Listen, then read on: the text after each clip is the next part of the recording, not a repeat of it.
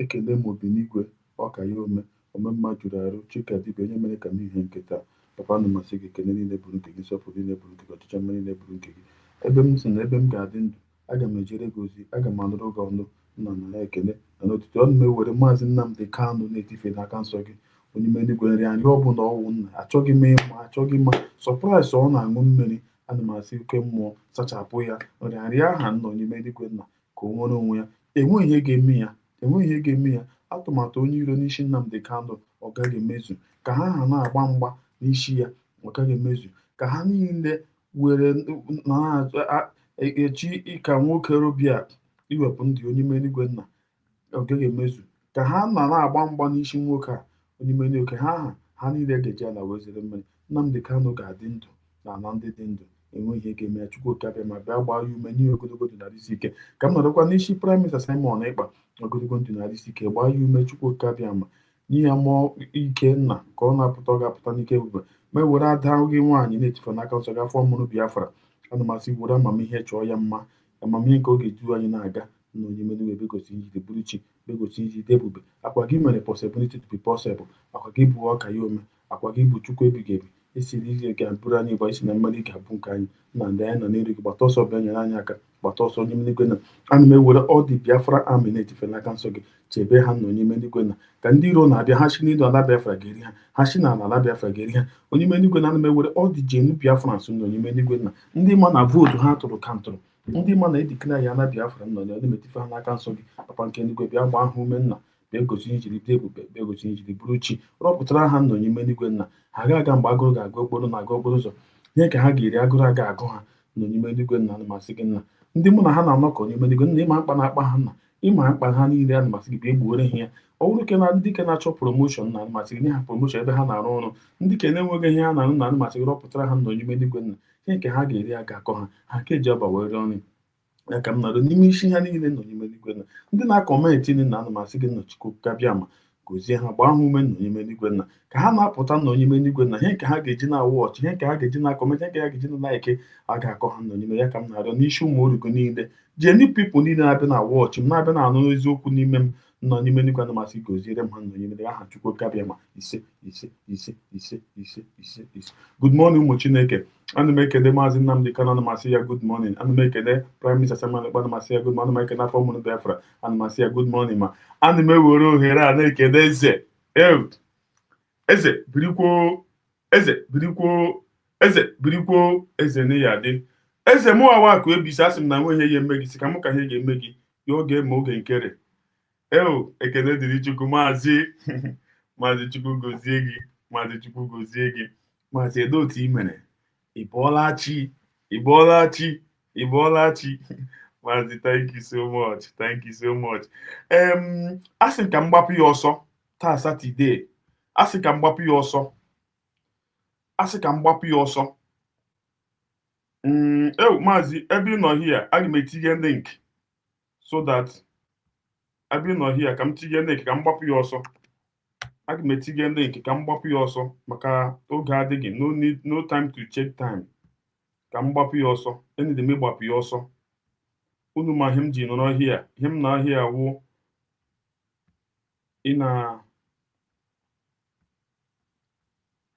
unu ihe asị ihe a na-eji ezi mmadụ ezi n'elu ụwa na ọ bụ nwanne ya ọ ya ka m kwupụta biko nu enwere ihe m ji pụta na onye ọbụla gee ntị nna m mgbede ọma abalị ọma chim nọ n'ọlụ Jessica nwanne m biko ike agwụla n'ọrụ biko ọkwa na ụmụnne nke na-azụ onye ịhụnanya nwere n'ebe ndị Igbo nọ iji were na-akpata tụkwụrụtụkwa ma ndị Igbo awụrụ ndị a na-anwụ nwaanyị awụrụ ndị a na-anwụ ịghọtago so iji bido okwukwe ma onye nwe ogwu Mozambique Mozambique ọ ya bụrụ na ụmụ nwoke 14 boys gara ya nke bụrụ 14 boys nke onye ebube agụ bụrụ 14 boys jere nkwụ nwaanyị ịma mgbe ahụ o mere ihe due to pressure and depression ha na inform ya gbafuo So I believe from all village to Simon, there's problem. How could she read the sponsor Liberation Army coach but as a queen mba no egwu onwe bụ ọpụta bụ go nwe na mgbe ọ pụtara na nso nkwa jiji emenu program all before mba no họpụtara ihe awo mgbe before ihe mgbe otego no so nkwa mgbe Simon enwego ihe na ya awụrụ program o jiri ma ọ dị mgbe Simon nwere problem ka ọ pụtara ndo so nkwa jiri mee program masị o mechaa ihe ahụ immediately o mere ihe ahụ Simon nọ ya Liberation Army na inform ya gbapụ ndị ọsọ gbalarala Ghana so ọkwa free sector ka ọ lọtago maka asụ ụkwụ ji agụ mgbadabịara ya ụgwọ. Такие ролики создаются нейросетями за 10 минут, а деньги за них получают.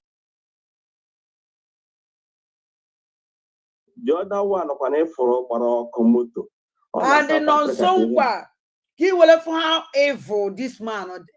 Is non Songwa yet no one bulu 14 boys ya jelen kuwan. Neziana kenu cap don Songwa si so say kidnap on them mad. Or I kidnap no Mburu. Come on, you kidnapping. Secondly, Oko here when na South Africa came here, I think about 2 years ago. Only born a remote haga mega York. Immediately, yes. Onion cause in Cameroon and Lagos. Onion has 2 shops away from night. If you know that today, that tomorrow. About one victim today. Manatomorica victim. I'm broken nam the Kanukuru. Maranda Bayana, my Nam the Canoso. I get make it on in here until the time on Agaza, we're going to get a sponsor. And that thing is happening. And now, why how maybe business here and there. All your business on now, so on the Gano, on the Bego, business on them with freedom on them with town. Ego, my ben winning. That is it. Ego here now, Chiji, to the support. I buy your Ella. Imuted. Ella says, Ella Libo, Uda de Habia, in Lagos, Ubo. Yeah, just that is on the floor. That is it. You want every people know on them with the number, on them with the needle, on them with the normal, near anywhere. Why only get to Nagra to Kotaka? I told more on once and for all. You know, Ugudu came a trana benang, issue Jongui, get no number. In your name, begin with government to get defending. Or when I won't go on, Leo Momaka buy in this so we everywhere and that they bundana, and what I got yes, because of how one did.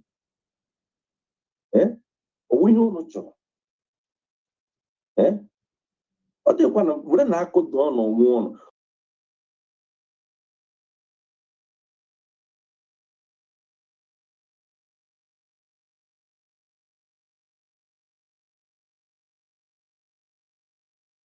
Don't on one. Yeah, I must in your jar de hammer. 2 years ago, 3 years, I remember one small boys of 7 years ago, not up to 9 years. Ogra to wire. The imagine where are you on any nation what I could boy. Come what I cry on. That is it. I can't woman but why you want to away on the kigja? If they can my head injury in a brain. Or this end na as in the he feel in the me home. But only Fulani today as one didn't to Fulani on happen there. Did I touch you? On the way the police. But no. Not like he make it in jungle. That is what is happening. What in the after the bullshit, the man support to do shit. Man, I want another statement. And I walk on your 1 year and there. 2 ton and mama, hair with on your mama, what I manage it any hotel today. On I you come in quite a more year on by your one idea. I will okay. What is that? Oh, get the rule get it in here. Oh, no, wouldn't be very bad. No, I don't come up with your job. But only with them, none of the fund of fly. That's on the fly came with here today. Nobody will touch them. If we go. So, because Organ by Gamana, Organ by Gamana, only you on the gaffo, only you on the gaffo money with I man over Chad de Hamma, Moron Gaffon chick or live for ya, Neoji, or what 3 buoy. Or what 3 needed such punishment. He was going be one of my wooden children needed 10 years new journal. Because of bicycle, because of phone, while the phone is not in the other part of the world, is nothing. In the other part of the world, bicycle is nothing. You put up a man there. Because I got done one, I get Jack at done one, or that for an agenda, John. Mbo watch lie, and only the good eye. Take somebody broke man for 10. After age equivalent the thing, age to be. Yeah, Mapata, me one quempo. Ule mado. We must state, Ulu send us on the state too, and nobody is talking. Nobody. He must state animal John.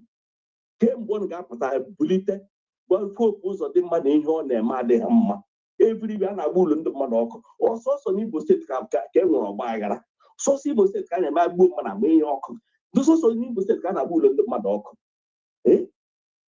Oh, get it. What the quick? Okay, look at one guy, John, one adjutant. Or Malite. So enough is enough. I don't see reason why somebody maybe la room work for 10 never have innocent soul. Yeah, but for not to play again. Not on the matter. No, one and the other day. Sola fighting Biafra liberation. Eh? Not not child who mark anybody have maroon. Who mark anybody have maroon go not child. So don't know. Put them down, say, bag of born road, Ndame Poron, Kamarazi only gap to Basana, on the liberation. I mean, and much challenge everybody, bloggers, so Ucho, who can no so yeah, baby go dick, who can go and Hanancha, Majopika. Any of you put up before, so they will take a victim, money a victim of the gentle the Yahoo. Why? Yeah, what the pro, yeah, they go say, remember, we don't put before, so no gentle problem, young one. But every time, who boy, don't worry, or Canada. Upon the one program, okay, to put somebody man, you ain't here, man. You don't matter now, on the show, go on the windy believer, so within the corner, they go on half of windy. Thank you. Become him to the Biafra Unite. Simon Ekpanjoko take the challenge by himself without looking at anybody. Biafra Unite, you are equal to the tax. King when you don't get help, another ram is there to help you. And let me Because get into, and when the reason why I'm Gene play, you get this thing now. Get into, and when the reason why I'm Gene play, you get this thing now. Get into. Very important because. And how I have one and also I join a one. Get in a tomb where when I'm the canon war, get what I bet. Can you give order? Akakwa mepo Mike Kuna. Eh? We couldn't have become your order. Can one get potassium? Can one get potassium because of all the government, not because of what Simon? Can one name the canon for everybody? DOS name the canon. You those are the best and name the canon. Let I no get name the canon. I remember that will see RSC, Mamma on name the canon. One for protest for name the canon. I must get potassium. No. I'm on here, they want to go on one by one. Come out, come out. Get on tell when this one Gene play, you get this thing now. Get on tell when this one Gene play, you get this thing. Kunu fu the evil of this woman here. Get on to Bikon. Anmarunu Biko, ezinne standard. Ndewo. Bikonu.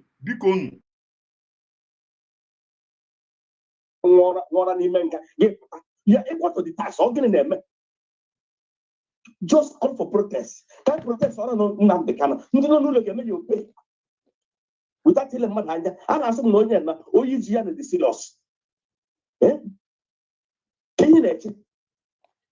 It couldn't now. I'm very sorry. I don't come in see you.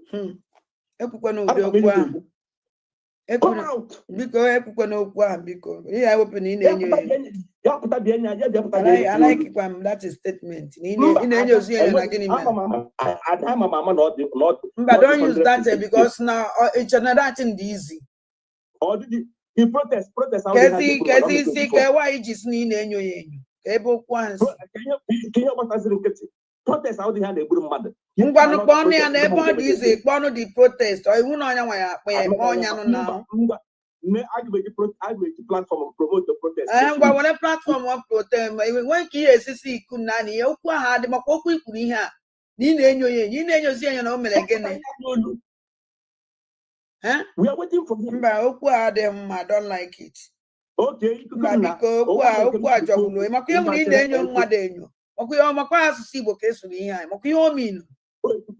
because of no protest,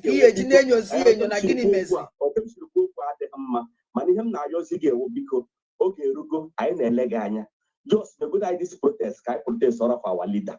Can only get Patana challenge the protest. Came to challenge the can only get Patana challenge this protest because on I get our leader when Nam the can. Simon I'm not here. And okay, Nam the can, President Nam the can, or get a Simon Bakaraka, make sure they will protest on Nam the can, make sure that sit at home over Simon I'm not here.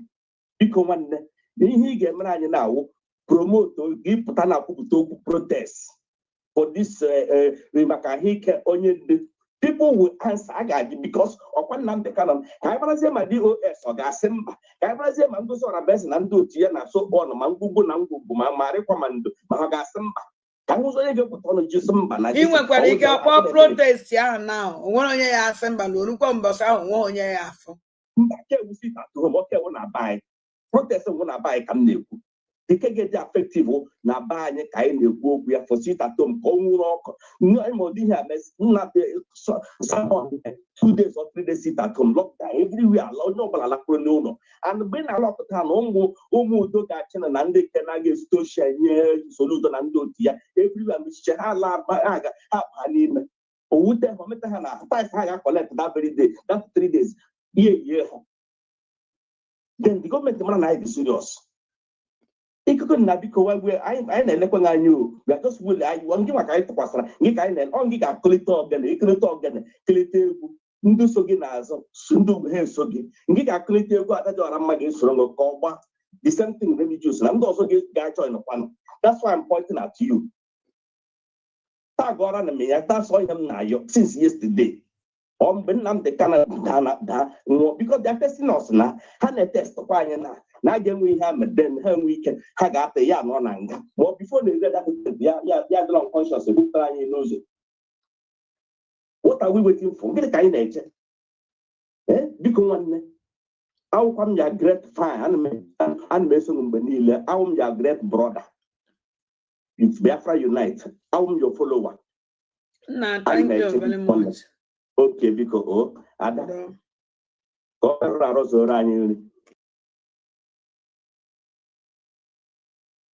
Then Chilenu now, enwere ebe m na-aga. Onye akpọga protest. Then enwere onye ọzọ kpọga protest.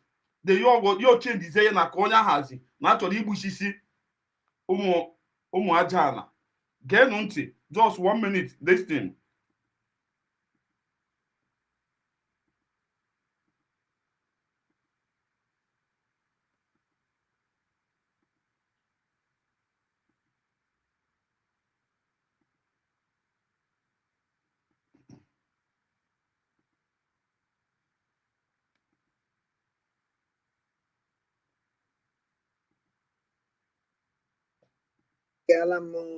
Kai TV, Kelena TV, other rubbish, humble idiot, a problem of analyze, all the useless and the Jose, okay,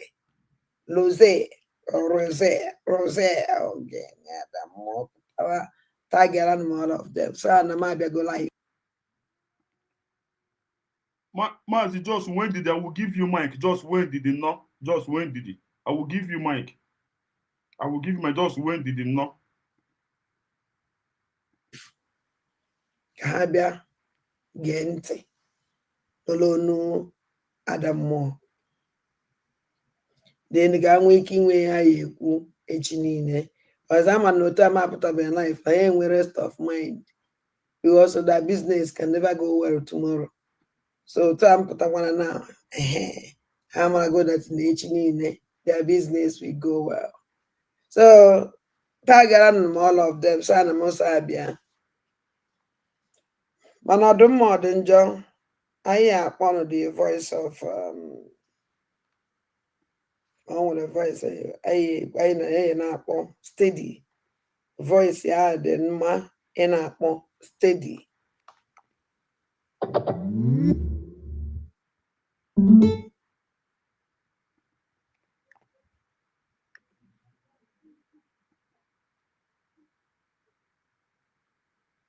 Dear friends, both far and near, we go to Abuja with geenụ ntị o, ọkwa protest ka onye akpọgakwa and onye ka ekpọrọ protest na ke nwaanyị a ọkwa the same protest but ka onye ka anazi ọ bịazibe chenjizie yazi na ozi ndị otu Ngozi na ha chọrọ igbu isi ndị mmadụ. Biko geenụ ntị ka unu mara ha ivu nwaanyị a dị. many buses, many luxurious, flying Biafran's flag to represent Biafrans in Abuja. Everywhere we full, people will know, yes, that Nnamdi Kanu is going to court. Roads will full. I think they did this thing for several occasions. For Ndamamaka, this voice, here a new method, Ngozi Olabeze, and with her gang group. But mmadụ nọ na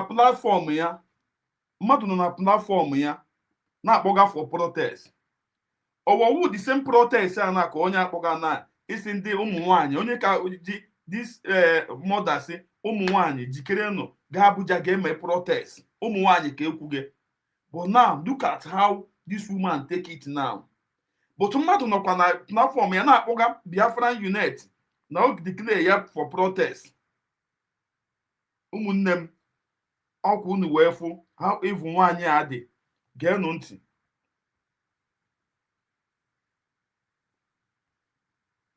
Maazị Tamako City ọ dị ka ọ nọ dị ya ọ pụọla. With her gang, evil gang group, na plan ka esi wee kpochafu ụmụ aja again. Ka kpochafu. Ịma na ekpochafucha ụmụ nwoke ọhụzụ sọnsọ ụmụ nwaanyị. A chọziri ịba n'ikpochafu ụmụ nwaanyị kịta. So geenụ ntị their plan. But mmadụ nọ na platform ya na-akpọga Biafra Unite si yo declare ya ọkpọ for protest. Mmadụ nọ na platform ya na-akpọga Biafra Unite ya ọkpọ for protest. Enwe mgbe o kwuru na ọ wụ igbu isi ndị mmadụ. But onye ka ekwuo the thing dị ụmụ nwaanyị jikere nọ gawa Abuja. Ụmụ nwaanyị ka ekwuru gawa Abuja ga-eme protest for the release of Maazị Nnamdi Kanu. Ụmụnne m gwanụ m ihe dị iche na onye nọ na platform nwaanyị a na-akpọga for protest na onye ka akpọga mmadụ si ga-eme protest na Abuja. Ụmụ nwaanyị ka o kwuo ka ọwụ ka ụmụ nwoke. Geenụ ntị. Plan mapụ ha sịrị otu anyị esi wee gbuchasị ụmụ nwaanyị by ụmụ young mothers and young lady. Maazị m nọ na-enye gị mmanya ka ikwe ịtụpụ gị ọnụ.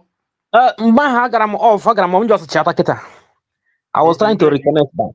Good morning. Because I'm telling you, unu kwesịrị ịma the motive of this woman. Agwara m yesterday so know that this struggle ndị iro anyị na-use two pattern. One of the pattern distraction pattern. Second one divide and rule. Ada with distraction ka ọ. E kwesịrị ịma na nwaanyị a onye isi saga. So unu kwesịrị ịma motive this woman. Only I just pụta call fight ya USB. So I have no surprise now. So anything now back from USB, na na-achọ all the possible means I get just blackmail or that thing. That whole gang of blackmailers.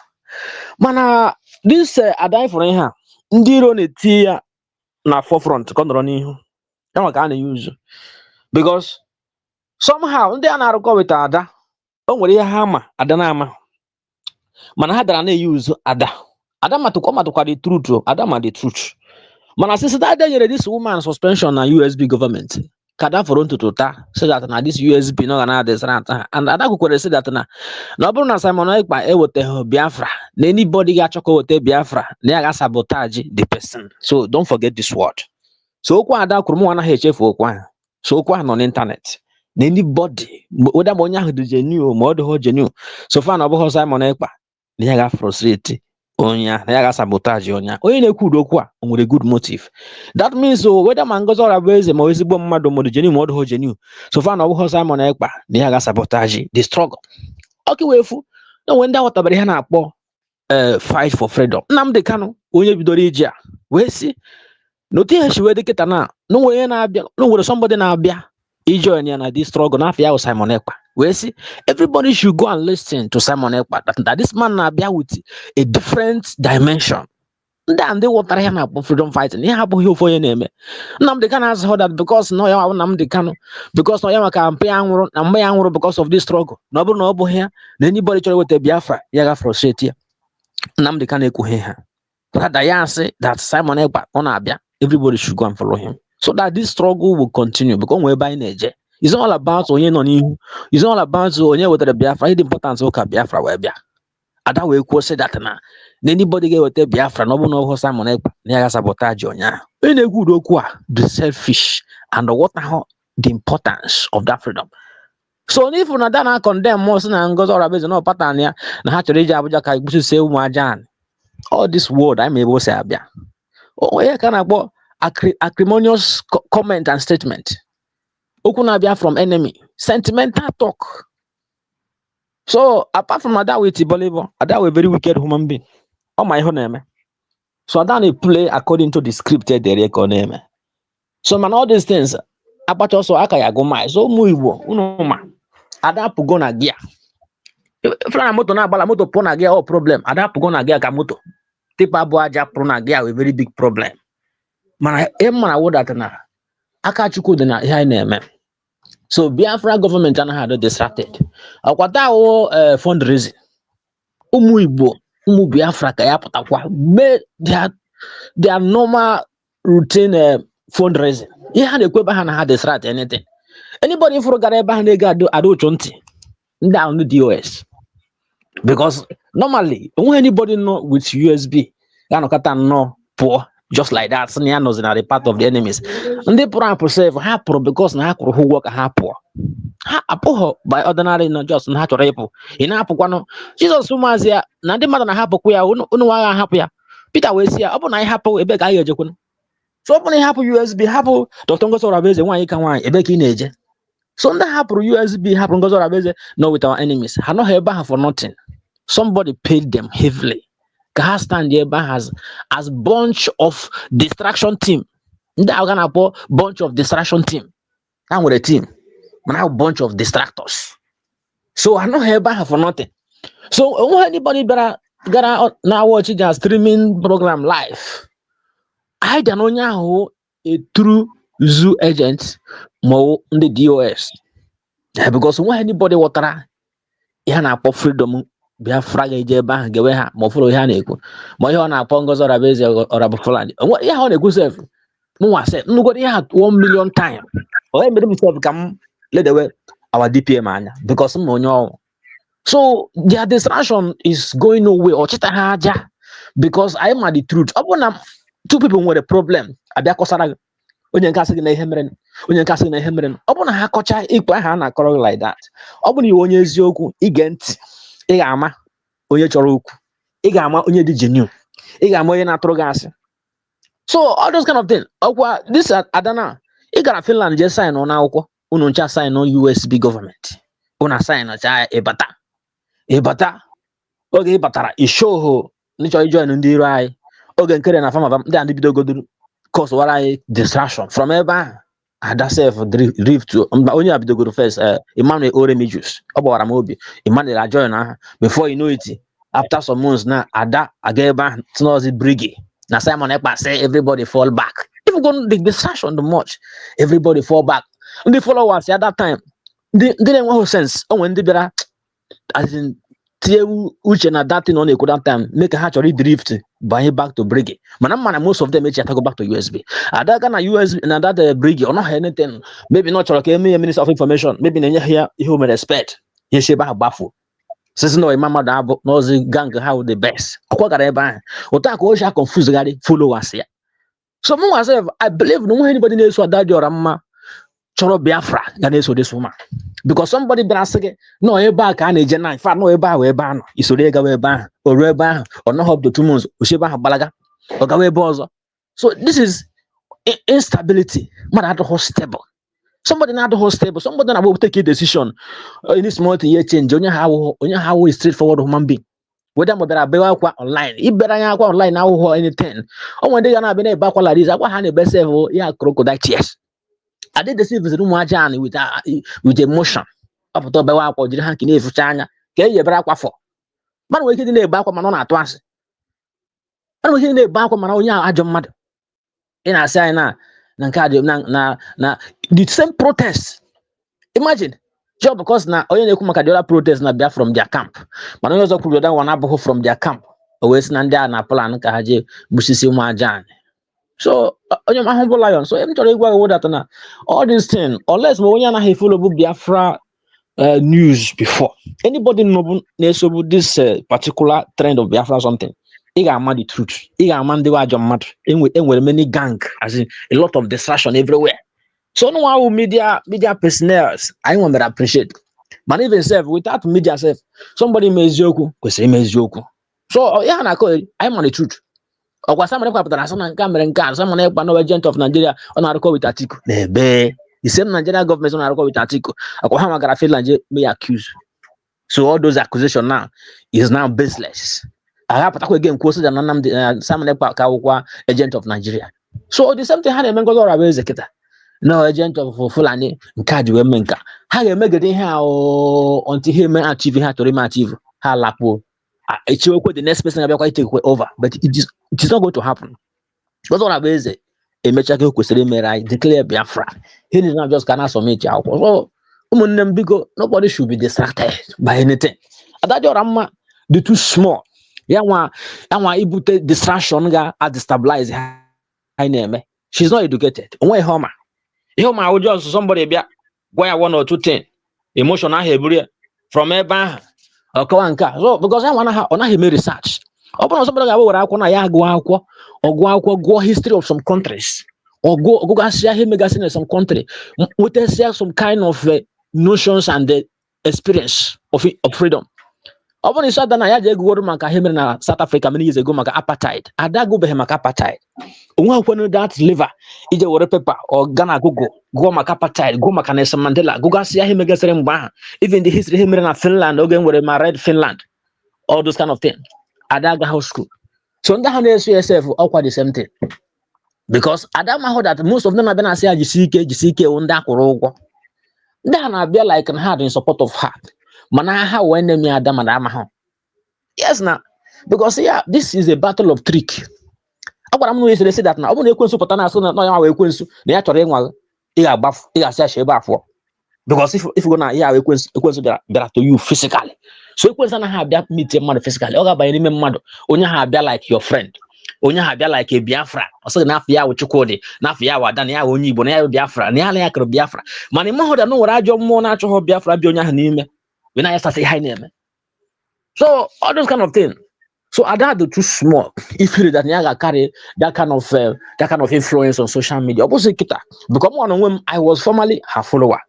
The follower that bomber to bomber those days. Na upon her phone. Na chat na WhatsApp those days. My brother biko ewekwa niwe ụtụtụ ọma kanju godugi. Isi na ndị na-eso Ada na Ada mụhụ na ha akwụghị ụgwọ ime ọ na-ada na ha agụghị ego nna m ka ikwu okwu kọdị straight ka ikwu okwu biko nna like ikwu okwu dị straight Ada agụghị ego ọ bụ na ya agụghị Ada ego mụnwa na-agwa gị ya amaghọ m o and agaghọ m ka ndị ọzọ si wee gaa o bete enwe m sensi enwe m akọnuche and enwe m ụmụ and onwe ihe nchọkịta na onwe eloya bụ na nneje emiti si ya biko ya because na agụm ya na owu m anya beti ya agbazigodo m ọnụ ọ bụ na adajọ ọ bụ na ha ego ha dị ego nwanne m nwoke ada nwe ụmụ ji akwụkwọ wee na ha so ụmụ ya ya sachibara ya listin ya gụpụtara ya ha kọwara ya ha gwa dị ego but ihe ha ji wee gori ya o meghozie because of why na because na ha oge ha bata from ima agwa m na onye otego ivu ya nwa ji ọnụ ya kwukwe otego ọ na-eme ihe a Simon Ekpan a na-edi ya na-awọ ya oke ka m hapụ nke anwa so ada agwado ego and ihe ada na-arụ bụ ọkwifu ya ọ na-arụ ọ bụ na ego ka chenjigo because na ihe ha ji wee zite o ji wee gaa na kabinet ọbụzịa ka o nweta and oge a suspend ye why only do calm down jecha that suspension no bụ not the genuine before abasi okay ha suspend ya ọ na-emesi up ha ji wee chụpụzi ya so the thing because na na-enwetazi information okay ndị nwanne ekwu ya nwanne m nwoke ịdị genuine okay what of the time ada dị ọra njọ no that place every time obupụtala unu obupụtala anyị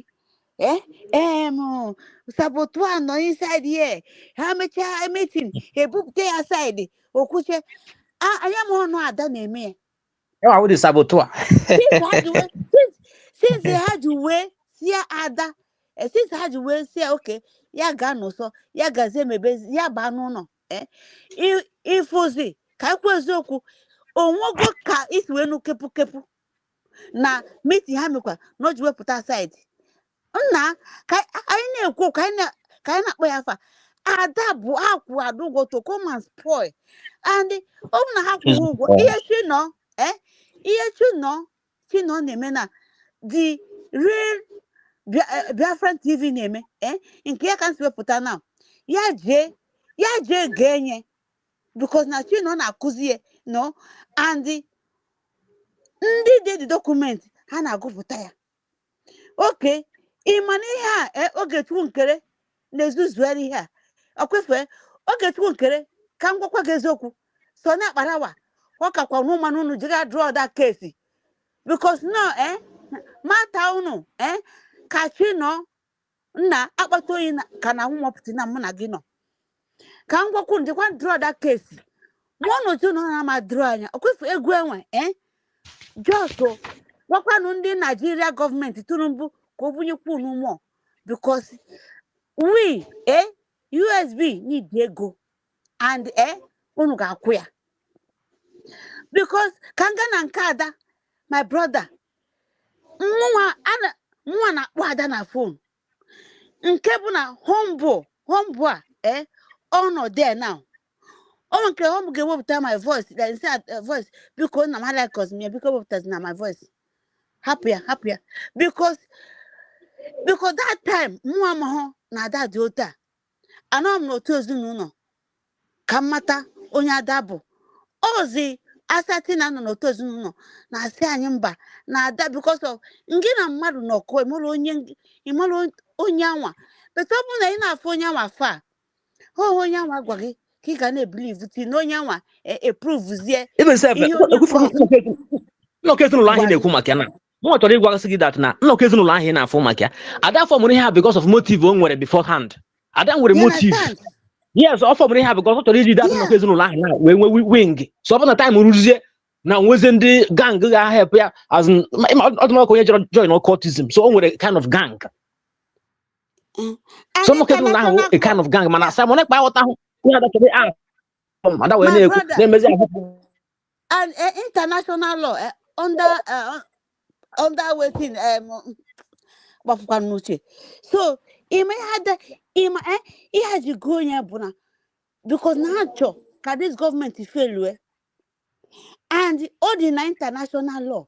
Ya ka ji gba so quick government anya nana nna mbiko inu ne ị na-ekwu okwu nna like ị na-ekwu na-akpọ okwu afa asị na ada m ihe ọ na-eme oke gwa ada ga-eji wee wepụta ọ bụrụ ọma ihe ọ na-eme o wepụta foto Ọhamadike foto Simon Ekpan foto Ngozi Orabeeze tinye n'ihu akwụkwọ n'ihu telivishọn na under plate na-akpọ ha terrorist chikwue so na akparawa ya wetakwue nke nna ya ukwu bụ Aịzaya hanya ọgụ ka ọ join kwue ka ha dị complete which message na-esend international okay ọ bụrụ na ọ ma ihe ọ na-eme and ọ dị kọchọ debate akpọ ya na phone ife ka ọ na-aza phone ọ pọsa ọ na-ekwe n'isi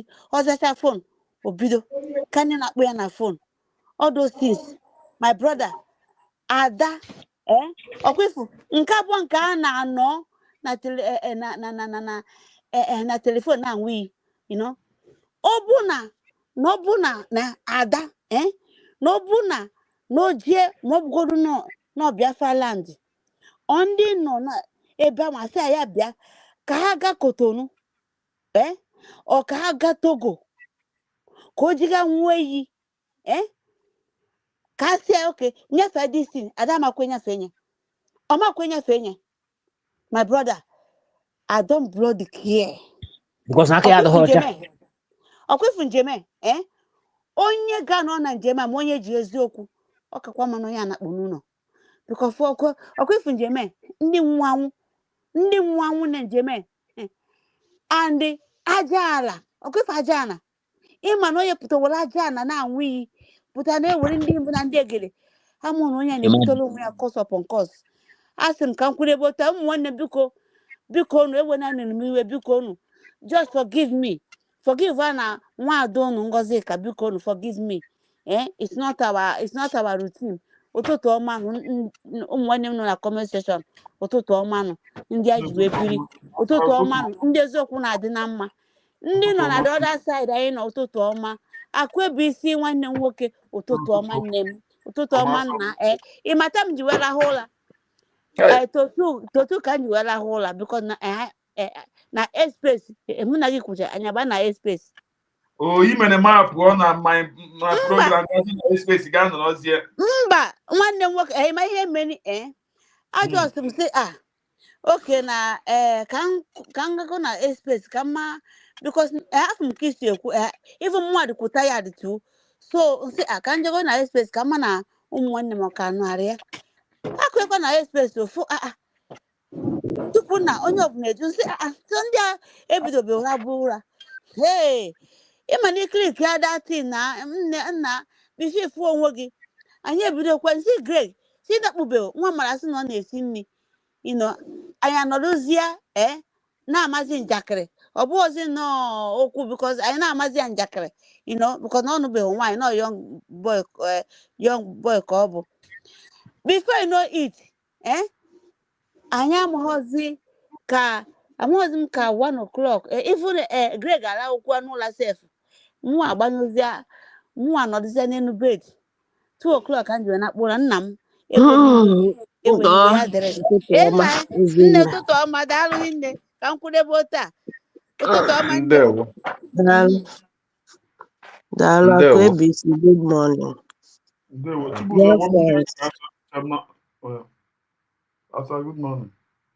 good morning it's a 1 minute mba Chibụzọ ikwughị ụzọ bịa so ọ chọrọ ikwu m si ya na ọgụ nwa ga-ekwu before ya nwa okay so Biafrans, good morning, good afternoon, good evening, depending on your own location time.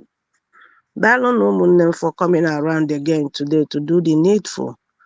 Thank you so much, my people with me here in the studio. Dalon one Wadango Ekenengi especially. Now, Biafrans, The first video watch here. I just want to call your attention to that first video again, because enwere ka ihe na-esi awụ ome mgbe ụfọdụ ụmụnne m una try ya ghọta ebe ihe na-eme anyị si eme anyị. This is LASUBA, Ada LASUBA. Na platform ya ka ndị isi ndị ahụ na-support ya, because that man ndị isi na that platform ya, na call for protest, which is a very good thing, because this ihe a na-eme ndị Igbo o ruo mgbe iwe ga-eji wuo onye ọwụna, o ruo mgbe onye ọwụna ga-eji mee something dị extraordinary. Ihe a na-eme anyị, a na-efezi anyị nsị n'ihu, in the name that enweghị unu pụrụ ime. A na-efezi anyị, that is zoo.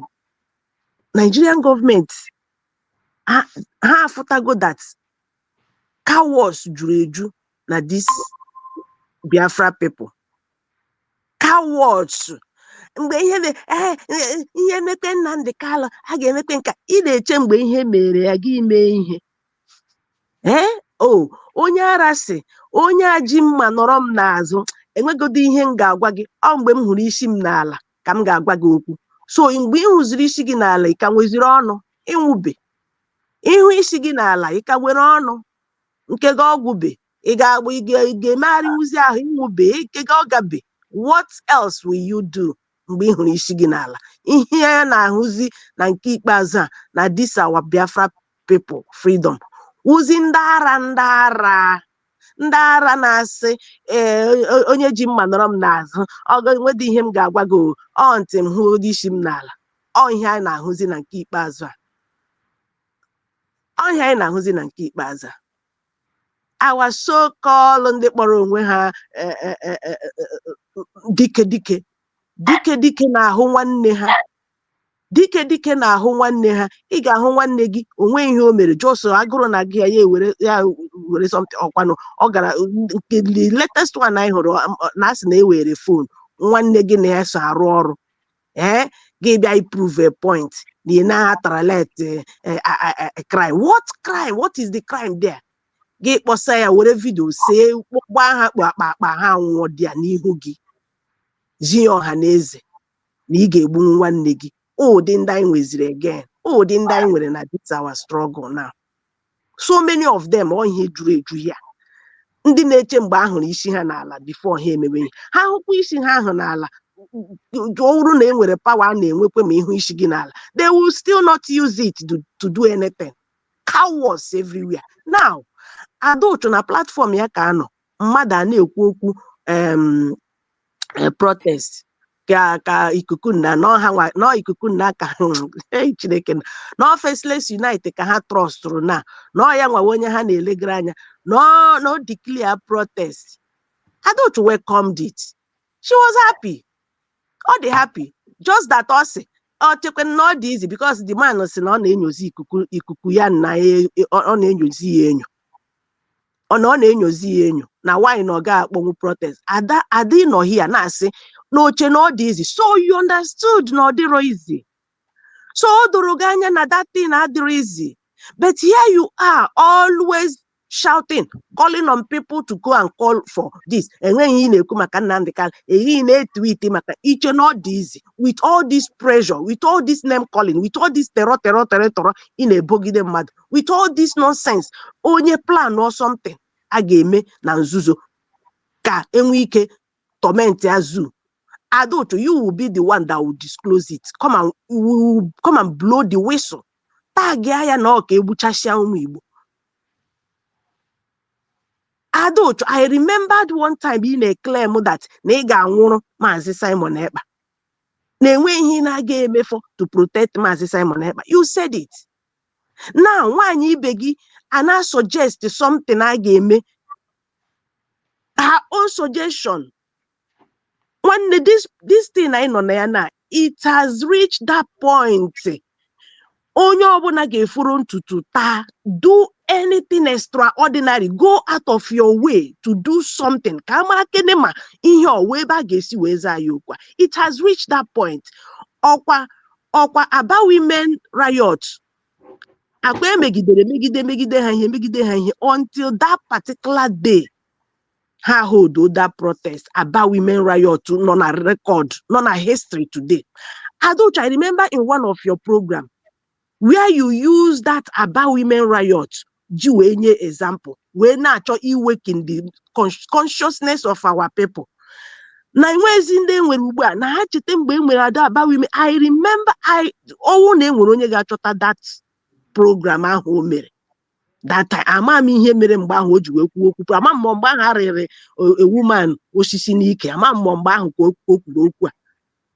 Enwere mgbe ojo yuzuru that thing as a reference.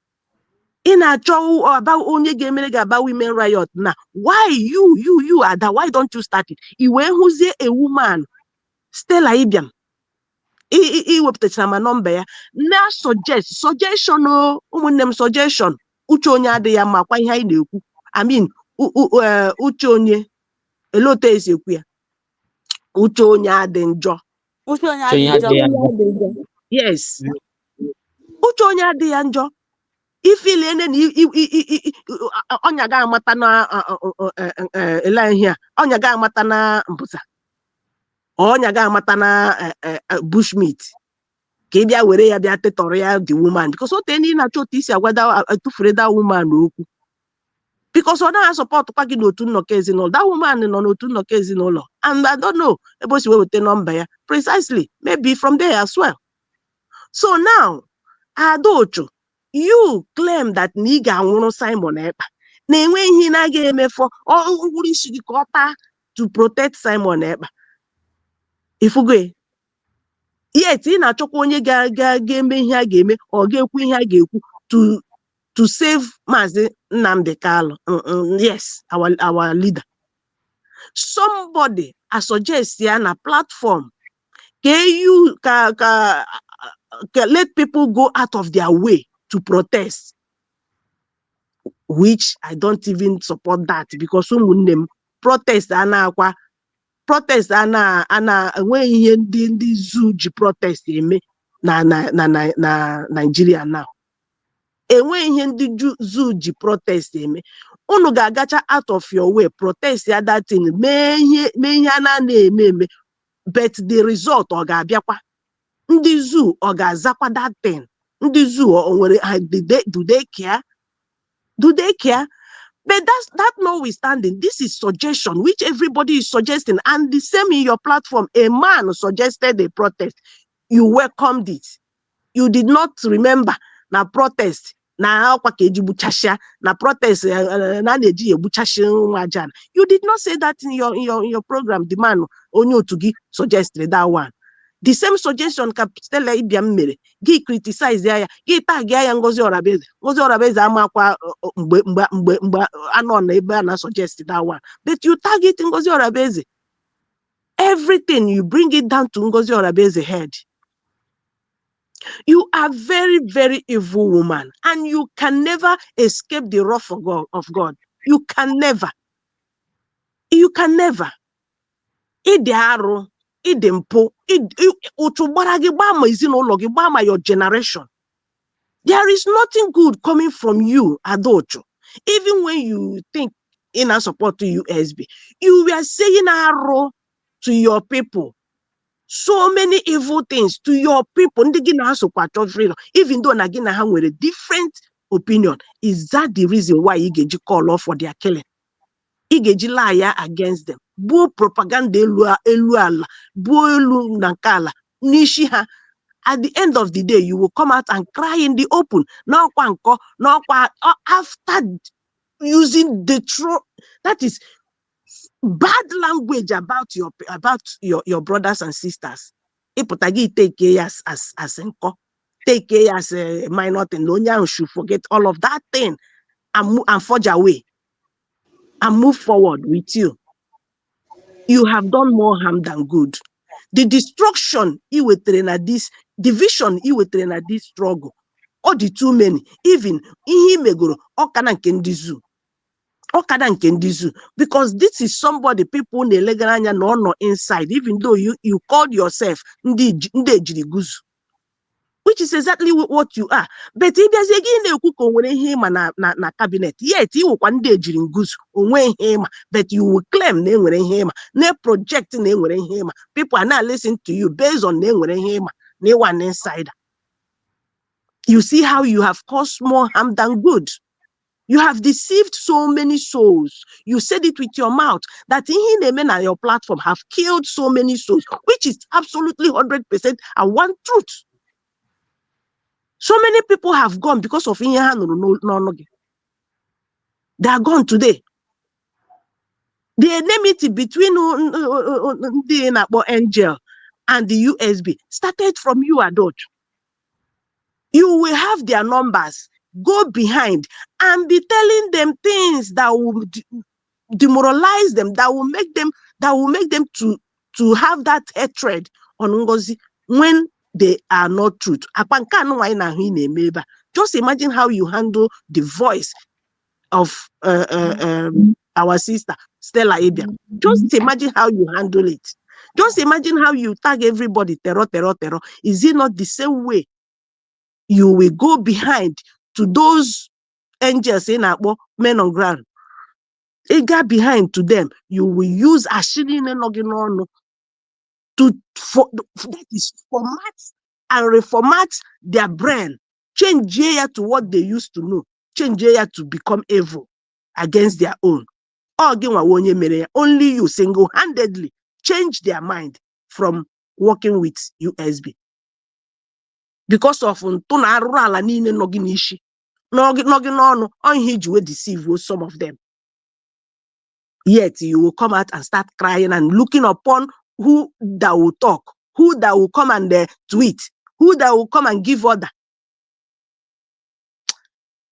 Arroge edewe ya na akwụkwọ, arroge adult edewe ya na akwụkwọ, akwụkwọ niile nọ n'ụwa ga-agwụ, because o juru eju bara abara.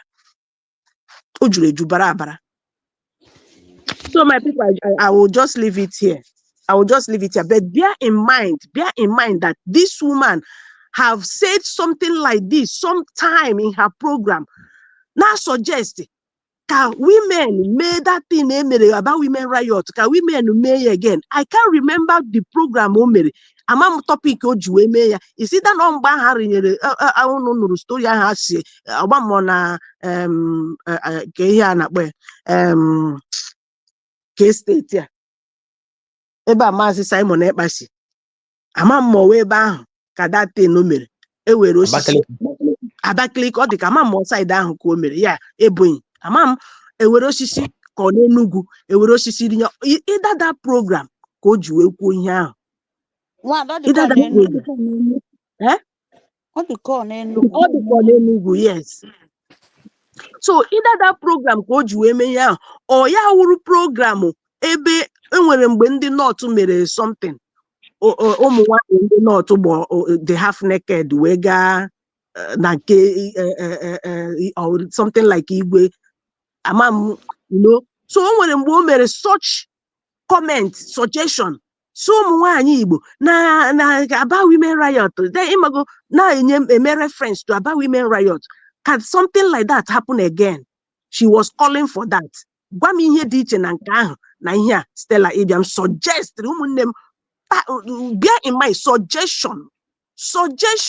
Uche onye adịghị njọ, ihe uche onye adịghị njọ. Yes, ihe nwada Stella mere. Ọ bụ ozi na this app, social app, no wee nụ na enwere during that time of Biafran war, na enwere onye ọcha gara out of his way gbaa onwe ya ọkụ, munye onwe ya ọkụ openly, just to, in a protest ọwụkwa onye Biafra, just to protest against ihe na-eme ụmụ Biafra. Ọgbọ onwe ya ọkụ. That is going out of your way. That is going out of your way, which I know there are so many people who can do that, going out of their way to correct something or to bring peace or to just sacrificing themselves, going out of their way. You want to go? So if Stella can suggest this thing and that suggestion awaken the mind of somebody who can actually do something like that, to go and do it. It's just a suggestion that can awaken the spirit of who can do it. Just like Mazi Simon Ekpa then was doing exposition, and the man Mazi Nnamdi Kanu was doing exposition, just awaken the spirit of people that can do something for Biafra to come. That is just what Stella Ibiam did. You know? So my people, I'll just leave it here. Let's continue. If I have more, I will say. Dalo. Ekele munu. Mazi Humble, can I speak? My Chibuzo first, please. Chibuzo. Okay. Chibuzo, not there. Okay, go ahead, Mazi. All because they're busy. Go ahead, Mazi. Mazi, go ahead. Go ahead. All the busy. Ekele munu. Tutoman. Ndewo. Mazi Humble line. Ekele ndi wakoma. Dalo. Ndoto jitkine. Ndewo. Ekele. Nasi chiko kera man. Segi. Ogologo ndụ si ike ka nna arụ Biafrans ekele m ụmụnne ndị nụrụ ọnụ ị na platfọm ọmị Ngozi anụrụ m olu ya antị anyị Tina anụrụ m olu gị nwanne m nwoke Chibuzo onye amamonye ọdọ ekpe kọsadike nkwa ndị nọ na isi na fọmefon Biafrans ana m ekele unu na-asị unu ụtụtụ ọma na ebe m nọ na-asụ n'ụtụtụ ọma depending on your time.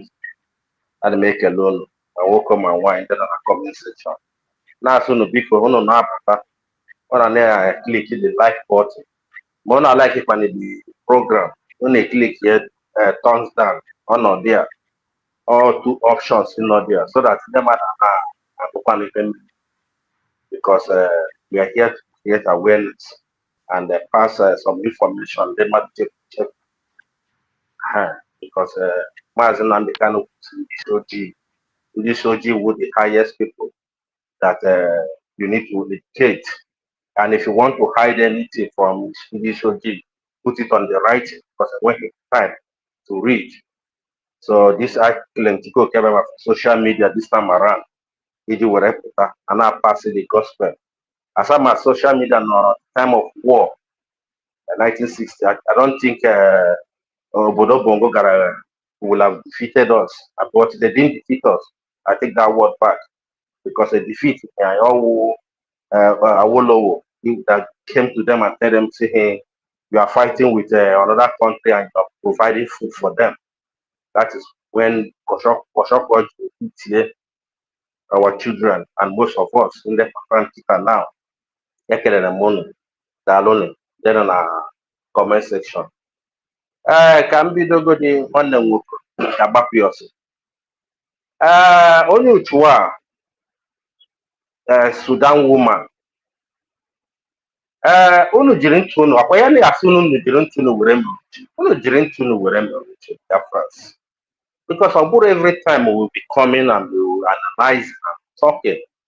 Sometimes we need to grow up. That's ndị Igbo bụ ndị nwere amamihe and ndị Igbo nwere amamihe when it comes to that. When I go no biko ke nwoke o pụtara na every time ọ na-abịa na broadcast ya akpọwe ya I don't even want to know because it's not relevant. Mama, the man is not relevant to me because all with the same people. Oh, yeah, but I see ike agwụla because someone I go see that is the only platform over it. That voice, somebody told me, no, Agaptus. Agaptus na no to occasional. That voice, will adapt to Wazuke. Is there say Wazuke na to adapt to it. I'm still trying to verify some things. That is the reason why I put up Belemo fully, because most of the time I give all the whole voice message. Sometimes I play the voice message on my phone. None of that occasion. They Yeah. play here back to see if this voice until I confirm see yes, then they will put us here the number and here. I want you to study make sense. Dear friends, don't watch here this man. If you are name say Sudan woman, you just speak Ikabolia. Because some go see number one, that is only platform on where anytime when he keep back work on one or another platform, anybody can accept him and welcome him. Near chance don't give Pane Kuka. Can have number one. And for this same woman, this is the same man. At the end of my view, I stand to be corrected. And for this same man, when you put Kuka see that go our PM 6 years prison, it's 6 years prison. That Onye kwuru nke ahụ wụ Obieze. Okay. That is one question I stand to be corrected because my family Gawa. Because the time that one Ipuruka na platform one Sudan woman one. This woman did not challenge that man. See why you couldn't Puka or that is obese. Why you couldn't put this kind of thing when I have a PM? That was happened with terrorists. But to the na this ikuku de yawa, this man Ipuka, I had you. Even the one who challenge the man. Now about the man, see, give him a minute that in you. What do you mean by that word? That word that did more. Why else you not see I and you? Now you can challenge somebody on your platform, who can actually like him, but you cannot stand and challenge the person who can help your our PM who our Master Simon Ekwa Isage like him. Isage even na different that is the na fundraising, they making noise, na rant, na noise making it make. You cannot challenge anybody on your platform say no, don't say this kind of thing in my platform for now that the case is still on. This Sudan woman ma really long, she knows what she is doing. Don't be say Mba, this woman ma home and she came out for destruction. She all women our PM discover here from the beginning. Julia say, who sent you? Who are you working for? You cannot say you love only me one and hate my cabinet, people that is working with me. And you are fighting the people that are doing something, people that are bringing up advice, people that are bringing on ideas. You keep on fighting them and you come out and you say you love me. It's not done. How many PM wear that word? And PM Kuchile, you are only ranting on social media. And before God and mind, this woman is only ranting on social media. I want to hear this woman in Jaka. Yeah, put YouTube because of YouTube. Okay. And when you hear small money, yeah, give me YouTube, give me the when that's one meaning. And people are there listening. Let me hear people that I am in the memory that listening to this woman, they're on a homeland. That nothing when his data. I got her bally, charge your phone. He charge your phone. Maybe I never hit the whole I charge your phone. I want data. But I will tell naked this woman. He get this woman. He give when information. Am I saying the information he jacka? Well, nonsense. That takes me to Tunoke. This woman on a now. Stella. This woman is that came out and said her own opinion. Everybody is free to bring out your own opinion. you bring out your own opinion. If your opinion is good, okay, they work with it. If your opinion is not good, okay, then we look at it as okay, no problem. That is how it works. Eh? This woman on our now, because this woman challenged the end of no before you were work with this woman. Because this woman barrio, the woman took barriers before you work with this woman or two. I had here where work with this woman or two. The woman barrio. And this woman is an elderly woman, very, very elderly woman. You give me any book herself, you will know that she's elderly woman. And the woman barriers I have here where work with this woman or two. Okay, okay, I warrior. Where Basaran or that or two no. I will glory be to God. See, they will then Chukwu Kabia, they Biafra no nime, ezigbote ndị Biafra no nime, no dear when this in Ibitoro. Because more for anyị na cabinet meeting, I barrier pump and plan. I may hear on we are pump and plan. See, we Otuno will not support any cabinet. Then that this in Ibitoro, Ayaga support to Ogen Kere, Ayaga support to USD. But all of us in Brazil, we are free to support anybody to support because the money is your money. I don't want the money. So anybody feeling, see, I can get support. Go ahead and support that person. Because but we, even with the cabinet member, even with the cabinet member, we cannot go to announcement because of what to remind. I got the announcement support to people. I am where I said no, we are not going to do that. And we stood our ground and glory be to God, and the thing did not work out. Nothing he came nowhere. And that was then that Ogen Kere, they were trying to convince her to join them, feeling that he convinced ya join ya Oge Buru no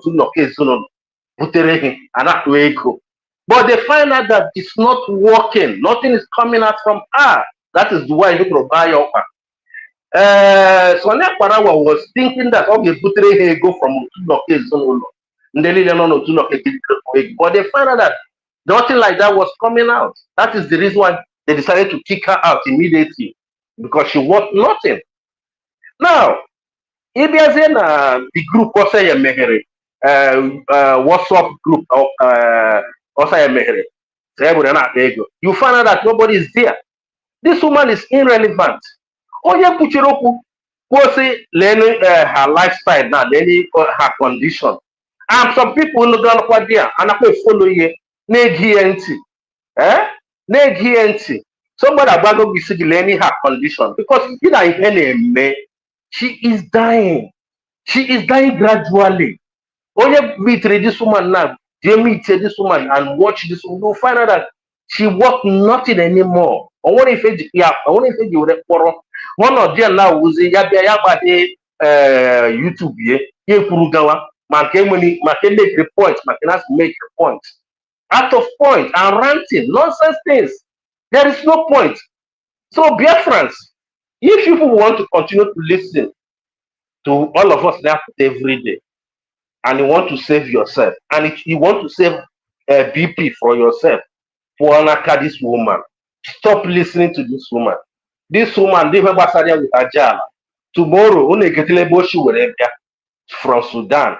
Actually, today now, already have Basaria with Obodopo. All last Sudan because of Oji. So there is no time of wasting time listening to this woman rant one.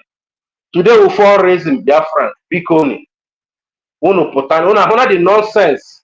Sonia Parawa with colleague, yeah, uno Jeme na US. Beside him, Mejeme Congress meeting. Biafrans, uno mehanya. This will tell you people the right person to follow. Only they don't want or they don't have the right channel. Who our PM surrogate and protect the mandate. Let us stand on those two words. Surrogate, protect the mandate, and she is doing it to the fullest. She is working. She is working. Ona the way the whistle land yana obodo bongo. I was so much happy. When you say this whistle, this woman putra our Dr. Ngozo Rabeze to see iman gozo. Okwe so heavy. Do you think that Obodo Bongo, with their security and everything, will have allowed this whistle to bata n'ala Igbo, without stopping it? But they don't know what the whistle to whatever bata. Nke ga-akụzi ha isi, anything Dr. Ngozi Orabezo with the cabinet and webata, agaghị ewebata ya. And Obodo Bongo ga-ama how it came in. So ke ga-eme ihe anya mara yes, we are on the right channel. Ekele m unu, ọ Biafra Ikewanyị ntị. Daalụkwanụ. Ndewo Maazị, ndewo. Chibuzor, Idigo State, Odube State, will move. Please, get on. For their stopped. So in this very October 10th, that our leader will be going to court. This, our son, our husband, and our brother advised that we Biafrans, we mothers, especially those in the diaspora, we have to make haste and talk to our DPM. This message, I'm passing it to our DPM and other well-meaning Biafrans, that they can provide the boxes to the 40 states of Biafrans. Tell our mothers, our able ladies, young ladies and old ones, this box will be free of charge. Biafrans can as well pay for whosoever that can volunteer herself that very day. I'm not talking about men, women. Then all of them will go to Abuja. In fact, if it is necessary, somebody may naked herself that very day. Like there was a time some women did the protest. That was not an area. They go on naked with the black and the black. The black and black. It's true that protest doesn't mean anything for Nigerians again. But this one of women of Biafrans or Anglo, I think it will yet fruit if our mothers can volunteer. Please don't even tell your husband. In the morning, hide their flag, put it in your bag that very day. If you are a woman that used to go to market or those who go to work. The kind of evil thingness n'aka Ngozi Olabezo apụta. The kind of evil criminal group. Ụmụnne m, eneghe evil here now. Eneghe evil here. Ọkwa onye nọ na-asị our leader Nnamdi Kanu na ọ na-anwụ na ebe ọ nọ. Ọkwa onye nọ na-ekwu ya na our leader na ọ na-anwụ. Eweta suggestion na otu mmadụ nọkwa na platform ya na-akpọga for protest. Mmadụ nọ na platform ya na-akpọga for protest. And also this one she worry evil. Mazi, please. I think the first thing there now. Stella Ibiam Ngozi Orabezo aha there. She was suggesting something to the government if they can buy that idea of hers. You want to go?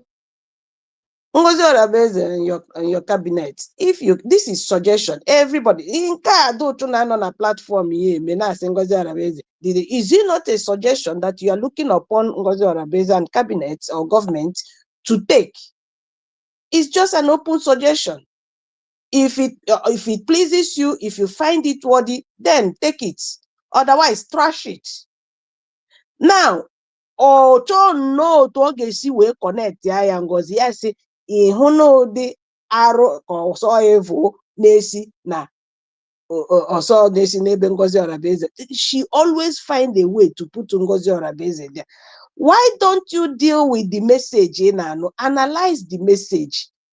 Your own opinion, say what you understand or what you feel about the suggestion. Simple, analyze it. Without adding sentiment, adding Ngozi Orabezo out from nowhere. Maybe Ngozi Orabezo anobekwe this message. Maybe or get this message. But I would as if also we plan this message. just ihe niile ka ọ wụrụ nọ na email Ngozi Orabeeze to bring the USB down just like you bragged. It's not gonna happen. Too late. Too late. Nwadango, I think I heard your voice. Nne m ọkwa n'aka m na-anụ ihe nwaanyị a kwuru. Ịma n'oge m bata nọ ihe nwanne m na-ekwu ka m ji wee bata.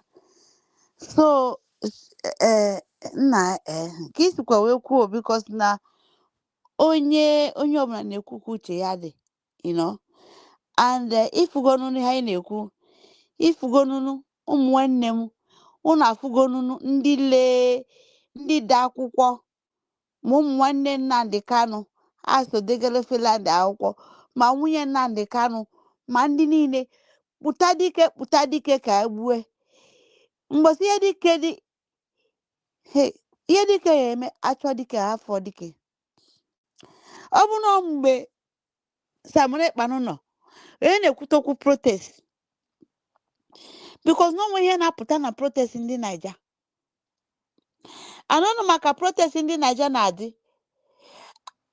akị ahụ na ịbụ nwaanyị na ịbụ nwaanyị agbalị adebe anonwe ihe ga-apụta n'ime ya.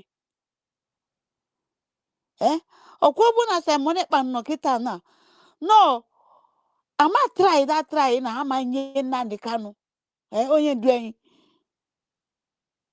doctor ama try or deny ya they can't try it amụbeghị ha but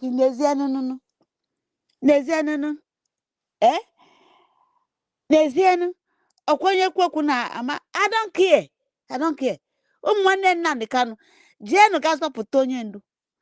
Ọ nwanne unu ka ọ bụ, yes, ọ nwanne anyị ncha, gabanụ nwunye Nnamdi Kanu Uchechi ha afa ọkwa wadio gị na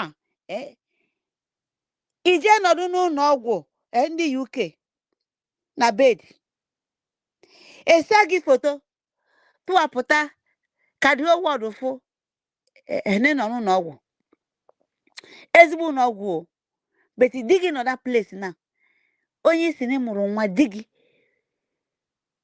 because na ego Kanu ali n'isi ịkagbara nwunye Nnamdi Kanu but ịga with ndị otu gị ịgara with that nke a na-acha ka ọmaka bịa nka unu de leta ma ihe dị na ya weta picture na-ezigara ndị Finland ma everything unu mee but ndị weje na treatment ọkwa ka nọ na be gị pụtazie ịgwa ndị na-agwa okwu because m wee so na ndị na-agwa okwu na-ejighị jebenu ka unu si wee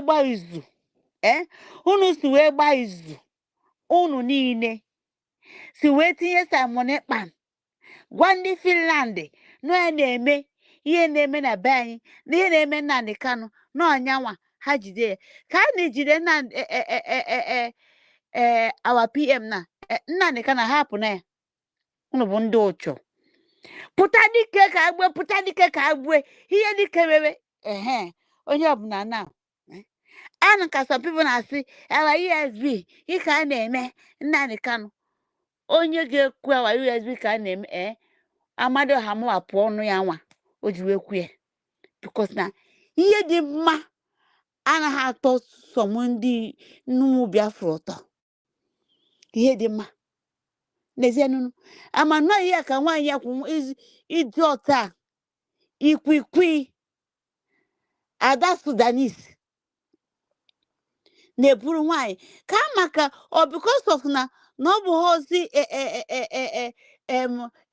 ikuku nna ya bụ onye kwu ya ni ọ bụ na ọ bụ ikuku nna ya bụ onye kwu ya ni o buru ya ozugbo ikuku m na ihe ekwukwa bụ eziokwu o tedikwa m n'obi kwupụta ni bet nke kwupụtazi ni ome ọkwa suggestion ka nwaanyị ya mere suggestion and nwaanyị ọ na-ekwu ikwurikwu ka ya dị educated ka ya ama ihe because ọ na-respect onwe ọkwa na ya platform ka this stupid man amani na-ekwu afọ ya nke bi na Spain na-ekwu ka a ga na-ezi protest o wekwe na ọ na-enyozikwe ikuku nna ya enyo gịnị ka ịsa ya ọkwa ụmụaja na n'ihe sara ya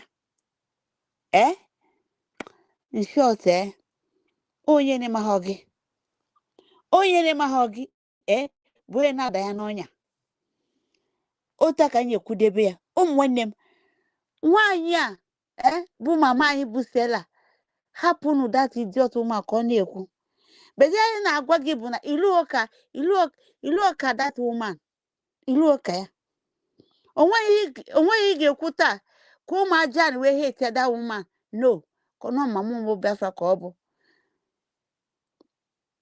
idiot ihere anaghị eme gị in short more na ya give them ịma na many things apart from our here na no or sometimes nọ na background ndị ọzọ na-anụ anaghị m egezi anaghị m even ma nke Mama Stella anaghị m ege so mgbe m ga-aga na all those stuff but ụmụ Biafra biko unu taa bụ Saturday let us do the needful ụtakọ m n'ọnụ thank you grupu na-efolo enu otu aka ihe esi mazi ndị na-eso Ngozi Ọlabeze Day one. I greet everybody in the house. Umuada, unekuzi okwu ike. I greet those in the house, those in comment section. Mazi humble. Day one. Oboshi Oman. I'm all working ka ntụ ọnụ na nebi ya adagidego. Na adocho my program ya na I just make a watch program and I'm my own. Adocho ụmụnne nọ na comment section ma ndị na-ege ege. Adocho this woman nọ na camera na awụ. Ọ nọ na school abata na class many science there, many things. I go my mathematics, my English, my social study, Bible knowledge.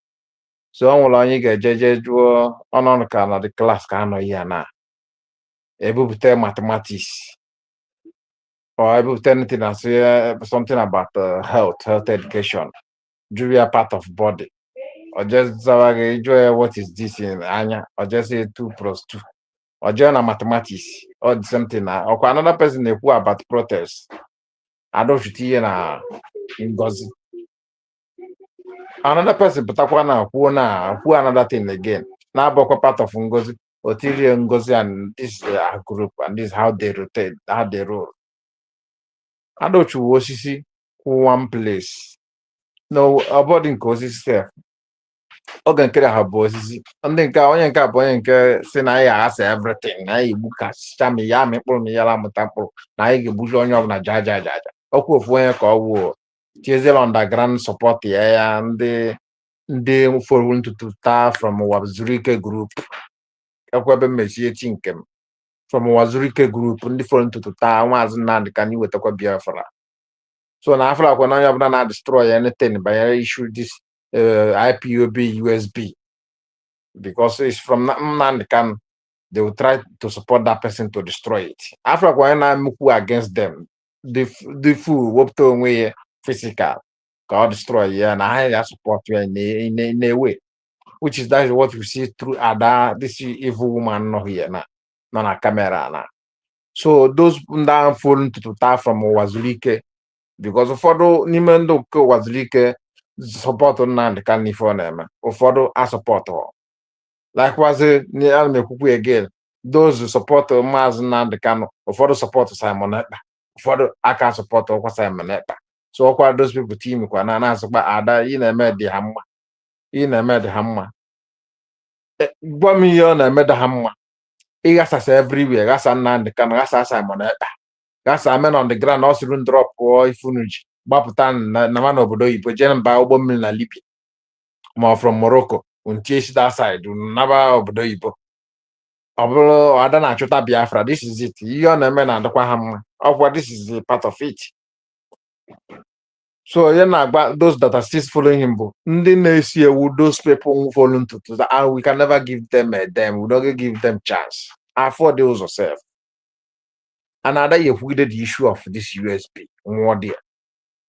Ada onye nzọpụta ya dị apụta onweghị onye azọpụta ya n'ije a ọ banyere ọkwa ije a onye abanyere onwere onye nzọpụta ya azọpụta ya so the pastor bịa gwu ya nite onye azọpụta ya o komitigo na ọkomitigo agbara ụmụ Biafra dị ya n'isi ndị Ada bugoro n'isi iji ya na ọ na-eme ya niile ife ọ na-akọ ya na ọ dị ss anọ ọbara ụmụ Biafra ahụ ayala hapụ ya ọyala na free ọ ya akọgide ije na Ada na ọ gbabara ala yara ị na-abatazi bie ọ na ọ nwụrụ onwere ihe ntị USB ya eme ya ga-eji aka Jehova bie ya ama ya ikpe ya she must pay for it. You understand now? Because I've gonna ajụọ ya ajụjụ egbe ọsịga ọkụkọ ịjụ ya sị na ha na-abụ yiteba egbe na ọkụkọ yiteba.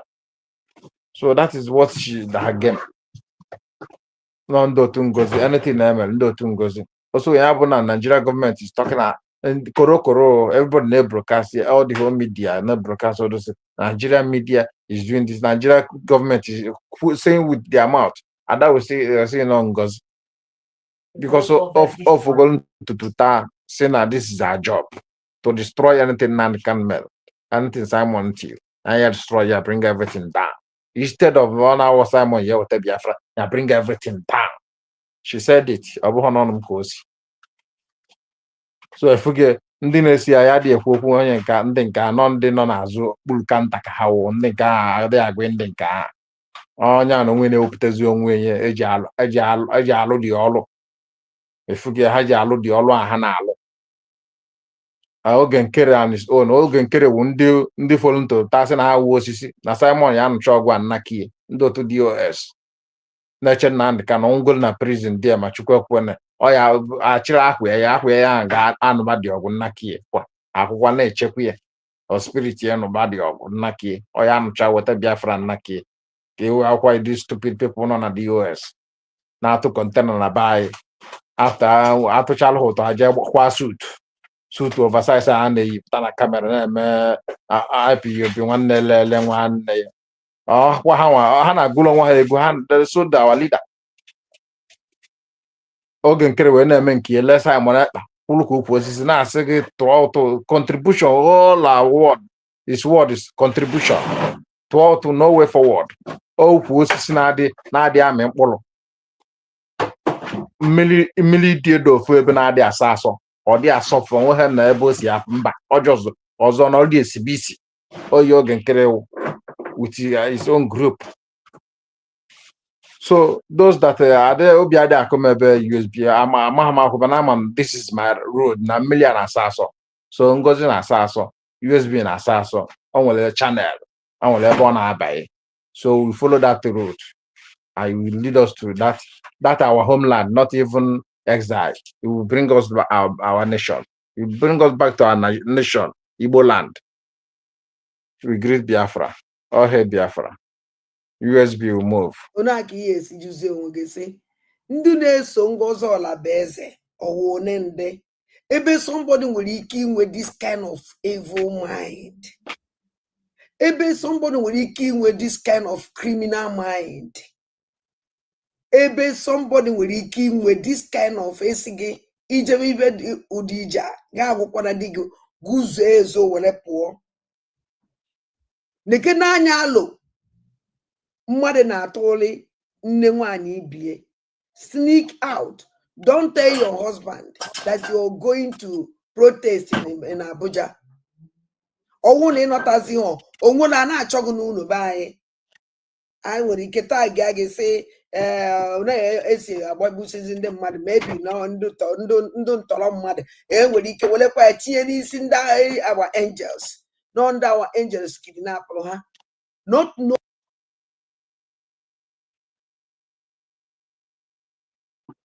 I greet you. I greet you, man.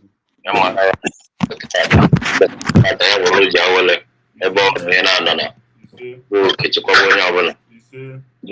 platform na comment section.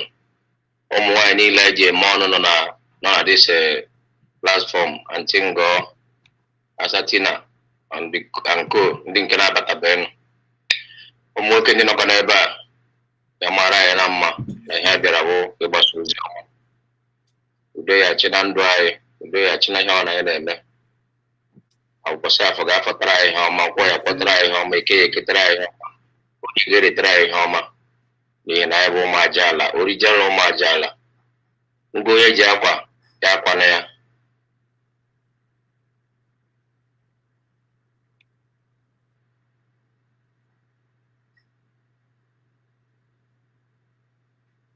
onye si those women na ha gwakwana di ha uche ya ka o kwuru asị na uche onye ebe akpa onye ọ na-akọ nke ya uche ya ka o kwuru o filu na otu o si adị onye ọ na-aṅụ ọkụ n'obi chọrọ ịpụ ma di ya si ya apụna ada dịọra mma ị na-ekwu okwu nwaanyị kwuru na onye akwụkwọ na di ya mgbe ị na-eje riot ije na Finland ụmụ nwoke ise mụọrọ gị nwa onye ka ị gwara n'ime ha enwere onye nke ị gwara ndụ agbagbuo oge ebe ahụ ị nọ ụmụ nwoke ise mụọrọ gị nwa enwere any of them in respect enwere any of them you are aware about up to today ihe ebu ụzọ duo onwe gị ọdụ before na-achọ onye ọzọ ya adụ ọdụ adadịọra mma ọ ekwensu dịka gịnị ị na-ekwu okwu advice a na-enye ndị mmadụ duto na ịnụrụ USB ọ ịnụrụ Ngozi Orabaeze ịma na ọ na-abụ nwata kpachu ibi ya na nkụ ọsụ na ọkpa na-ajọ ọhịa Ngozi Orabaeze karịrị gị karịa ihe niile ji ebi ụwa karịa ihe niile ka na-eche eche ya abụ so enwuzina ya anya ọkụ ihe ị na-emesi na-aba anya ọkụ ka ị na-enwu ndị anya ọkụ a na-ebute mmadụ inwe BP from BP nwee stroke from stroke ịlawacha duto echi ị na-echere mmadụ ibe gị onye na-adị echere gị ọ mara na ị na-eme exist n'elu ụwa ọmadị na ị nọ so enwezina anya ọkụ adadịọra mma ọ bụrụ na ị nwere uche ị ga-amada na ike agwụgwọ gị na ndị na-afọ ọsọ gị pụta bụ ndị na-enwere uche ị na-ajụ ndị na-eso Ngozi Orabaeze ebe ị ma na ihe dị ọkụ dị ebe ahụ mmadụ kwesịrị na-aga ebe dị darkness ndị na-eso ya mana ihe dị ebe ọ nọ kee maka ndị na-eso gị and ha notice na ewu darkness na ewu ụchụ amaka na-eso gị ịfụda na ma gụnwa ma ndị a na-eso gị ụchụ bụ ihe juru n'ahụ ihe ọnwụ na ga-eme ka Biafra bịa bụ ihe ndị kwere na Biafra nọ mana gụnwa ụdị mmụọ ị nwere inidi Biafra enweghị ihe dị iche gụnwa na Ikenga Uruagụ enweghị ihe dị iche gụnwa na Udele bụ Chukwuka ọfụ ekwu enweghị ihe dị iche na gụnwa na Chinasa Nworu evil people ka ụnụ bụ YouTube this woman ka ihe ọ ka nọ na this platform eme ka ihe ọ ka na-eme but ihe na-eme invite bụ ara and the stroke if you don't know because one day it will happen all this alcohol ị na-aṅụ can never help you because ị na-efe na-enwe alcohol ọchacha gị anya ịpụtazi na-akụghị ị na-akụ at a point ma ihe gbasara gị ma ihe na-agbasa gị ma ihe kwesịrị ka ị kwuo ma nke na-ekwesịrị ka ị kwuo as a reasonable woman as a matured woman enwere some certain things ị naghị ya na-ekwu but ị na-ekwu ya ujebe because uche gị adị ọzọ ya ịmazi ihe ị na-eme ndị na-eso gị sef na-edufu gị more and more and you are dying gradually let me tell you adadịọra mma we Biafrans we know the truth and I pray for Dr. Ngozi Orabaeze and Nnamdi Kanu and Simon Ekpa ọ bụ na ọsọsọ mmadụ 20 or 50 the genuine they ready to bring this Biafra must come iwu ọ bụ na mmadụ niile ga-eweta Biafra ole ndị dị genuine with their heart ga-eweta this Biafra Nnamdi Kanu ọsọsọ onye fọrọ that Biafra must come so you people cannot do anything ma Ikenga Uruagụ na-akọghịrị o na-akpọ Ngozi Orabaeze na okwu ọ na-ekwu ma udele Chineke ka nyere nwamba ka ama ma onye chegharị ma ọ chọrọ ichegharị mana ihe ga-eme ya na-abịa and that remind me these our gallant men nọ n'ala Biafra feel na ha na-arụ Biafra ọrụ ọ bụrụ ụmụnne ha ihe ha ji enwe ike ka ekwuru si gaa nọ this man bụ udele na-akpagharị Ikenga Uruagụ na-akpagharị and unu si n'ụlọ ọbụrụ Nnamdi Kanu n'ụlọ ọbụ Simon Ekpa unu hapụ those people ha na-akpagharị unu eketeze ndị unu feel na unu karịrị na-eyi ihe egwu ọ bụrụ that na unu ma ihe mostly this stupid war a na-akpọ igwepụta ụzọ in one sense, you get bad at now.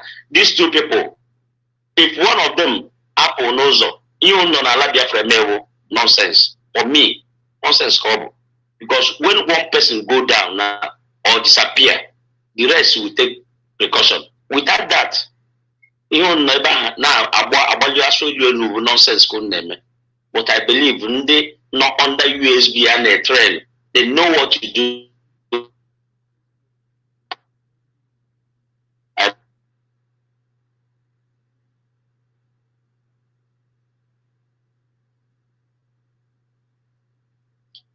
I'm born as well. Kevin nwanne m nwoke ụtụtụ ọma biko ewekwa n'iwe biko ịma unu na-akpọta ị na-akpọta igwe bute ụzọ na distin ọ na-ewe m iwe. Igwe bute ụzọ nwezi gbasali ani Biafra as concern. Igwe bute ụzọ is a terrorist. Igwe bute ụzọ is a label. So issue igwe bute ụzọ should stay clear because ihe anyị na-emezi bụ international law o ji igwe bute ụzọ. So onye si ihe na-ekwari ọma ya go and sit down. Igwe bute ụzọ nwee gbasazara igwe bute ụzọ ọ naghị echekwa anyị be anyị again because unu na-ebute onwe ka a sakpụta igwe bute ụzọ ndị ọ na-asị na ọ na-eme onye dịka ọ na guide kebe ọ na guide ya no igwe bute ụzọ is not for us anymore. Otu zugo ndị Nigeria is for them. My brother ọ na-ewute nwewe because igwe bute ụzọ is not in our picture anymore. It's a label. It's not me queer. Na nke riri na nke nwanne ya nwoke ọ ga research ya biko nu unu akpọta n'igwe bute ụzọ. Igwe bute ụzọ is nothing to us. Thank you. No, and Tim, I'm not with USB and it's not working for Biafra anymore. But what I'm trying to say, I never claim to have Galadima. Why only feel happy when I love for and these two people, you can Guru and the Utele. Just no, now for me, I go see Bado even aside the Kobo, Jibu, they got 2 hang on one also. How will you keep going aside the Kobo, train and Dinkia, Pura Habimu state, Pura number state, then I authorize people there. How you mind the Igwa those people is to be the Guru and the Utele. But when they work, we are also going to Kuribu because there's nobody again, Nekuribu. Nobody.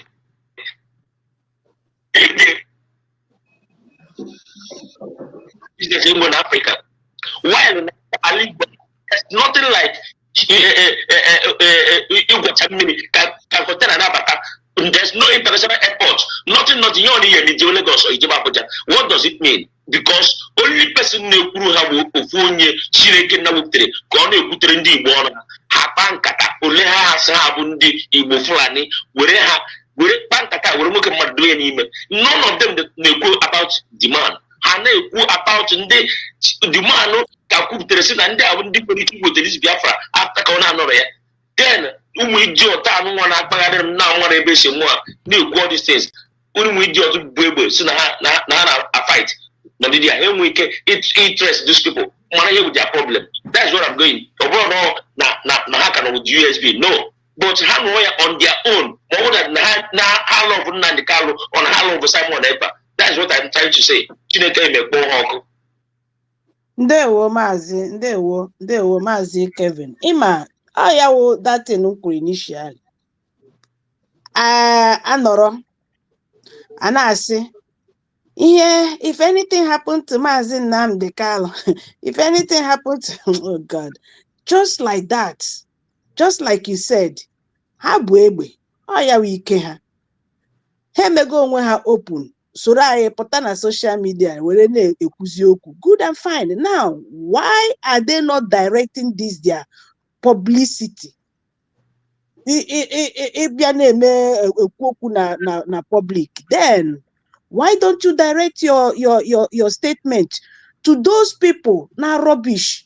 Onye ahụ ma na-awụ ya ike iji wee buru egbe a. were na-ekwu okwu taa left outside Maazị Nnamdi Kalu bịa mepee onye ọwụna anya na onye ọwụna mara right ya, onye na-ekwu okwu ya kwụrụ gidigbam were na-ekwu na nke ikpeazụ a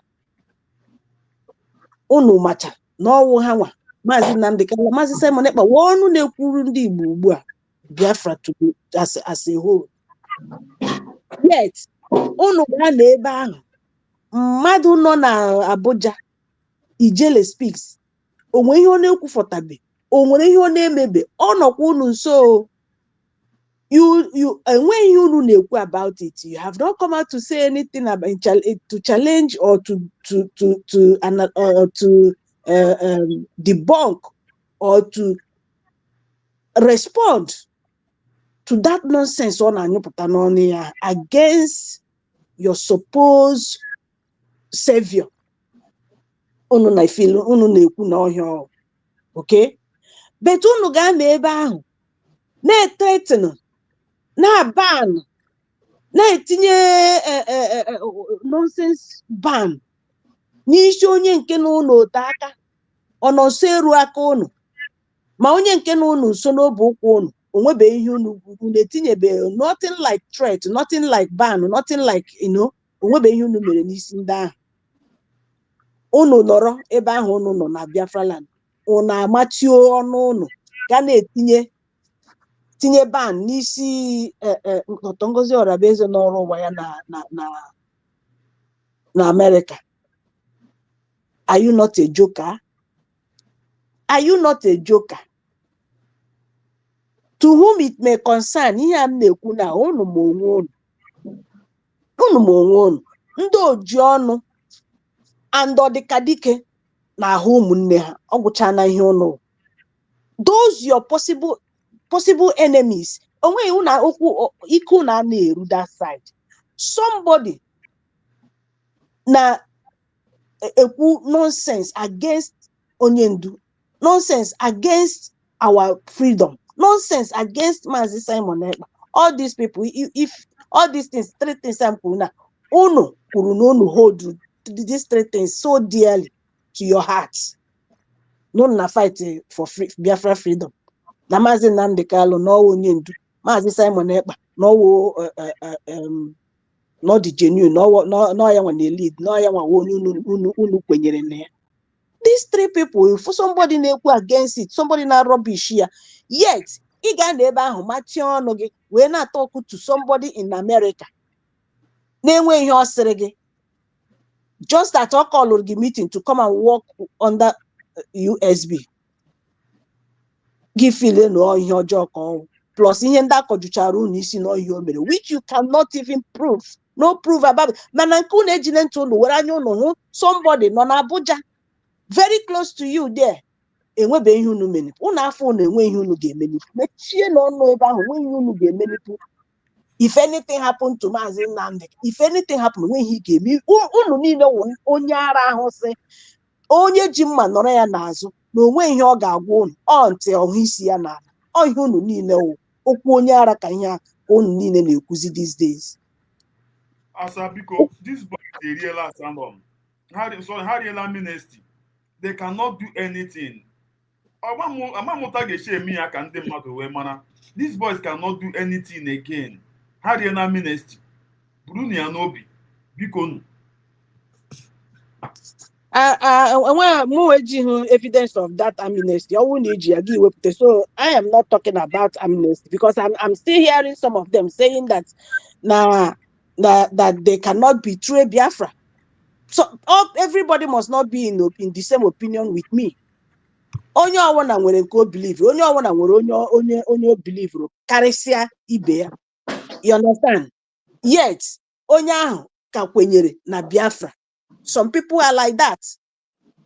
Mụ na onye ahụ nọ na the same opinion, but still o kwenyere na Biafra.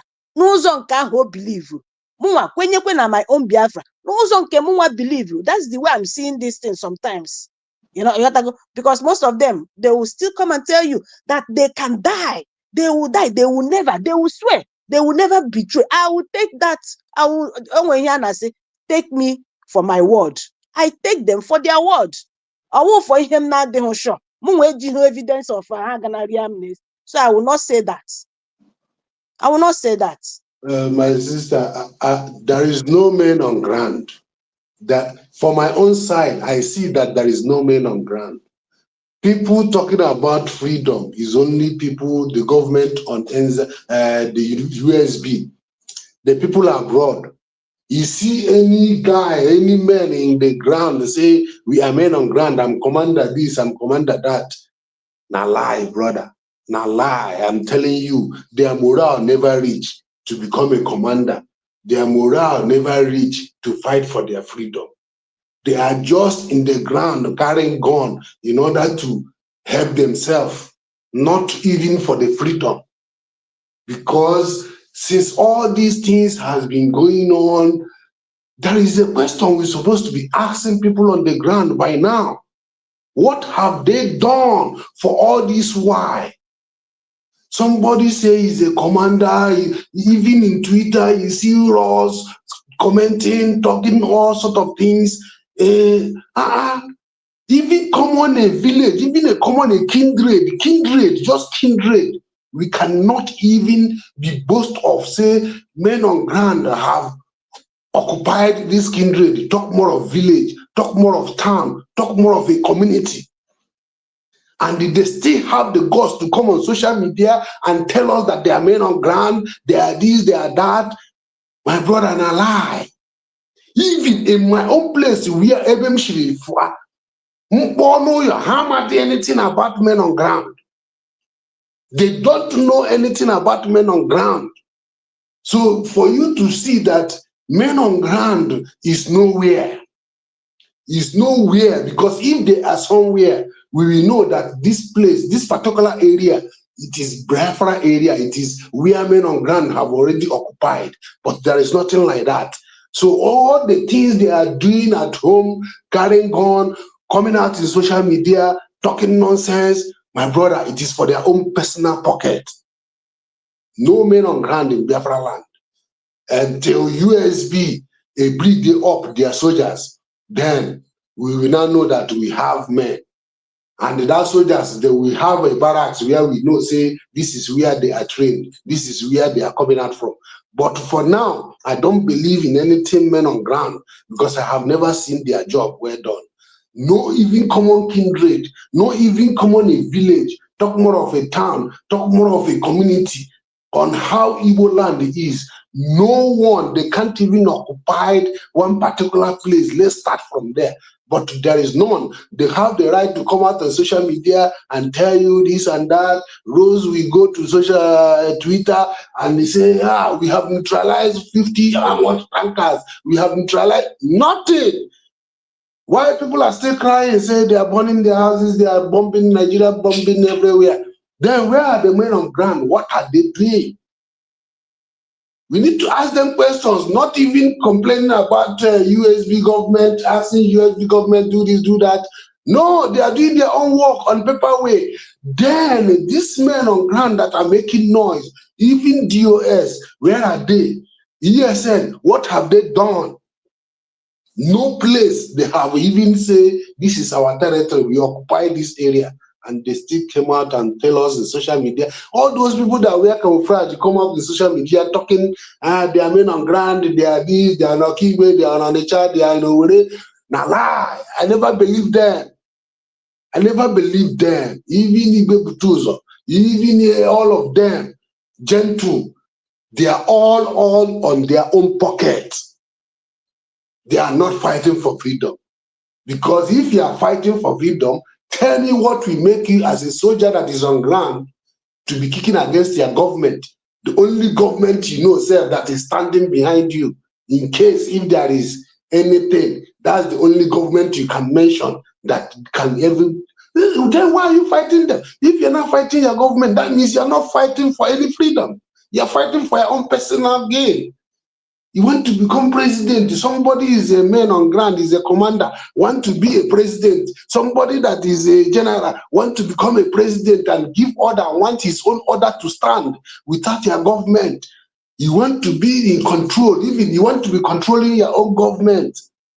Upon that, you don't even have a barracks. You don't even have an area where the government will say, okay, let's go and see our men and discuss with them. Which ground, where are we going to discuss with our men? In which ground have they secured?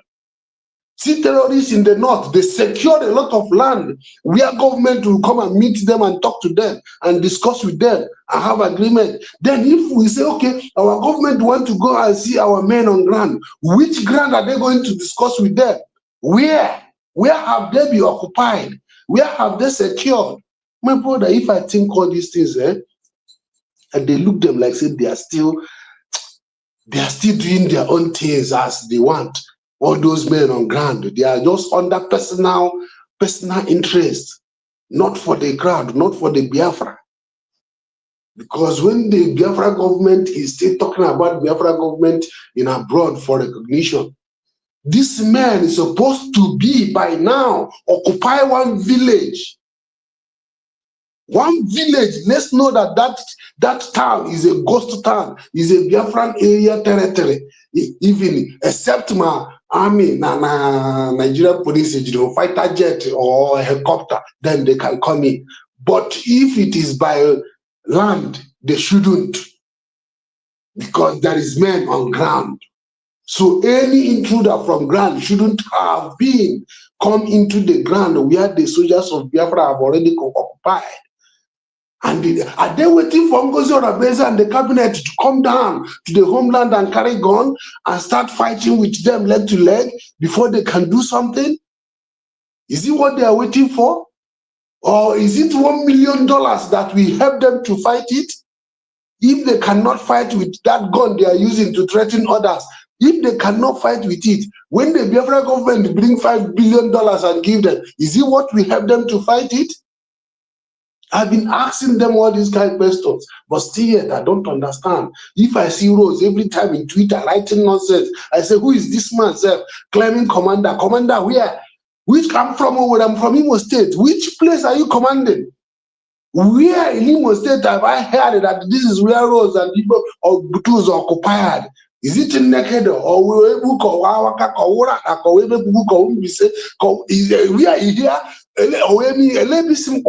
which part of Owerri do you want me to mention that I know that I came from? This is where this men occupied. There is none. We know we have men in Owerri town itself, but all of them don't know about men on ground, which men that can even ready to fight for Biafra war. But still yet, they don't know anything about men on ground. When you put call and ask people what is going on, they don't even know that there is Biafra soldiers on the ground. They don't see them. They always say, where is this one happening? Where are they? Where are they? They don't know anywhere. They don't see anybody. They don't know them. So where are they operating?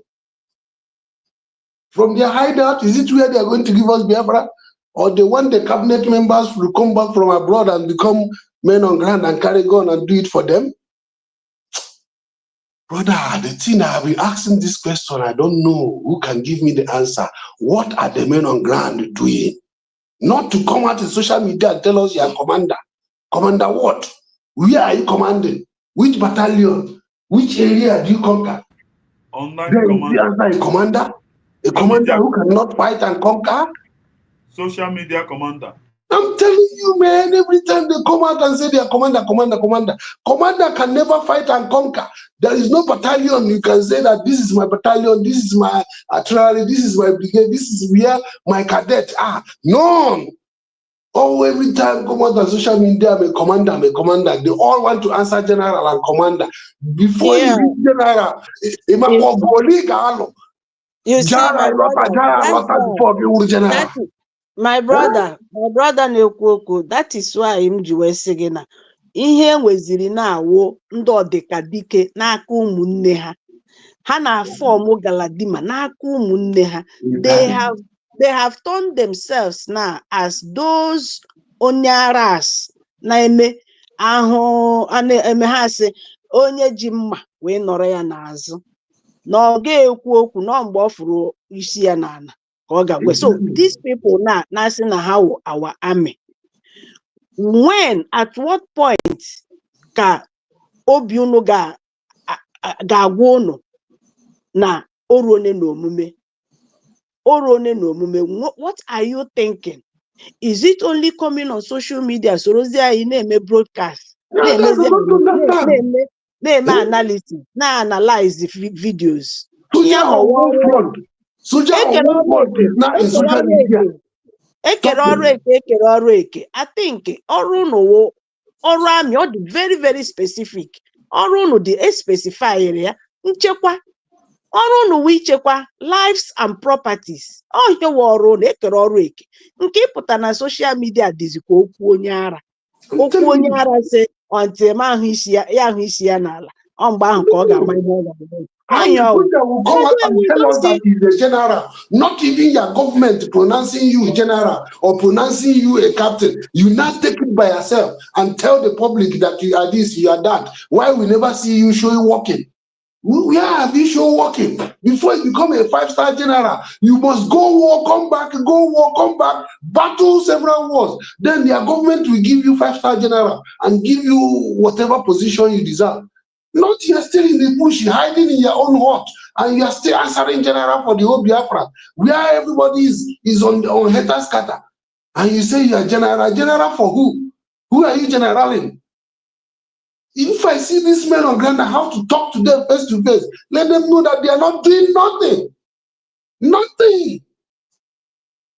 Upon what they are doing that is nothing. They are putting their own life is still at stake, forgetting that their life is at stake. Then you have to do something to defend their life and defend who you want to be defended. Why are you putting your life at stake and you cannot do something about it to defend your life you are putting at stake? You call yourself a soldier in the war front and you are coming out in social media talking every time, calling yourself names and giving yourself rank from 3-star general to 5-star general to, I don't understand. People are afraid to talk to them.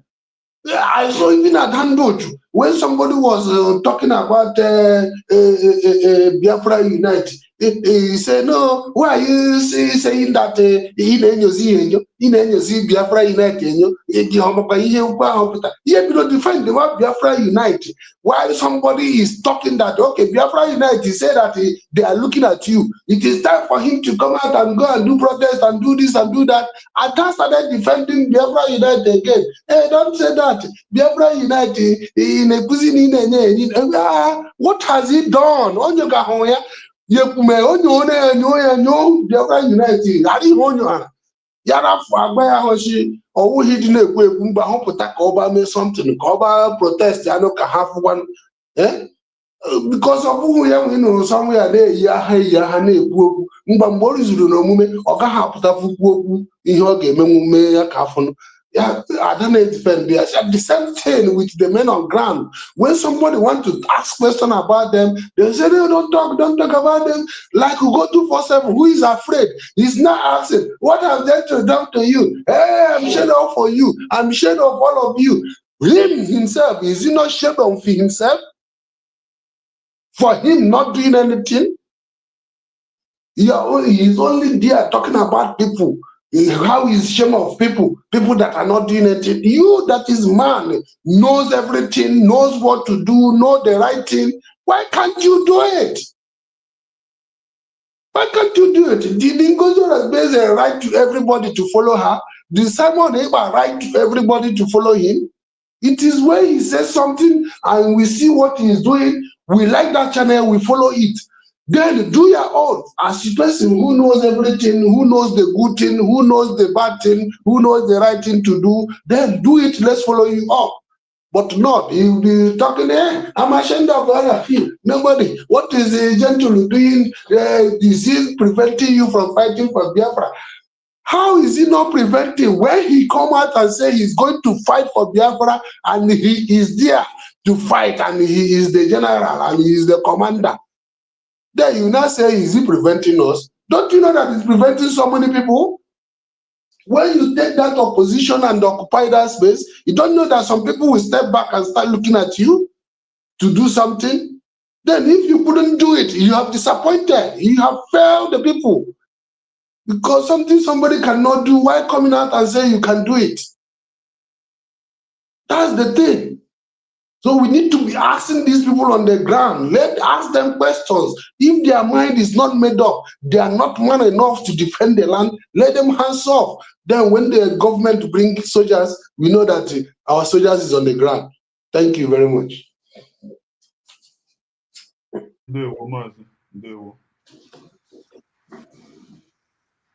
Oyi non goes all abeze, which is a terrorist gang group who terrorize those people, kidnap those people.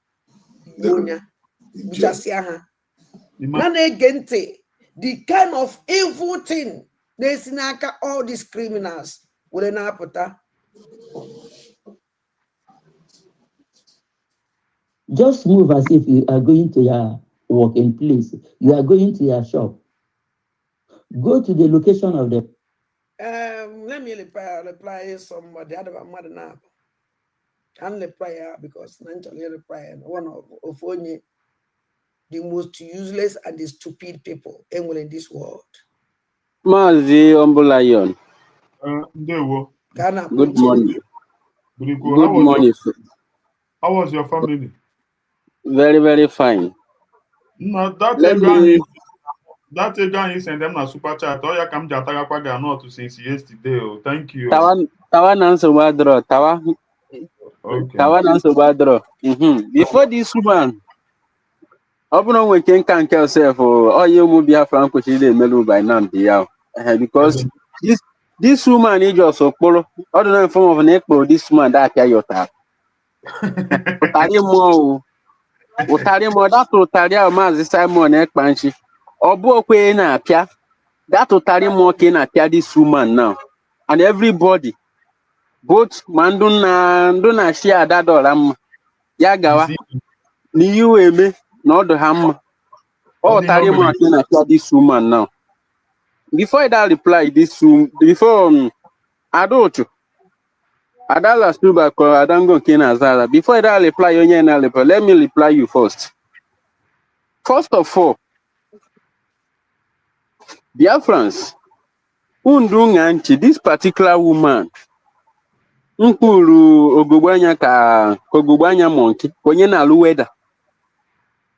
First of all, who nege this woman? Unu malo ni ya niile bukwu ya na alu. Unu lotere mgbe o si na ọbata obi ejiri oji na ya fall back. You go to this woman, ndu na-ege ntị na watch na that platform. That ọbata obi ejiri oji that time. Do nke o ji eji oji. Because this nigga whoop the voice, nigga whoop the up to now, I can't whoop with that voice. The conversation of Guma with our DPM, each nigga whoop the up to now, you can't whoop that conversation. Aduchu, this conversation in on your platform now. Oh yeah, lolalu di yao. Other the same people, Guna Hana and Bona Roko. Boom made this voice, saying the Leguya, you could get why.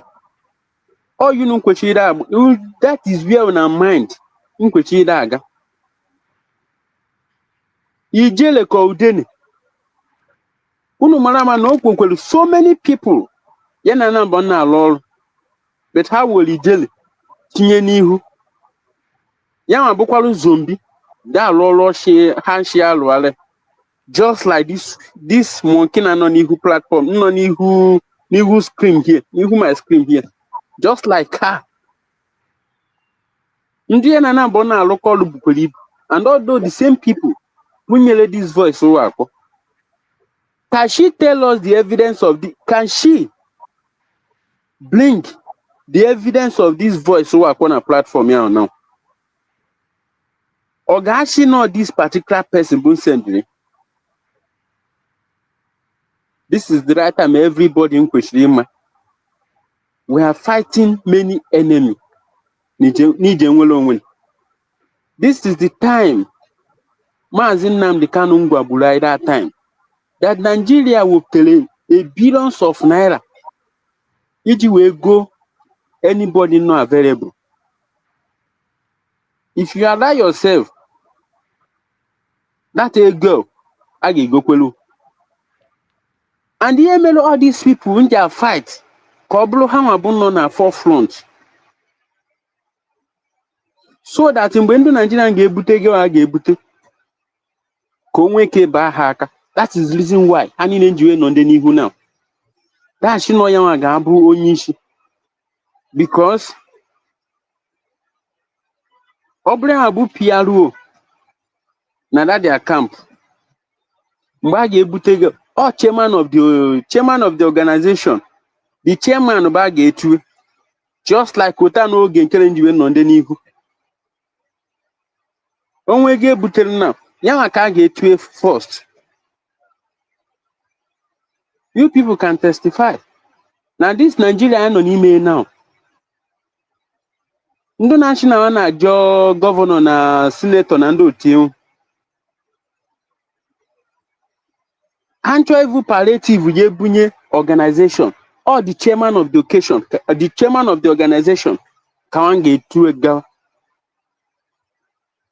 That is the reason why every one of them so that mgbe get with that brown envelope can hand that over to him or her. Before we the remaining one going at the house. Biafrans, the government of United States of Biafra have tell every one of us that our constitution on Amazon, that very soon our constitution gab on Amazon. Every one of you can testify the time they come out, tell us that that constitution na do open Amazon. That the same government of United States of Biafra. Unu lotekwe mgbe ha gwala na ha ga-emepe embassy na Washington DC. And they fulfill the promise. Every one of you is aware the day mepe that embassy. Nke mekwe recent now. We have been talking about this surviving whistle for long. And the government were like openly that very soon that the surviving whistle they are doing at Biafra land. And every one of us can testify that the surviving whistle is right now in Biafra land.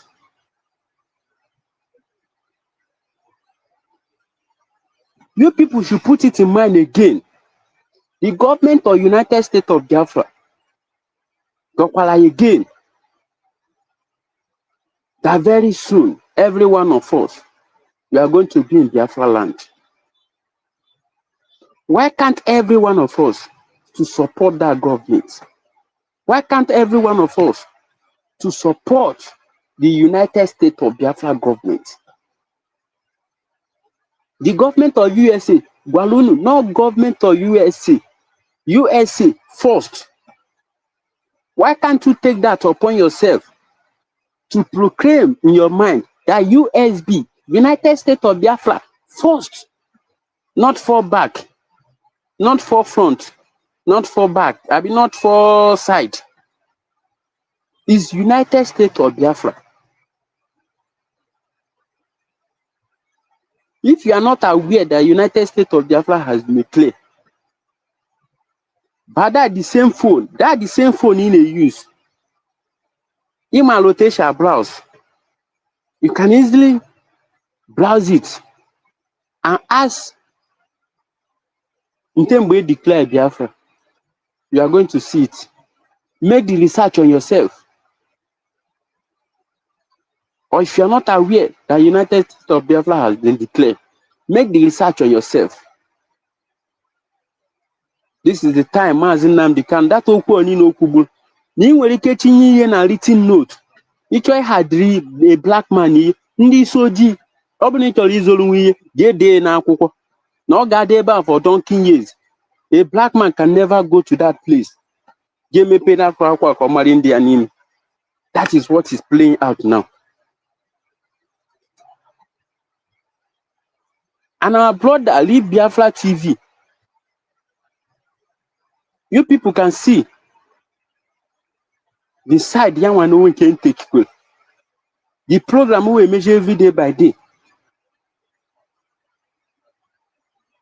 Why?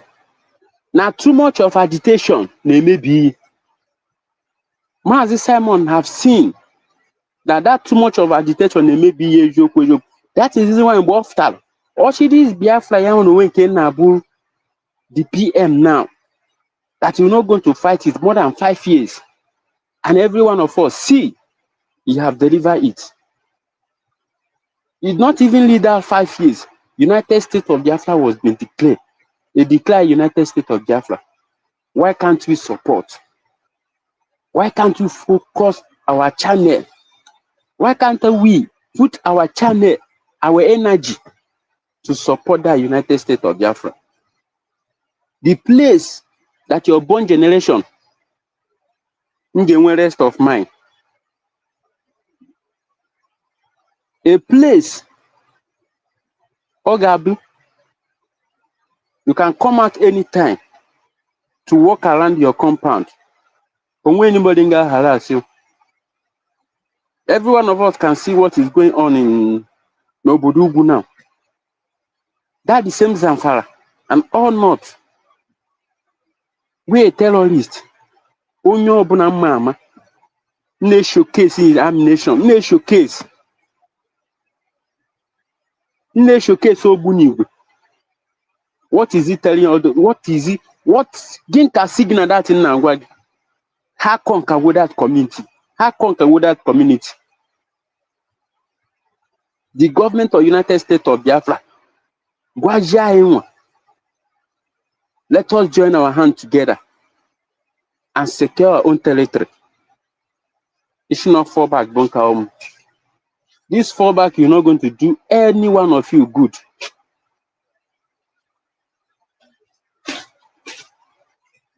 This woman grew grass, they deceive every one of you. Makwalo na malu. Mgbe metutara imi, na ọ ga-emetụta every part of the body. Mgbe o metụtara ha n'anya, ọ ga-emetụta every part of the body. Is United States of Biafra first? USB or nothing. United States of Biafra or nothing. We move. Ndewo Maazị Chukwu gozie gị, onye nwere ntị ya nụrụ eziokwu ka anyị na-ekwu here. Very useless, hopeless idiot. You will keep be nandoge, auto criminals. Only if it be nandogo fight all of your reader. The only way all the game we parade is picture all around. Shows to pretend that an for Nanya. Anybody in their parade with our leader's picture or Abatobie picture would the most people hate the end. The propaganda do the worst. Look at you. Are you not ashamed of yourself? It's getting to 5 years now. I'll lock your leader up. And your leader, our leader, Mazen Nandekano, I had all the seriously sick. Ona kawuni wele disi akarobi shia ija.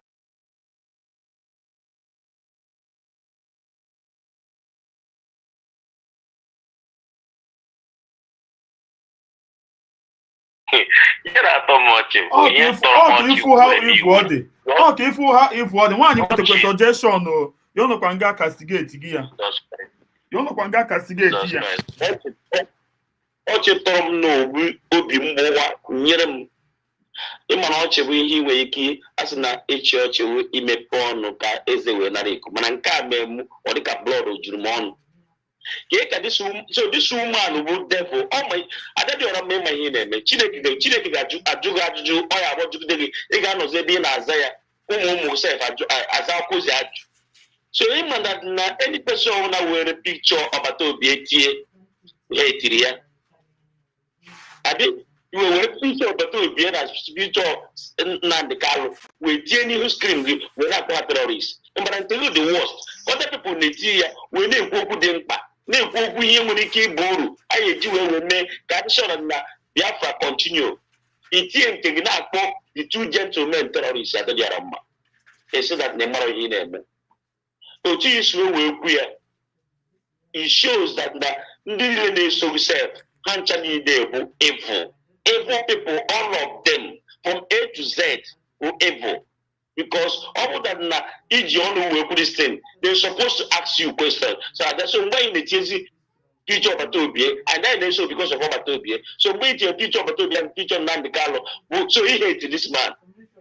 Although he knew the Queen because it has 6 years of Taboba. None of the platform, but we are terrorists.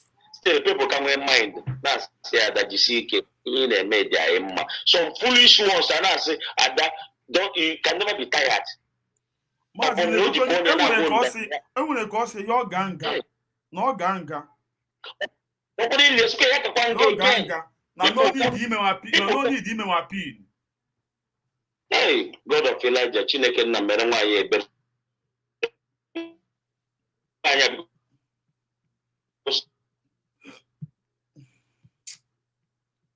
N'oge ochie ka ụbụrụ ọkụkọ ka ụdị mmadụ n'obo oke ọ nọ ebe a na-edipendụ sọmbụrụ ọ na-amara onye ọ na-ahụ n'ube ọ na-ewe ebe nka nka ara ya ije ha ọgụọ ọ na-edipendụ ya ebe mmadụ na-asị ya na ya na-ejikọ dịga ya enyo ọ na-edipendụ dị gai ọ bụrụzi onye oge ji bụrụ nka ara na-enwezi mkpụrụ ganọtụ n'ihu ya ka o ji ejije bie n'ahụ. Guys, you just defend this stupid faceless unite. Go with Miniaka now, Basaga now against government because of the Nobroya. Oh, continue make program out. The man continue on it. Mazi, got to Batarono now or answer this thing in our driver now. I will bring it. Let me come back. Okay. So, you are not sure about the Pariban government. I could defend there. And don't you defend the faceless night or send the day yourself? You want to make a beginning now, no other mouth, come a plant at the guy. You are not sure who's on here. Mopane Maro. You are not sure who's on here. Or when you were a wise woman, you could say, Ma. See, I go sing here. When be shock again, Yanko, Gable base the base. Only Boapaya and Kata. He can never tell you. And don't put it out yourself. He can be put away on social media one day. So if you a fool, by you going on with the picture of Atobia or picture Nandekalo, number one hater of these two gentlemen, God will judge you. Continue, my brother. Type this thing. Every in general, every platform I want to type. A type or because remember our leader. Play for our leader. That's your leader that you love so much, which you use his preacher, not palate, with a mayor or this thing. Are you not? If you don't know, we don't know on the DOS. Kedifuruji will be very wicked. But let me tell you people something. Nothing will happen to him. He will come out. Zuzure no na type. Ijikwe we me ya we gini. But for you to for your destiny. Adam, sorry for you. And I told him to DOS my platform. And I'm not going to energy. I am a whoopie. Yenji whoop the other man or that's not. Just a picture what he down who use. And the way he can fight for the kind of personal and the people in a bag in the because some of our husbands they are zoo agents because there are some women who are doing this struggle even in here in diaspora. Their husband don't support them, and their husband may be one of the politicians. Because of your husband that support okay. Go is easy way ozielegi in the zoo taziegi nwoke ji ijiligo ụmụ gụ na ya anaghị ese okwu and na ọkpọrọ ngụ ndị zuu mgbe gagị na ya na Even kaadị dị beta than ke ịgwa emanụ nọ na platform nwaanyị a na-asị Firstness New Dana na-afọ iru ya na ọkpọ for protest. Even nke a wụ beta that day the woman si that day ha na-enwe court sitting Maazị our leader Maazị Nnamdi Kanu na ụmụ nwaanyị gawa di ya danụ onye kenu na platform ya si ọ dị ho Biafra pụta ha and unu maka esi agba mmadụ ka nchi na ala Biafra once ọwụ ihe protest afọ ha dị akpam a ga-eji ya egbu enwere ike ihe niile pụtara that day a ga-awụsa ha n'ala but ka na asị na Abuja that day that court day na court day na ebe ha na-eme siti n'aha enweghị ihe karịrị ya bụ nwaanyị a na-agbaghị ya takụnụ unu afụna ha ivu ọ dị but mmadụ na platform ya na-akpọga for protest na-akpọga for protest no problem Bobby n'ụlọ ọkpọrọ ngụ ndị ọtara akpọ ndị zosa na nwunye m ụkwa na sọpọtụ njem nwere onwe no ọkpọrọ ngụ ndị zuu na mgbe onye akpọziri gị ndị zuu ijezie iprotest na Abuja mgbe ahụ ka onye akpọzi ndị zuu wee gwafa na nwunye m jere iprotest na Abuja na ọ na-eme ihe Biafra na-ege ntị because na ọ na ma gwefulu this voice can never enweghị ike egwu na this voice even m emecha pụta mee sọnsọ program gbasara echi niile ị na-anụnụ ya but mmadụ nọkwa na platform ya na-akpọgakwa for protest ụmụnne m orubekwe 3 days mmadụ na platform ya na-akpọga for protest gwanụnụ m ihe dị iche ya ọsọ na ọ ga-eji continue na ọ ga-eji ya megide program tụrụ ya oru mgbe ọ banyere n'ala India gwanụnụ m ihe dị iche to show you how evil nwaanyị a dị mmadụ nọ na platform na-akpọga protest ndị ka ha ga-eme ha pụta ha na-agbagbuchie ha yosidekwu ya na ngozi ọdagba eze dire ha ọhịa ọ chọrọ but ka ha si na ọnwụ na Abuja ka ha ga-agawa unu hụrụ otu o si na-agbaghị ya takụ to show you how evil this woman dị. Chuka Francis ndewo Chuka Francis ndewo sọnsọ program mmemme sọnsọ this voice ka m na-eji mee program denu na ahụkwa nne ya akwa akwụ na afụ ya demu a ga-apụtakwa that voice aha that guy nọ na platform ya na-akpọkwa protest aga m ewere ekwu ya kwa na-eme program oku unu wee fụ so onye abịakwala hia asị why m ji na-eyiga this thing ọkụ uche unu dịrị ya ri Biafra TV ụtụtụ ọma Maazị ndewo birikwe Maazị handsome man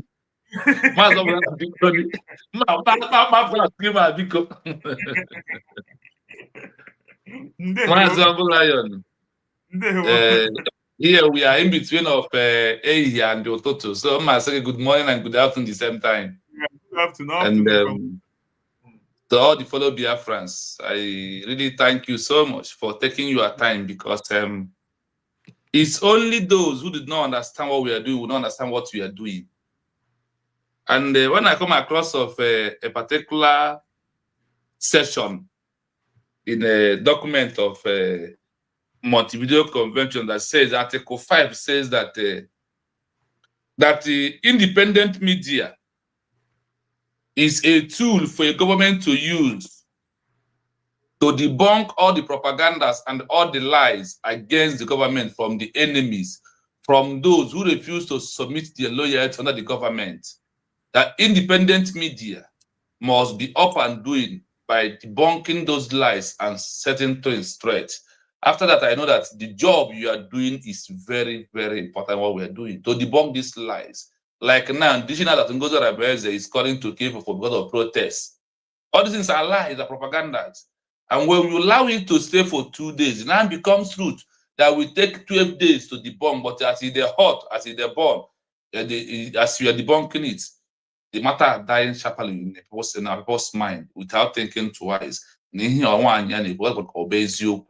Why? That is why every platform has their job to do.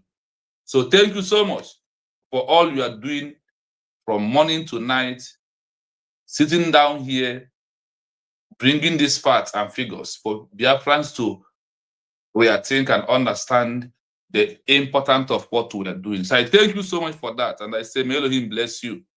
May Elohim bless you. I pray this thing, Kembo. And the bless all the new Biafrans. Do it always on this platform.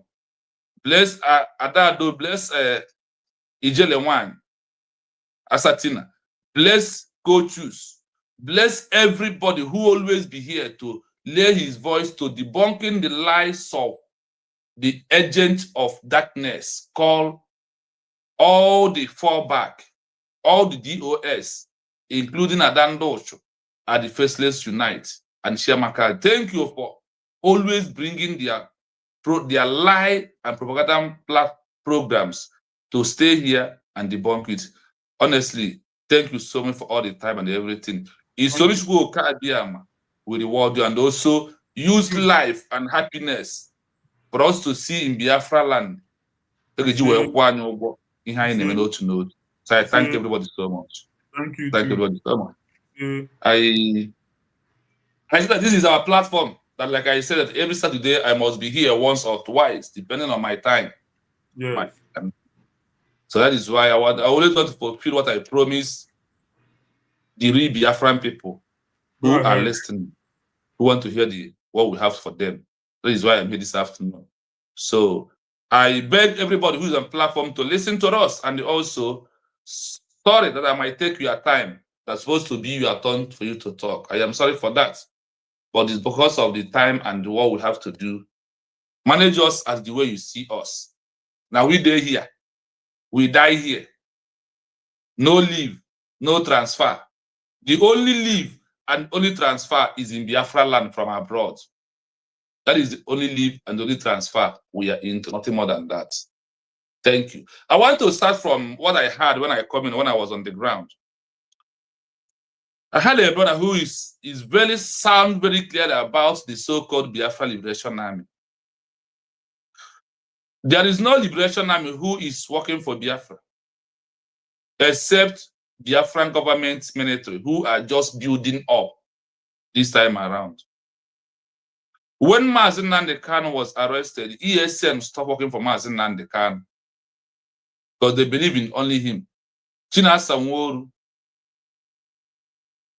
Benjamin Madubugu, Ifeanyi Ejiofor, these three minded of neutralizing ESM and asking them to stop war, ask them to cease fire and submit their equipment, their gadgets to Nigeria government, and they stop war. When I told you in the last time ago that Gentle and Butus and any of them who believe in themselves stop working for Biafra, immediately Madam Azoka was suspended. Immediately Azoka Chasong was removed from Biafra government in exile when we are in bridge. Immediately they removed this lady, all of them that are taking instruction from her, from their mind, stop working under Obato, waiting for a time like this to prove what they have been doing and what they are. They only use their body to look as if they are working for Biafrans. When Obato was arrested, for easily Oge and Kre to tell them to stop, to cease fire, and they agree, is an evidence to tell that they have all deviated when Obato is here. The meeting they are having with Southeast governors, they are having a meeting even when Obato is here. You remember, Obato was seriously, with all his mind, with all his genuine mind, shouting, Obi Zagada very soon. Obi did not fall till today after all the equipment being given to Butozo and the Gentle and the Commander Holy Ghost, with all these people that I've seen on social media making noise today. They all use that gadget, that equipment being given to them to work for their own interests and to achieve their kidnapping movement. Nigeria government set a trap to them to go and test what they have. by sending somebody to Okurora in Imo State, and they kidnapped Okurora. A camp that kidnapped Okurora is a camp of Butozo. This is live program. I am telling you this. Is life of the camp of Butozo kidnapped. But that is why Okurora told you that the kind of instruments he find out there, that he's going to be hard to find a Nigeria Army cantonment who has those equipment, because Obatobie equip these guys to their fingers. See, when Finland looked at it and said Obatobie had something, some solution with some company, some equipment, and all the rest, I am telling Biafrans today that Obatobie did everything. Even if he know that he arrests will come, he gives these guys what it takes. As we are declaring Biafra, they are chasing Nigeria government, Nigeria police away in our land, but they refuse because of they have colluded with Madam Azoka, Sana Akarawa, Ogen Kerie, collect money from Nigeria, and decided to name Obatobie. Because let me tell you, for them to cease fire is evidence against Obatobie indirectly, that he's the one giving order, inciting them, that when he's not there, that everywhere was calm. This is the things that sometimes when you reason what these guys did, better that they have betrayed from long time ago. That's why after declaration, they could not stand up, because a woman who is sponsoring them, a woman who colluded with the government to have a meeting with Ogen Kere. You know, I remember I told you, there is a 5-man delegate meeting that was held in Enugu State in office of Peter Mba, where they said 2 people is from abroad, a man and a woman. It's obvious that the woman is Madam Azokacha Aswanko, who colluded with Ogen Kere and Nigeria government to destroy what Obatobie built the same way. Chinasa Nworu, Aloy Ejiofor, Ifeanyi Ejiofor, sorry, and Ekwensu Nwankenke, Satan ahụ nọ na Biafra land, a na-akpọ Benjamin Madubu. Ihe awụ ndị eji wee destroy ESN. The same method, they apply it to destroy Butus and Gentle, and they accepted.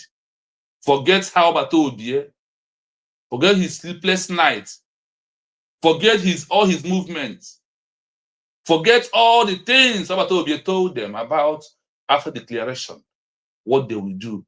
Who's Obatobie beat up his chest on platform of the Southern and said that even if you are not there, that what it takes to restore Biafra, that everything has laid down, that every structure, every equipment, every gadget is there for Biafra to defend Biafra land and chase away Nigeria government.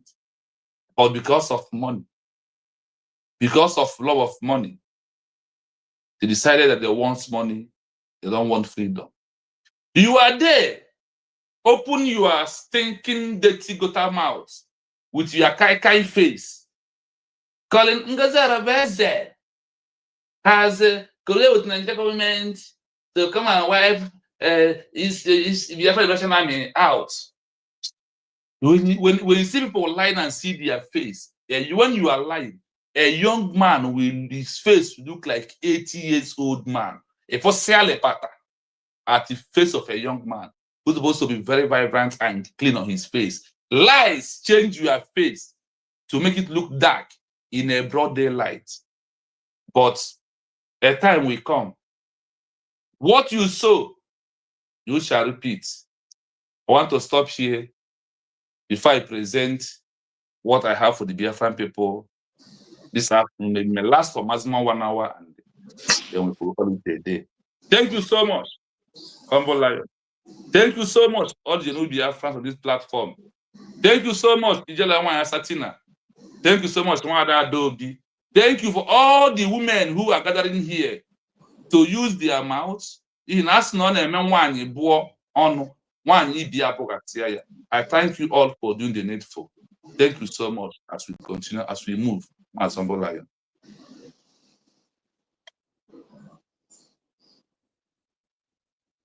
Yes, are you there? my brother, what you said is truth. Because these men on ground have never ever complained of any instruments. They never complain that they don't have equipment. The only thing they talk about, they don't give us money. They don't give us money. Is it money that you are looking for or equipment to do your job? To show you that they have all it takes to conquer even one village or even one town or even one community. They have all it takes, but they cannot do it because their selfish interest is ruling them. That's why they never complained that they don't have equipment. They never mentioned that Biafra never give them what it takes to face Nigerian army. They never said it. Even Gentle was boasting that he is producing AK-49. So if you don't have money and you don't have equipment, how can you be productive to produce something? And still yet, upon all the production you have, you cannot even defend your camp. You can't even defend the small community where you are. Talk more of a village, talk more of a town, talk more of a community. Collecting money. Or the Rather, whole he's thing. collecting money to defend the land. He went to Lagos to collect millions of naira to defend his own territory. Imagine. They are just looking for money, money, money, money, money. Not even equipment. Not even that they don't have granite or they don't have number 4. They don't even talk about it. They only talk about money. I pray may God help our government to recruit a new soldiers. The government are the work they are doing about recruiting Biafra army and police is top notch. Very soon we will all smile. You remember Bato Obiek told Nigerian government, enjoy it while it lasts, but when I'm ready. I am also of the opinion who asked the government to take their time to build professional and international army and police. You cannot build in 1 month, in 6 months. It takes 1 year. It takes some years to build such an army. And that is what the government is doing. We will no longer get in Biafra by Woto. The Biafra we are looking for now is under political arts and the diplomatic movement, reconciliation, and also to get an international recognition. We must be a peaceful people before we can be able to achieve it. This is the truth that we all must adhere towards it. It's no longer the era of Woto, but it's era of intelligent, diplomatic, political arts, and everything that follows in between to make sure we are organized and peaceful country, that we are here to help us to get international recognition. That is where we are. Maz, are you there? Yes, I'm here, Mazi. Go ahead. Okay. Exactly. When men undermine the truth, the consequences are waiting for them. This is what is happening now. The men on ground undermine the truth, and they are now seeing the consequences. When the whole Biafra will now be, we just push them away. What will be their fate? How can they come out from where they are and talk that they are Biafran soldiers? They will not have that pride again because they have undermined the truth. And that's why they are falling out like that, out of the government. That is it. We move. What we are treating this afternoon here is after declaration of independence for a new country, some executive that does not have position anymore start fighting the new governments, the new country governments, and they have their own group claim to use lobby to see congressmen for international recognition. Can they get recognition under international law being a group or a structure? That is the headline of what we are here to present to Biafran people from Multi-Video Convention, Article 8. What is said about the shenanigans going on social media today Okay, snapping pictures with congressmen, whether if they can get international recognition with the name bridge or anything they claim they are, why the world knows GRE is a government.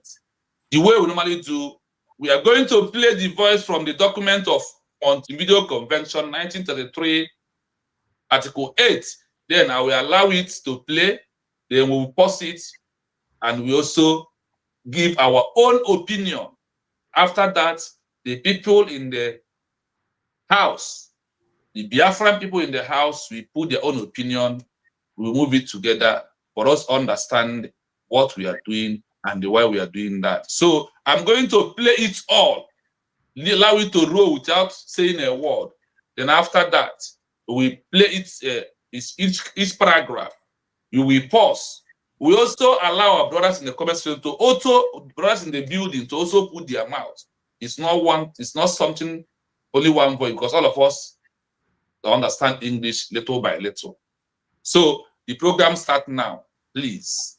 After declaration of independence for a new country, some executive that does not have position anymore start fighting the new country government, and they have their own group claim to use lobby to see congressmen for international recognition. Under international law, can they get recognition for the new country? Can they get recognition with their group? Now listen to this.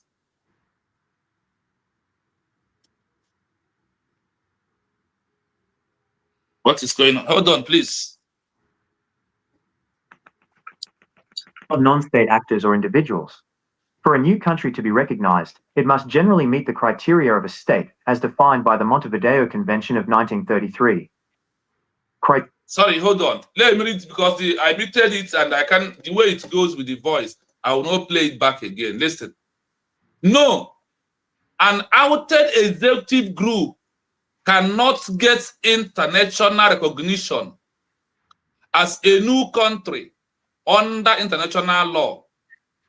International law focuses on recognized states, not non-state actor or individual. For a new country to be recognized, it must meet the criteria of a state as designed by the Montevideo Convention. Here on this first headline or this article, they told us that no, they call them outdated executive group or ex-executive group can never get international recognition for a new country under international law. Just calm down. Because you will hear it. I don't want to rush it to prove what I'm saying. I want you to take it a gradual step. So you may follow from step 1 as you're moving in right now.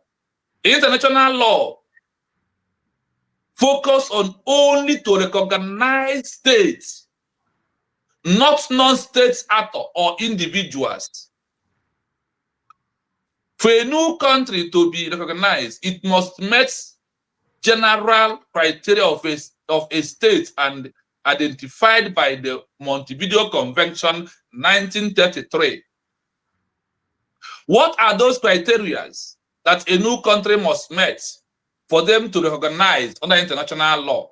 Whether lobby, whether Congress, or no lobby, or no Congress. Listen to this. You will hear it all. Criteria for statehood. A state is the primary subject of international law. To be considered a state, it must possess the following qualifications. A state is a state, a new country. A country is the primary subject of international law, not individual, not group, not anything like structure, not anything like foundation, not anything like bridge, BRIG, government in exile, not. To be considered a state, it must meet process the following qualifications. There is a qualification to be for a new country to get international recognition that our governments are seeking. That is diplomatic movement and the political art that the paragraph is talking about. Continue listening. Permanent population, a stable group of people residing That is within the number one. territory. Defined territory, Number a two. recognized geographical area, even if its exact boundaries are in dispute. Number three. Government, a central authority that has effective control over the population and territory with the ability to maintain law and order. Number Capacity four. to enter into relations with other states, the ability to conduct foreign affairs independently without... Thank you. Number one, a permanent population, a stable group of people residing within the territory of Biafra land. Today, if they ask you a population, a permanent population, are they living in Biafra land? What is the answer? The answer is yes. Then number two, divine territory. A recognized geographical area, even if it is border, are under dispute. You know what it means when they say dispute? Like Nigeria government now occupies our borders in Biafra land. International law recognize that despite the land being under dispute, problems of those that are occupying the land, those that occupy who happen to be in Nigeria, and despite that we have a problem with them, that now the 40 states we have in United States of Biafra is a divine territory of the United States of Biafra government that they are looking upon to secure and protect. Now, number three, government, a central authority that has effective control over the population and the territory with the ability to maintain law and order. As of the way it is for today, Biafra land is calm. No matter what you think, the government are trying to maintain order and discipline in Biafra land. That is why you are no longer hearing woto everywhere. No. People are back to the many places that have been a disaster area. Because the government know that the time of woto is not what we are. We are now in the era of what? Diplomatic movement, peace, reconciliation, political arts, and the international law to carry us to where we are going. A government also have capacity to enter into relation with other countries, not individual who has capacity to deal with individual, but they said capacity to enter into relation with other states. Their ability to conduct foreign affairs without being subject to the legal authority of another state. Like if we want to conduct election in Biafra land, or now we are doing some things in Biafra land, or now we have our whistle in Biafra land, we need another state to come and conduct how we can handle our whistle or how we can handle our Biafra army. Because we are no longer in the era of liberation army. Now we are in the era after declaration. We start having a country army, not a liberation army again. That is where we are. Now, continue to listen to this. Being subject to the legal authority of another state. Why the ousted executives group can't get recognition. The group you describe would be considered a non-state actor. It lacks the fundamental criteria of a state, particularly the requirement of a government with effective control over a defined territory. The new country's government is the one that has the legal authority and physical control. The ex-executives group, even if it has a following and is engaging in lobbying, is fighting against the established government and doesn't meet the legal definition of a state. The role of recognition. Recognition of a new state is a political act by existing states. It's a unilateral declaration that one state acknowledges another as a sovereign entity. This can be either de jure recognition, a formal legal acknowledgement that a new state or government is legitimate and permanent. This allows for full diplomatic relations and legal rights. De facto recognition, a provisional, informal acknowledgement based on the factual situation of control. It's often a temporary step before granting full de jure recognition. Even if some countries were to offer a limited, de facto recognition to the group, this would not confer statehood upon them. It would, at most, be an acknowledgement of their existence as a political force. However, it's highly unlikely that any country would grant them any form of recognition that would jeopardize diplomatic relations with the new, legitimate government. The international community, for the sake of stability and order, generally supports the government with effective control. I hope you followed as we read it. Now listen as I explain it down before our brothers in the house, or anybody who wants to call or put his mouth can also call. Why the outquoted executive group cannot get recognition? Why Ogenkere and his lobby and snapping picture with congressmen cannot get us recognition? Listen to this. The group described would be considered as a non-state actor. It lacked the fundamental criteria of a state, particularly the requirement of a government with effective control over a defined territory of a new country. The new country government is the one that has the legal authority and the physical control. Remark this place in brackets. The new country government is the one that has the legal authority and the physical control. Listen, the S-executive group, listen, the S-executive group, Ogenkere, you remember, in Bridge, you have over 75 cabinet people who are in the cabinet because of the group. But in a government, you will have 25 maximum to make a cabinet of a government. Now ask yourself, from 75 minus 25, how many remain? 50 remain.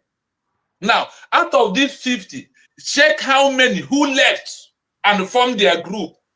Here, the Montevideo Convention, 1933, called them the S-executive group. Not me, not you, as a Biafra, or who believe in the declaration of United States of Biafra as a new government. Listen, the S group, the S-executive group, even if it has the following and engaging in a lobby, is fighting against the establishment government and does not meet the legal definition of a new state to get recognition under international law, in brackets. In brackets. The S group, the S-executive group, that is how Montevideo Convention, 1933. Why I am quoting is for you to go and research Article 8. Paragraph 2 to 4 is what I am reading out to you, for you to know. For those who, they said here, even if it has been following, remember that all these people who are fighting this government right now, there was a time there was following Obato Obie to see lobby. Even though Genkere as somebody who Obato Obie present to go with lobby when Elias is with us, to go and do what? To go and lobby for Biafra that will soon be declared as a group, as a non-state actor. Remember, it is in a bracket. Even though they are doing that, then after declaration, they said, if they are using lobby to fight against the establishment government, they don't have the criteria to meet a standard to get international recognition for a new state. This is the law the government of United States of Biafra is following. The rule of recognition. Recognition of a new state is a political act for existing states. Ngozi Arabezi is from people's club. He's a politician. He's this. the recognition of a new state is a political act by existing state. That is, existing states are those who are there before us. They have become existing states. But we are a newly declared country. That these existing states that are into politics, that we as people of the new country are going to play the same politics they are playing for them to give us recognition. A state gives a new state after declaration the recognition by acknowledging them as a sovereign entity that was just emerged under a period of a time. Now, there is kind of recognitions and the kind of government that a country needs. When Biafra was not declared officially, we all know that we are in a de facto government. Is it not true? Obato Obie formed a de facto government. If a de facto government is enough for us to be a country, then why is Obato Obie endorse declaration and also endorse the name and put a date for official declaration? Now, listen why de facto is not enough. De facto is not official under international law, but declaration is official under international law. The due recognition, that is how I can pronounce it. This is DEJURE. They said, this is a formal legal acknowledged that a new state or a new government is legitimate and permanent. This allows for the full diplomatic reconciliation and the legal rights. In a previous, a formal acknowledge of de facto is not enough for a country to participate on international global stage. It ends up like being like a country like Northern Cyprus, Kosovo, Taiwan. These are three countries mentioned that they are country today, but because of their de facto, that is why they cannot participate or seek for membership of UN under international law. Now, even if some countries were to offer legitimate to de facto recognition to the group, now they call it what? A group. This would not confirm a stakeholder upon them. It would at most be acknowledged for the existence time as a political force. When we are in a de facto, we are just a political force. That is what Bato Obie told you, that we are not doing anything. We are not anybody until we had official declaration, official declaration of United States of Biafra as a new country. That is when things we are doing have matured and we can participate and we can get recognition under international law. Let us continue as I summarize. However, it is highly unlikely that any country would grant them a group of any form recognition that would jeopardize diplomatic relations with the new country.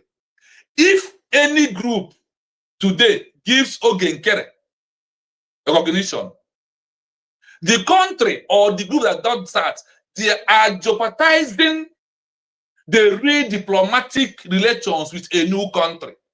And they said it is not legal.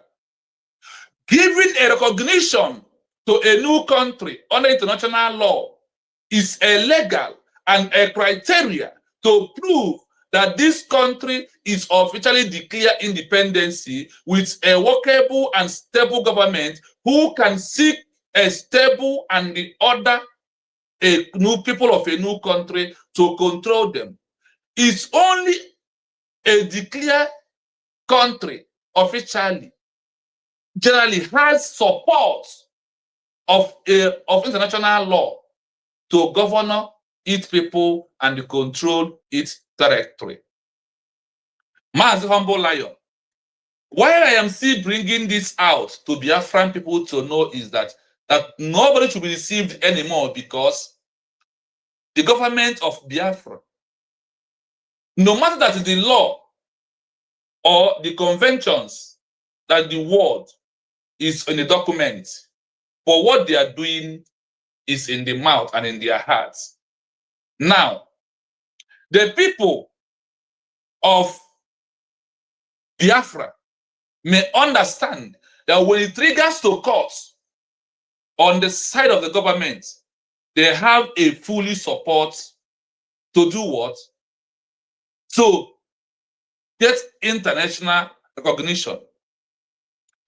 If at all that what we had when we are in de facto government is enough, why does Obatobie prepare to use 1 year to prepare for declaration of United States of Biafra as a new country? If for us to meet this criteria that was told us here, that this is how a new country is being formed, and this is how they get legal rights for them to get international recognition by official declaration and having a workable government, a population, defined territory, and the capacity to enter into relation.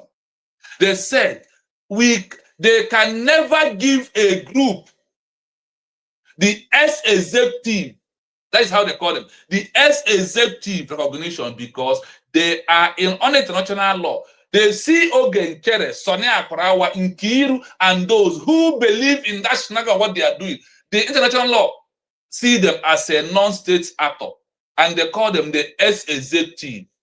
That even though they use lobby to see congressmen, that they never give them international recognition. On this junction, on session 1, that we have run up now, we need to allow fellow Biafrans in the house to also shape their own opinion as we continue. Thank you so much. We are here.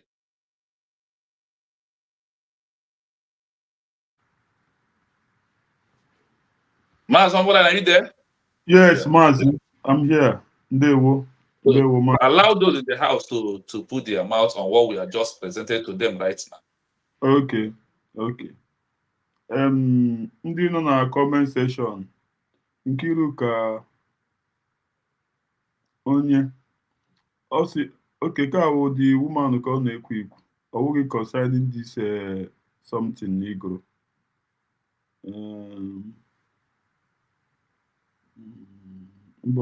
Nobody comment on the what you read. Okay, this Margaret Jagwa.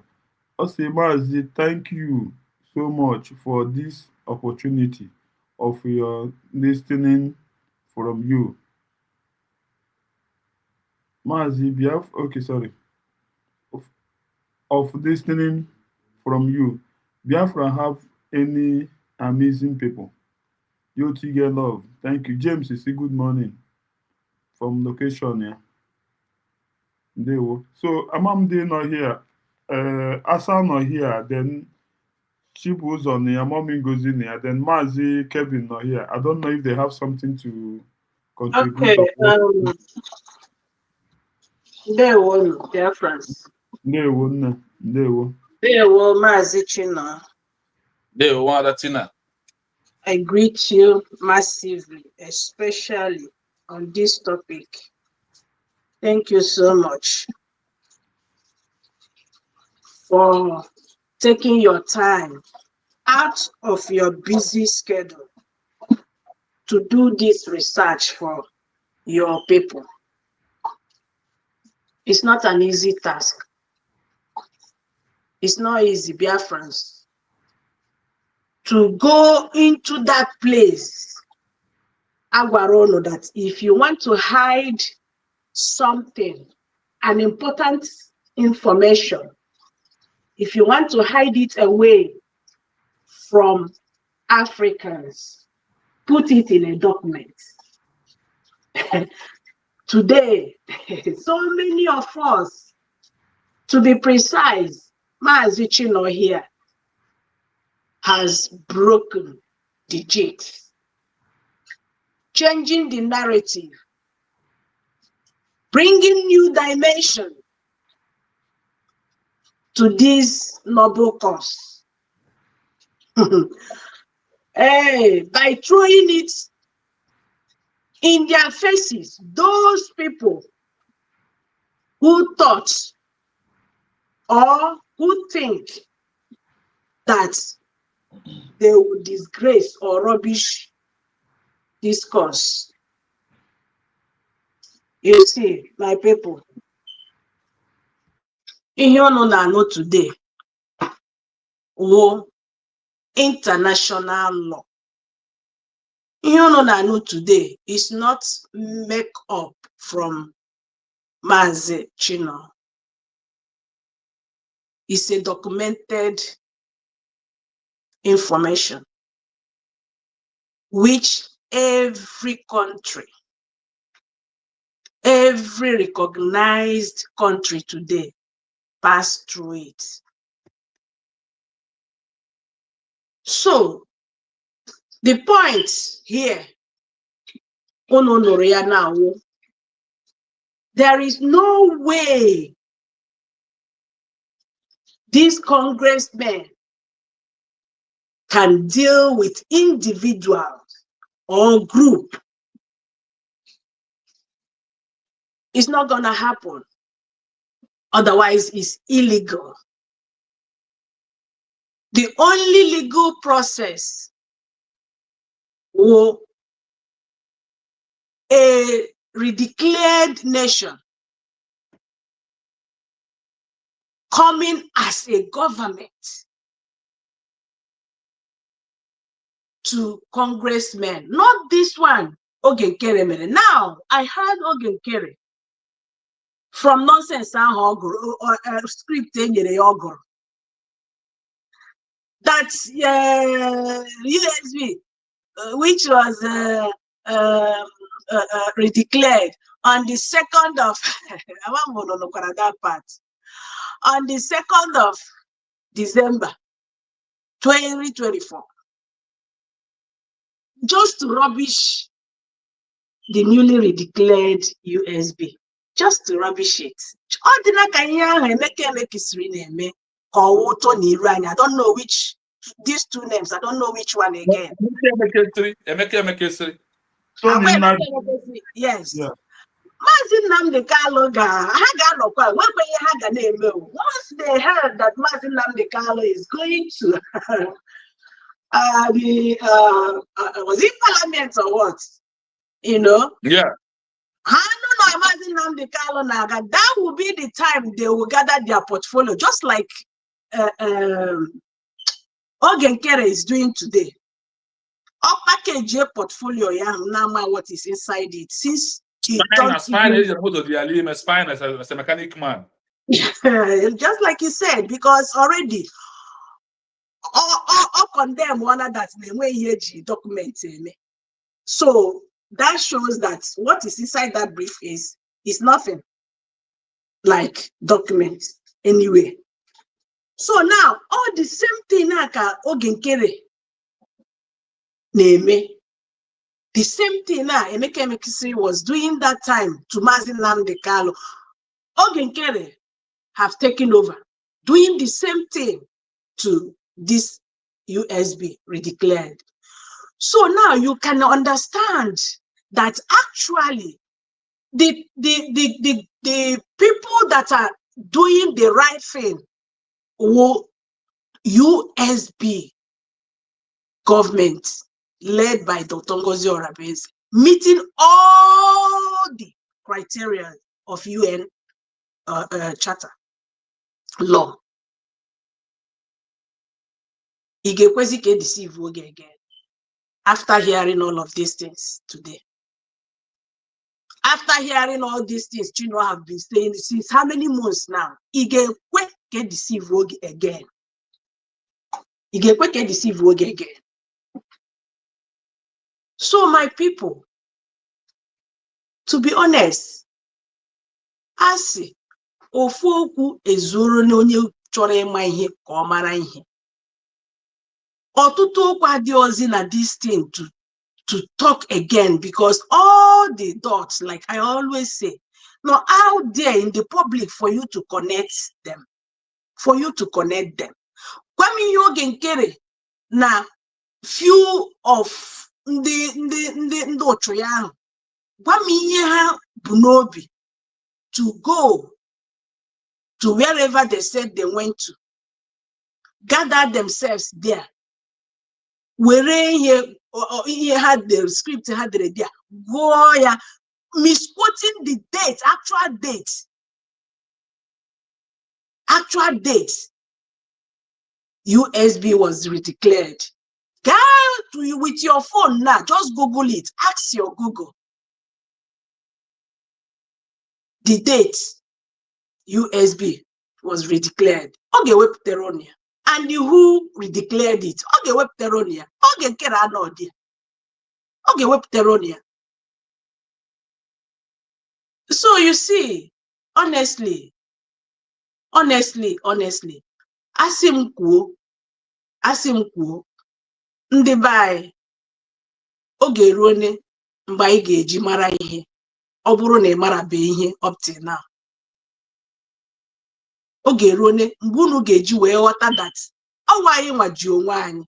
We are the people holding ourselves. The final push now, all in our hands. We are the one that will do it. No other person. No other person.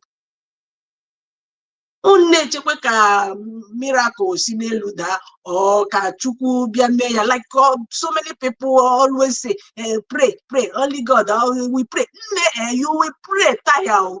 If you don't do anything, like supporting anything and no, you can hear you from here. Following the due process now, the main thing, not that what all of you are eyeing there, that are causing this division everywhere, thinking that no angels, no how only get with this Biafra. Nehi, more on India. The only thing that will do it now, we coming together, supporting this our government that is on the right track, doing the right thing, following all the rules and regulations and law in the international law criteria, meeting all the criteria. That is the only thing now remaining, which all of us have to put hands together and do it. Other than that, as Simon Epa said it, noise. Other than that, noise, everybody name it. Nothing. Yes, other than that, noise. That's all. you are just making noise. Yes. Other than that, noise kind of.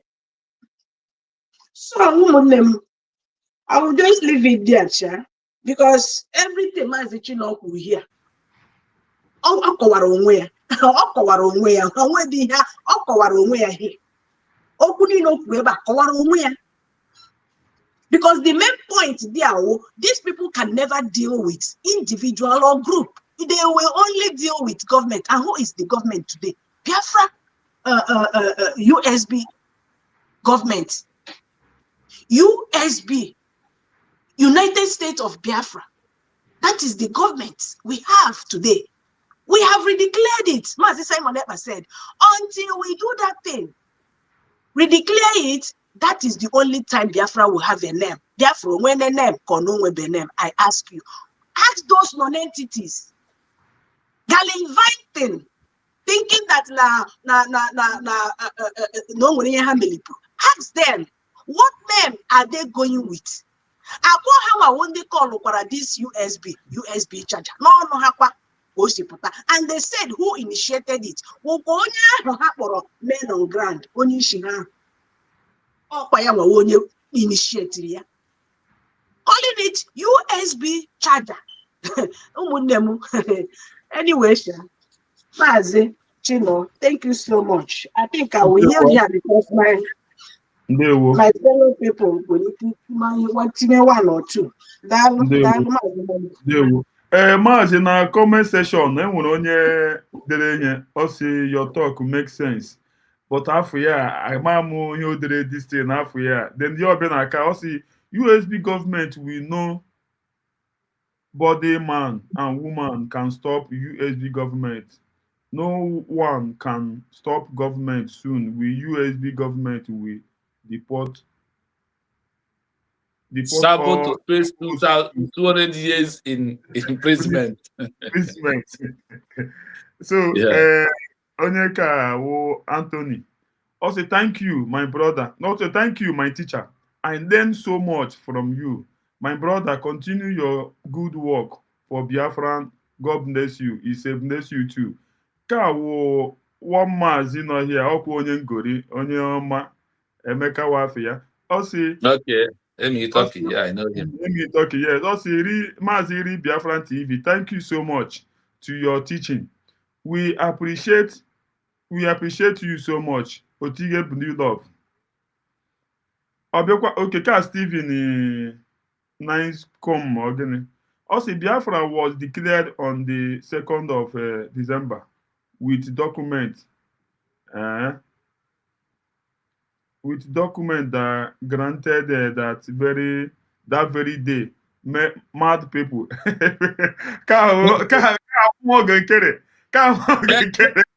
Let's ask him question now. And then Okay, if Biafra declared on December, who declared it? Who is the document? Let's assume it. Who is the document? Ask him. Please, come on. Who is the document of Biafra? It is policing kete ba go snake one kete onyara. Yes. Oh, idiot. Margaret Jagwa. Asatina, you are right.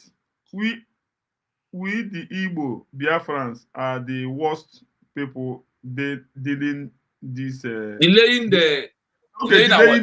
our freedom. Always okwu nwanne mmadụ, always okwu. Maazị, this guy o dere here, but I will not read him again. The guy, I no go read them again. Okay, come go. Yes, come go. Okay, no, hey, try make a mistake you but the guy who idiot. Oh, idiot. Block where people just need until time out. Let him just learn small. I believe that he will change. I know. Sorry, please. Ima, I want to watch you can go for the people who go to Google and research or ask questions. He will not. So for him to put that thing out there, we are debunking it, still asking people, don't take us for our words, okay? Go and ask your smartphone in Google. Ask your smartphone this question. The smartphone, you just go on Wikipedia. The easiest way. Go to Wikipedia. Type what I want to give you now to go and type. I want to give you the assignment. Let me give you what you will type. Just type. After declaration of independence of a new country, some executive that does not have a position anymore start fighting the new country government and they claim that they have a group to use to see lobby. Can international law give recognition? Just type this on Wikipedia and wait for reaction. We are no longer in the era of come and do it in our own, but we're in the era of stop. We call it stop and trash. If our government did something out today, we give them 2 days. We find way to get that thing on that. See, my brother, that will make a comment. Please also type Montevideo Convention of 1933, and you ask how is a new country is going to get recognition. Please type only that. Then come back tomorrow and tell us what you see. Also not mistake, and I forgive, but I not delete in there. Okay. Also not mistake. Official.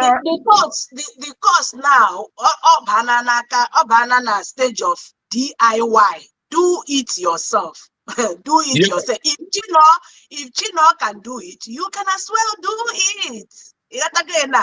It will only take you few minutes of your time, or even if it take you hours for you to be in the right place by yourself. Do it. It's worth it. It's worth it. it's not a waste of time. So Mazi Chinondewo. Thank you, sir. Official AJ. Also, okay, so that our Elias and co-host are inconsequently Inconsequential followers trying to sabotage Biafra. Government effort, but they are already failed.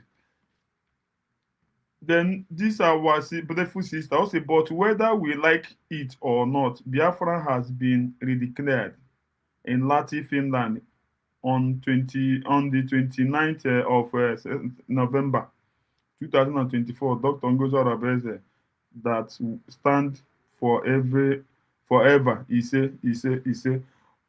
Our brother Onede from Germany, Oji Ugochukwu, bro, keep it up. Also, keep up. He always do that. Thank you so much.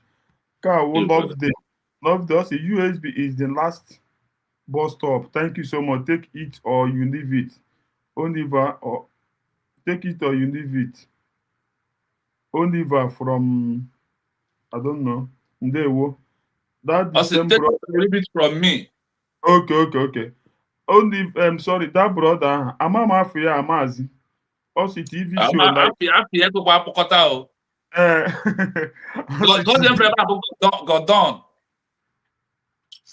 got done.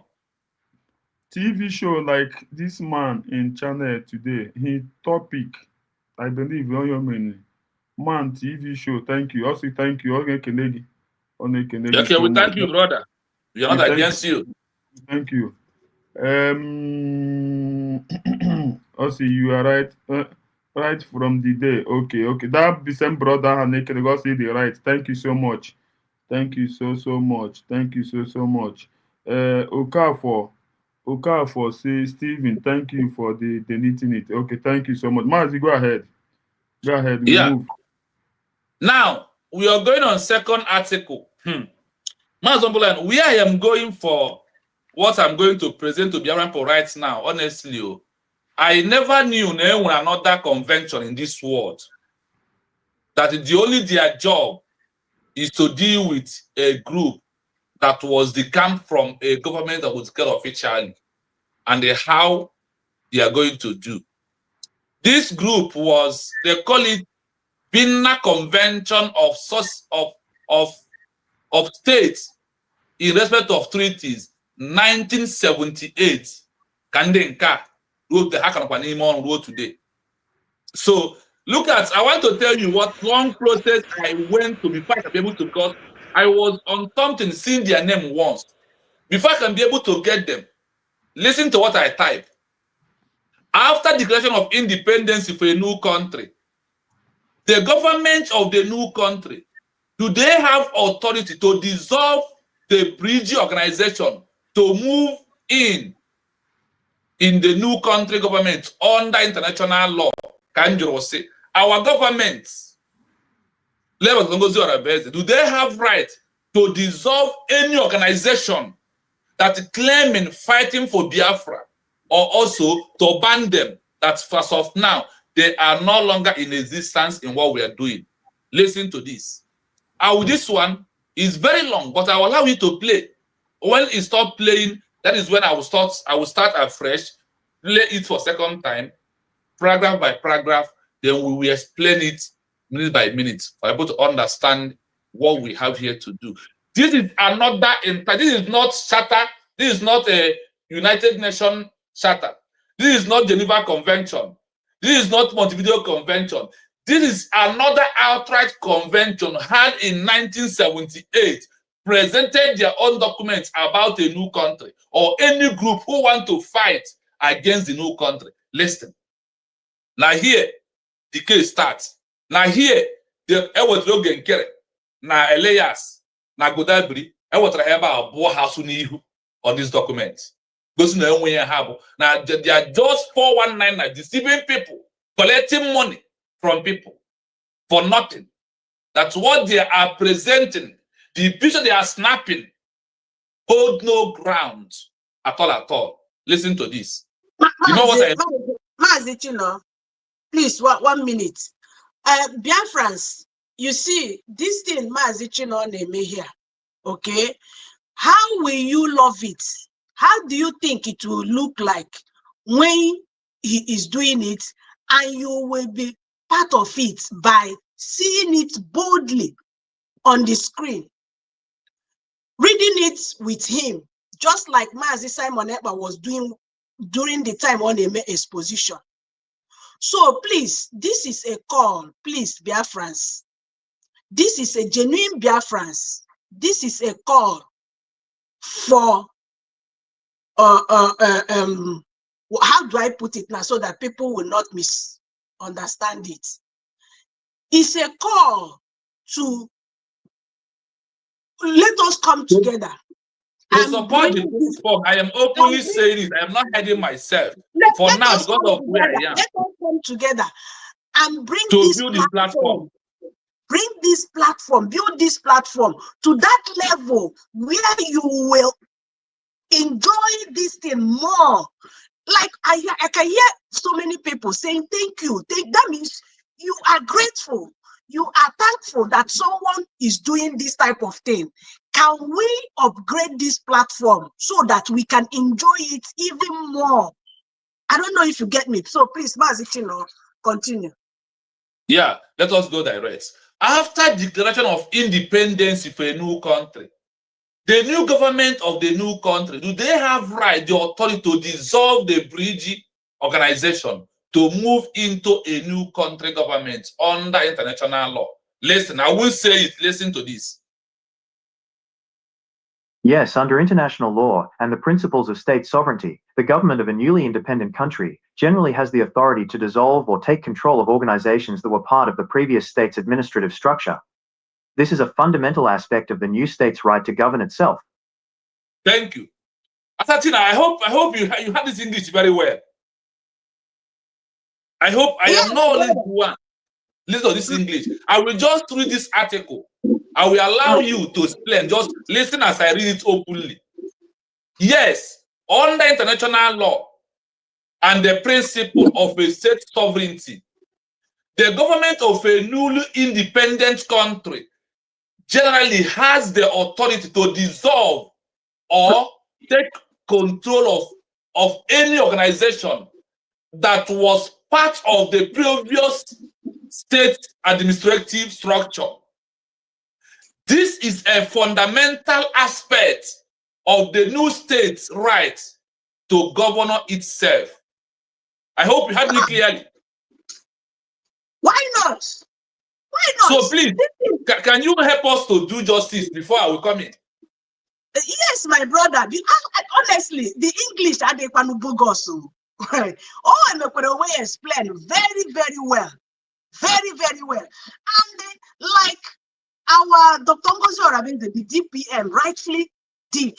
What she did was, in fact, let me tell you the truth. Dr. Ngozi Orabenze is also doing research, just like you are doing. He tell you the truth. On that page, you know. She's not the one to come and explain those. That is why I took it upon myself to also bring it out in notice. Yes, so people will understand what she's doing. So, what this thing actually meant is this. Immediately, USB, that 40 states, immediately we declare that our states, USB, our nation, USB, giving Biafra a name, being in a government, we are ready to govern ourselves.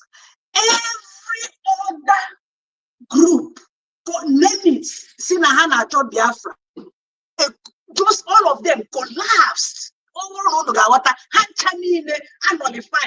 And they collapsed into that nation.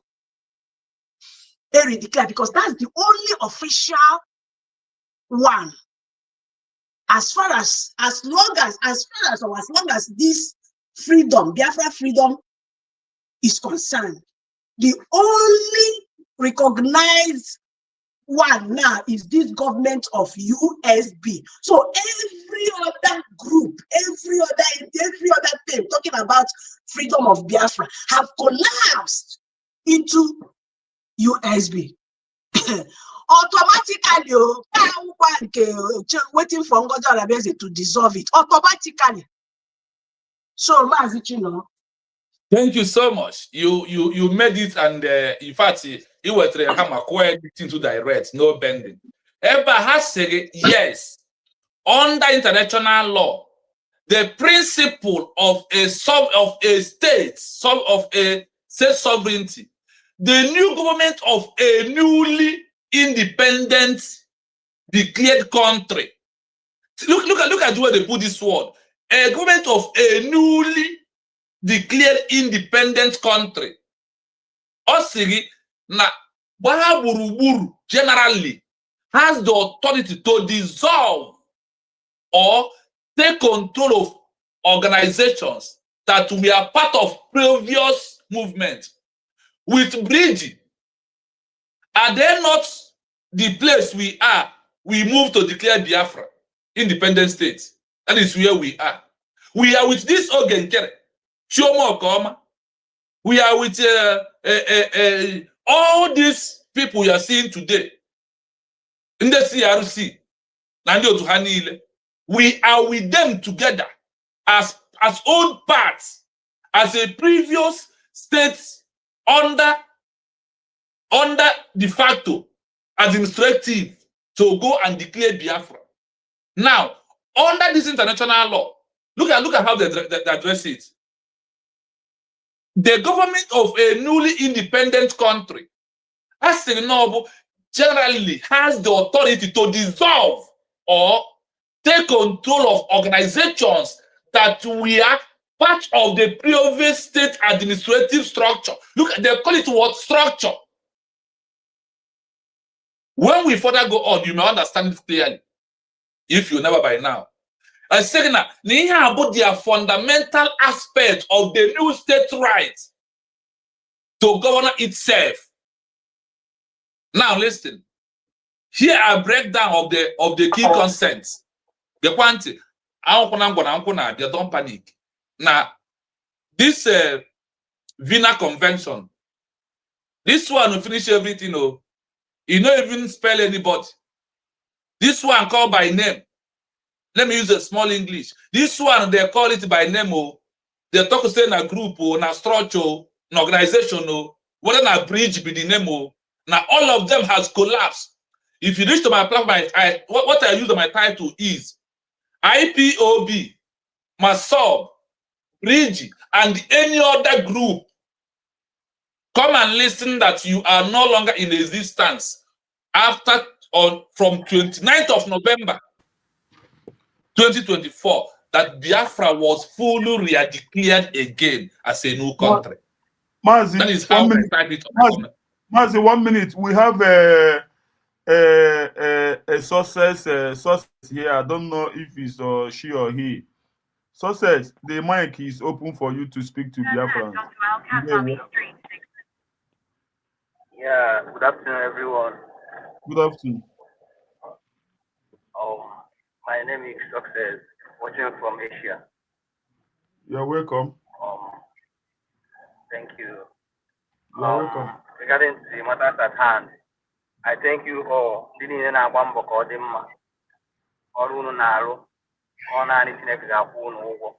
know, you say USB, our last bus stop. Yes. Because we keep guiding and protecting them. Our mother, Madam Ngozi Arabeze. You say government as a whole and never hold. You say Then regarding to Orunu Nalu, Amaka, onye nokita na amabere no USB for the final bus stop. Imana onye must be a fool. Only need step is not express don't much because almost everybody, I need to get everybody on where is the onye bụ ụmụaka. Ndị karịrị na confuse mmadụ. Ndị karịrị na confuse mmadụ. Chineke ewugoro somebody there. Where open what their anya on the how men on ground. On that karịrị na confuse people. But Chineke ewugoro somebody from there. Mepekwa people eyes. Everybody are following in the nagan. So nkata niile ha na-akpa against USD isi aka a ga-eji wee pụọ. You know? So I need more of you guys because on our mbata social media ka m nweta update ihe na-eme about our USD. Mostly ndị nga na-afụ ndị agbata eke ndị madam isi ọcha nke mmadụ na-esechụrụ ọsọ na France weta nke ma afa nke ọzọ ahụ na-agba ọnụ kpatakpata ka nwaanyị.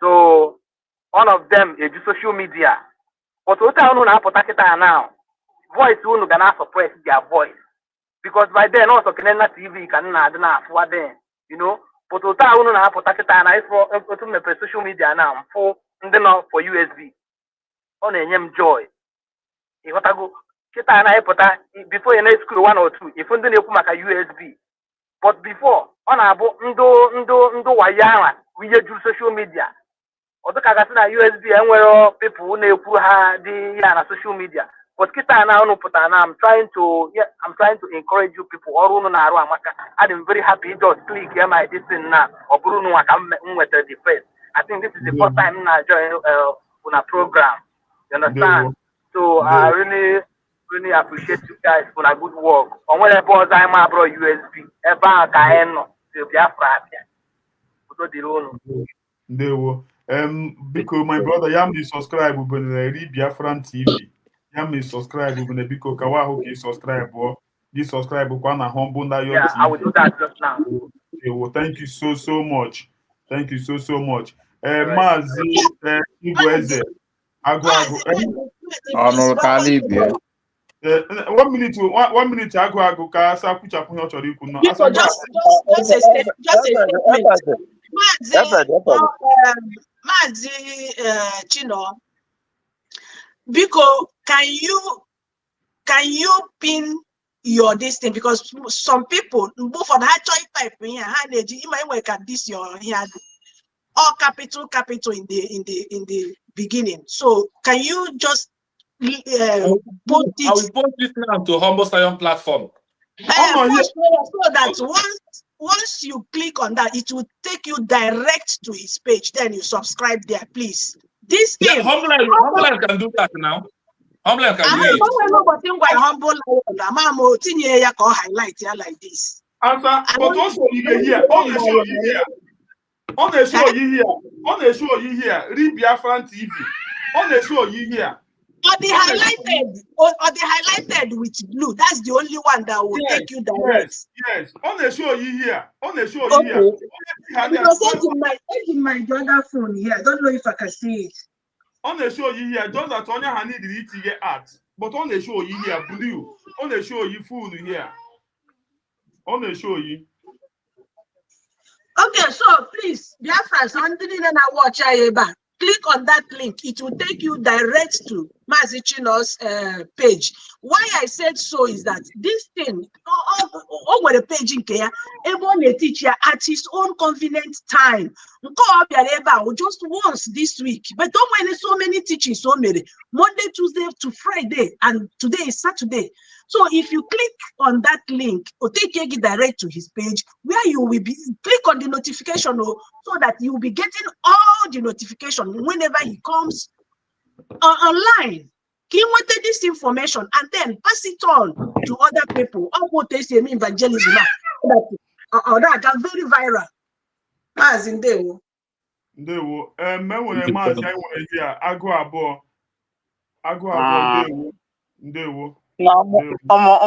ụmụndị eziokwu ekere m unu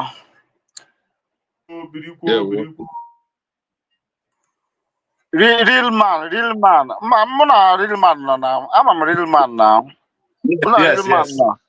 bọtụ mana mụ adịghị ekwukwu okwu m na-afụ ihe ọ na-eme since o bidoro mụ na ya na-anọ bọtụ ọma amakwa ọtụ ekwe nọmba ya o nwere ike ọ bụ na time ndụ busy but na-afụ real man afọ m ihe ọ na-eme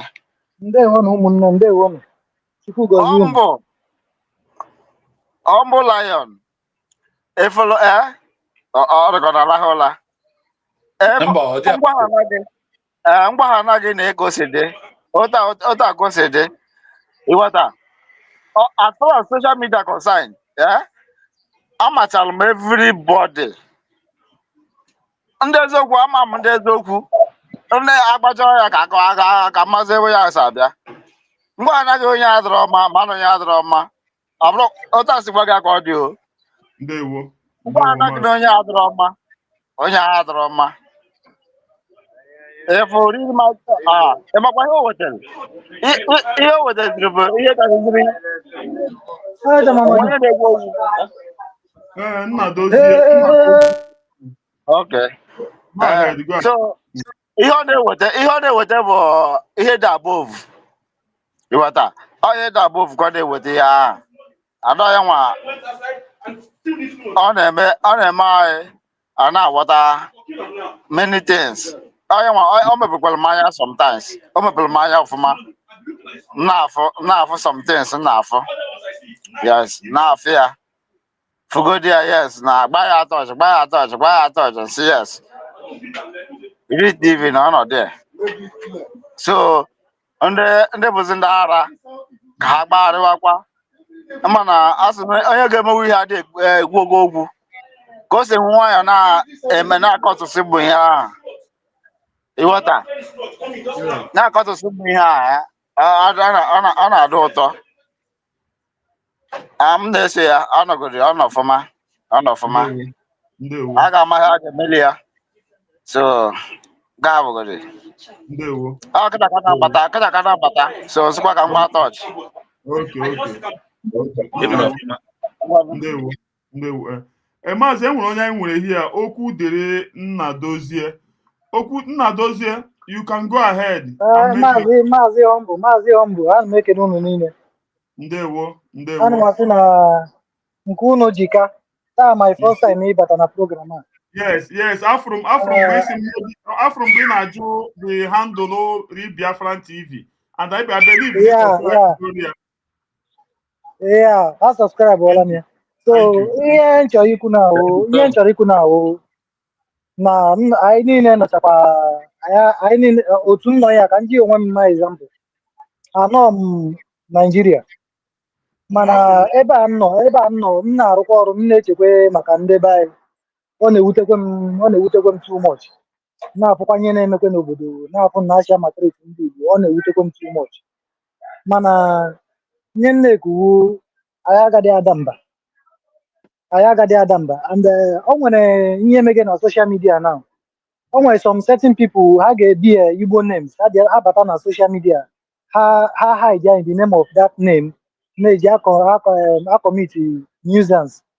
Mana in reality ndị niile ahụ dị ndị Igbo ọ ndị a kwụcha n'ụgwọ ma ndị ka ha ya ha pụta na social media atakwa ndị Igbo. Mana ihe na-ekwu ka nwụ na ha si abịagakwa ọkakwa mma na ndị mba anyị bilitekwara ọtọ anyị azakwanye aha ha nọrọkwa na nke ha na-emekwa ha atak bikos anyị gbajikwe nkịtị ndị ya na-aba anyị ma ọ dịka ndị Igbo onwe ọnụ na-ekwuchakara ndị Igbo. So ndụmọdụ ọzọ m na-achọkwa ihe unu niile wụ jishi n'ike na ihe unu na-eme jishi n'ike maazị Real Biafran TV topic gị a nna ọkwa bọmbụ na-ebupụta ya I'm telling you na-ebupụta ya sometimes nna nọkwa like this na-echekwa the same topic ahụ ana m abakwa na Google mba na phone m na-type many things even this document generated from Finland issue another important ị ga na Google type all the important of how powerful that document is ị mara na adị aga document ahụ everything amamiota. So here I go to number one weapon ha jigodo n'aka and onwedi onye that document generated from Finland and I thank God no would any African country generated that document not from Finland and Finland European country. So here document legit document ha jigodo n'aka now and the way forward no there USB onwedi ihe ọzọ mmadụ ga-ekwu today ahụ ya ntị na ụdị USB ịbịakwana n'Europe anọ na m n'Europe almost 5 to 6 years afụbeghị m this country nọ na afụbeghị m their military n'ụzọ before anything army afụbeghị m ya n'ụzọ before afụbeghị m ya n'ụzọ So here, Madam Dr. Ngozi Arabueze name, on a meti of at least follow that international law and rule. Ya wuri gawana onye ji eji mmadụ. So ihe nneku ihe nga unu nne ma mommy anyị nọ na studio a masị Chineke gozie unu niile. Ihe unu na-eme. Nna amadị ihe unu na-eme o. Ọkwa unu na-akachikwa ya obi anyị nwa na onwe anyị na-enweghị na isi nọ na social media ọ unu na-akasị ya obi. So ihe nneku jisi n'ike anyị ga na-akwụnyere unu n'azụ na-eso unu na ihe unu na-eme. Asị m Chineke bụ unu ume ọ bụcha na ihe m chọrọ ikwu. Dọkụmentị ahụ ha generate the kind of powerful document just Ghana Google type how powerful that document is. Document ihe niile adịghị amị aka. So ihe na-asị Maziri TV jishike Humble Lion amasị gị jishike nwaada anyị amasị unu niile jishike Chineke bụ unu niile ume. Thank you. Thank you, man. Thank you. Mazi, go ahead. Go ahead. Yes. Now we are going on how breakdown of the key concepts of this document. Listen. Here's a breakdown of the key concepts. 1. State succession and sovereignty. When a new state is formed, it assumes the rights and responsibilities of a sovereign entity. This is known as state succession. The new government's authority is not a continuation of the old bridge government, but a new, independent power. This means it has the authority to... Listen, I want to read it out again. And let me repeat what the voice reads. When a new state is formed, it assumes the rights and the responsibility of a sovereign entity. This is known as a state succession. The new government authority is not a continuum of old bridge government. The new country authority is not a continuation of the old bridge government, but a new independent power. This means it has the authority to dissolve IPOB, autopilot, MASOB, bridge, fallback, CRC, Adandocho, Faceless Unite, Omada Highway, and all of them. They said that the new government has the authority to dissolve the old bridge, that his new power will not continue from the old bridge government, but independent power and the authority of a new state it shall take to prove otherwise of being a stable, a functioning government. Mas Humble Lion, do you know when I opened this, what shocked me? What shocked me to my bone marrow? But the way they address it, they said when a new state is formed, it assumes the right of responsibility of a sovereign entity. This known as a state secession. The new government authority is not a continuation of the old bridge government, but a new independent power to dissolve every organization, including the old bridge. The new government has authority to do it. Follow the answer.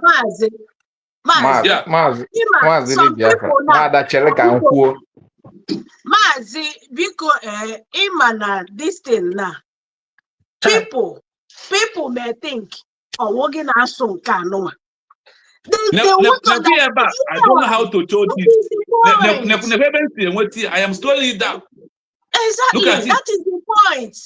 When we have this thing now, this gadget is very, very important. Although on a screen here,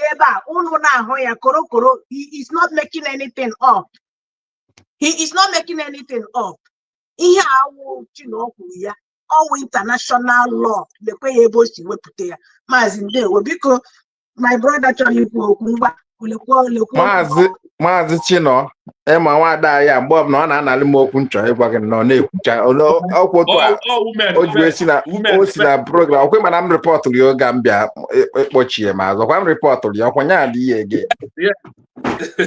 rịpọtụkwa ya ege na Maazị Chino ọrụ Biafra ị na-emekwanị mmadụ onye ọbụla na-anyụ na brokast ga ị na-eme mmadụ ọ na-anyụ kpụọ ebe nji onye ọbụla na-anyụ rọva a na-anyụlụ gị ototolọv ifọlụ jenu Biafra na-anyụ n'ihi ya niile ị na-ekwu na amabekwa o ji ha wee na-anyụ ọ kwasọsọ okwu ọnụ otu o ji atọ ịma na oyi aka awa PM mere onye ọbụla na-anyụ awa leader mere onye ọbụla na-anyụ followers ama over ndị ife ọma na-adị mma ama over ọkụ dị over. So my brother, I really greet you. Respect for your good work. Chepụta bi onye ọbụla anyụba na onye anyụ ọtọ ọbụla isi ya mụ na onwe m na-anyụkwudo ebe a nọ obere ife ọma na-adị anyị mma ife ọma na-amasị m si n'ike. I love Biafra. Biafra is my home. So my brother, continue. We move. Obi na-atọ m belebele na akọ eli ma gị ndị Hausa.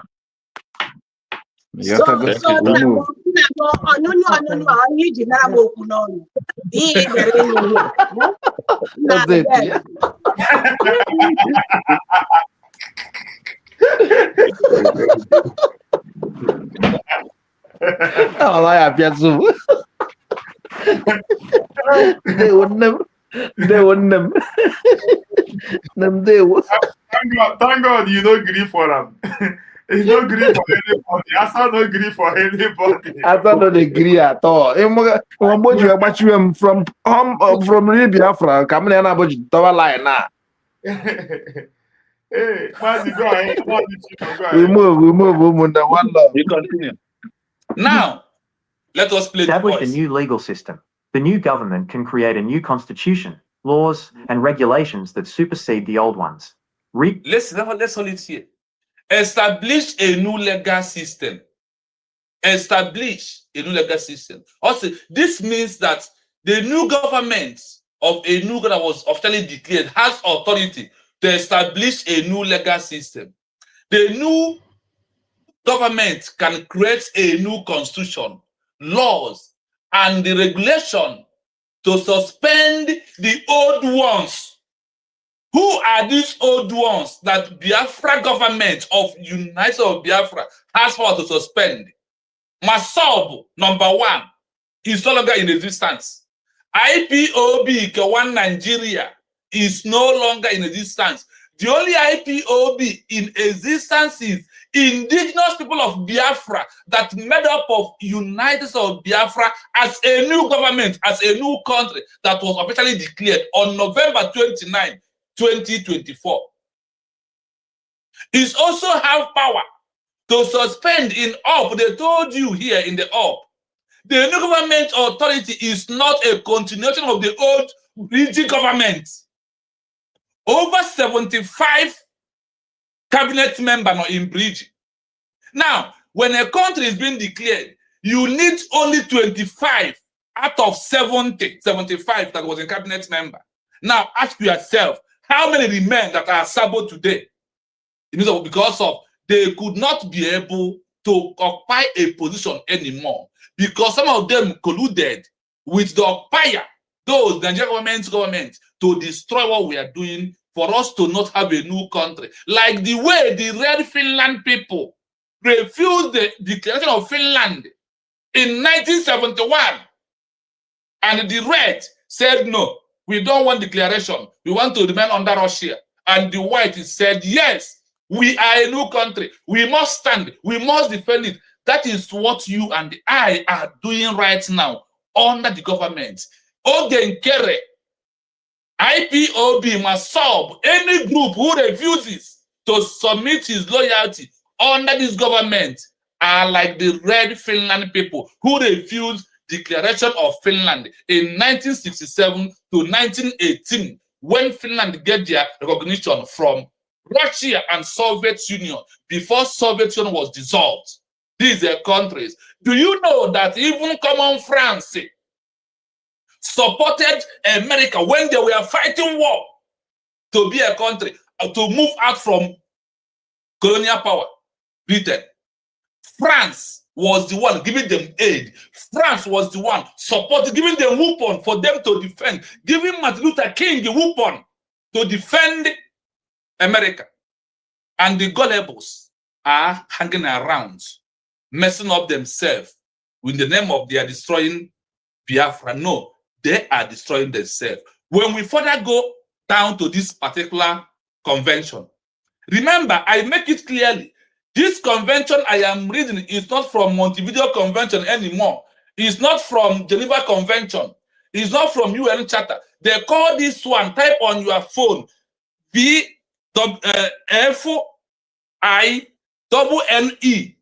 Convention.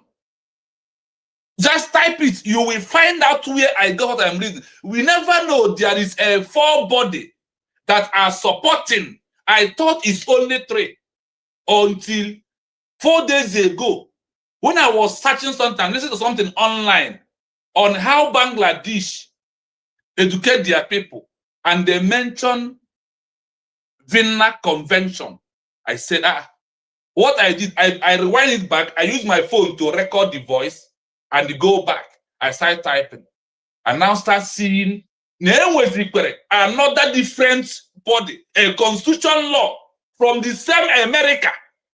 Again, in 1978, who made their convention and they approved how all this Achekota Ekwono group in Biafra movement today refuse declaration, how they will be treated and how the government has right to divorce, as in, let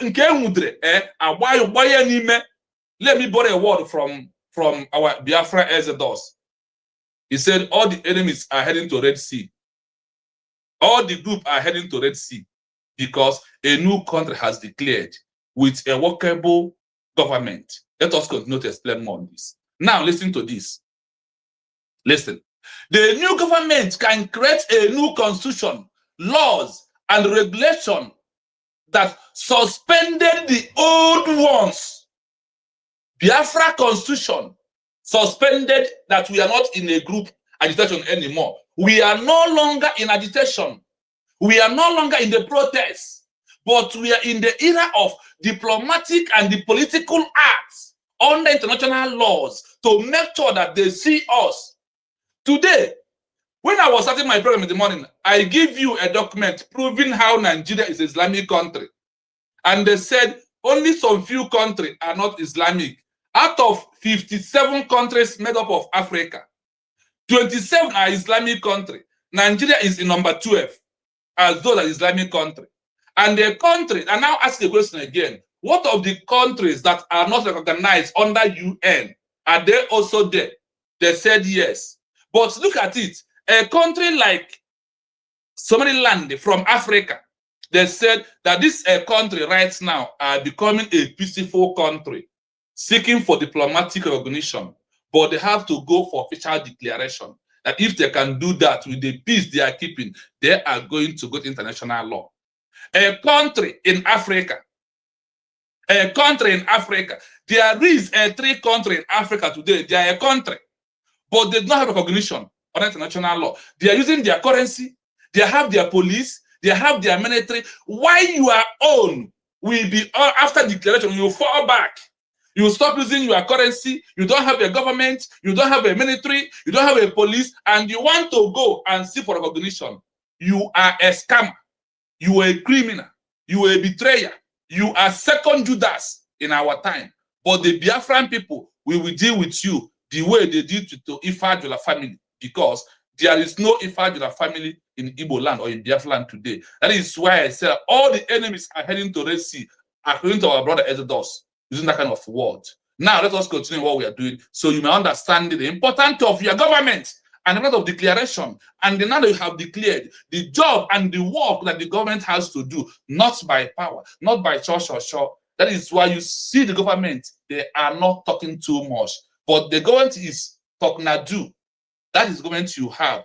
What is a due time for the government to come and present one patent issue to you. When they present it, they even touch the national law on it and told you this is what they are doing, then you may understand. It's no longer a time to snap a picture. We can never become Nigeria government that the dead man ruled for 8 years with a picture. Where one stupid man asked them, this one a president in a photo, okay, you are Congress in Washington, D.C. in a photo. Is it the Biafran people you have to gather? Or instead of you and your so-called Elias, a criminal like you, who look at your small head, is Ibu, where man only head name is Ibu Eba, can you zo Ebatego of America? Or where we name everyone to $10,000. Why they know that they are not living anywhere? What is simply in what language you wanna Madne Jebe Dibia? See a net when call warrior, okay, we woman. Dibia, we are Iga Ponimo, Manamuko Mado, or Branyan, the Quanisim, or Dia Quanisim. Oi Hanka, and Morgan, Poppy, sa. Oi Helias, Nabuda bring a mega in America, whether you like it or not. My fellow Biafrans, what we are doing is that place what Obies said, what you don't know is bigger than you until you know it. The governments are trying on anything possible to make it on a platter of gold for you to understand their template. We go 247. The template of United States of Biafra was now found in Montevideo Convention, Geneva Convention, UN Charter, and this Vienna Convention 1978, you go 247. That is where the template is. It's no longer a template of do as you like. What you think is what you will do. No, because we must meet the standard of international community. We must meet all the criteria. And now that we have over-met those criteria, we are seeking for international recognition. As we move, we must know something today. Now let's go on another article. Listen. Organized government bodies. It has the right to restructure, dissolve, or create new ministries, agencies, and public organizations to serve the new state's needs and political goals. For here, after explaining here, I will stop for Asatina or some people in the building to put their voice. They said, recognition government body. It has the right to recruit, dissolve, or create a new ministers and the public organization to serve the new state need a political goals. What is this lady's name? I don't know a politician. Toshi. They said that the government has right to restructure, dissolve pataka. Biafra. Dissolve her.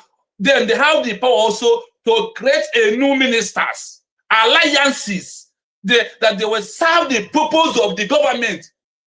If there is any those organizations like Masova, IPOB, who has those, they are genuine. The government has right to bring them if they have something to offer, because the government is a government of every constitution, everybody, every organization that was dissolved to be under a new government. After you have had all this, what are you still waiting? In a chogen kere, kokeli, his realani, that is why we are waiting. I must say that the time we are into is not that kind of a time. It's a time of those who know what is called politics. Being political, diplomatic, legal. And they said, when we go further, you will hear that the name so-called bridge, how international law, because under international law, a name bridge was very open because it can use the name bridge for anything. That is why for here, they call it a structure that is into transition to the end or to accomplish a mission. After declaration, that is where bridge end up and it is dissolved. And it's had today from this Vienna Convention 1978 that the government has the authority to dissolve every organization, to recruit new members, to work, because I now saw the board ministers of Abu Jordan. The end of the four however so Rubanion. No guy will go 247 come let him get the Mawian Akuzrian social media or tell by any position of Rapua now key social media. My people, on the platform, please, we have the time for you to submit your own submission, because now we need everybody's common opinion for us to move to where we are going. Thank you so much. Humble, thank you. Okay, sorry. Humble, speaker. Answer. Okay. Yeah, and when you try to make submit na. Yeah, it was like I take your mic without you. No, go ahead. Okay, sorry about that. Yeah. Okay, so Chino, thank you again for the second section.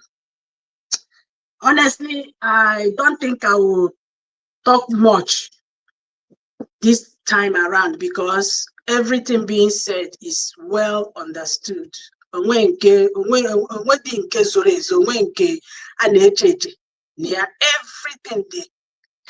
clear, like something written on a white slate. So now, but the key points is what I'm going to touch, so that I will let my brothers and sisters to talk. The key points here, dear friends, Odogo anya that, like Mazichino said here, I will keep quoting Mazichino because I am 50 seconds in this program now. Ononoria, not from his mouth, but I go potaronia from Eba follow internationally. International body come and listen.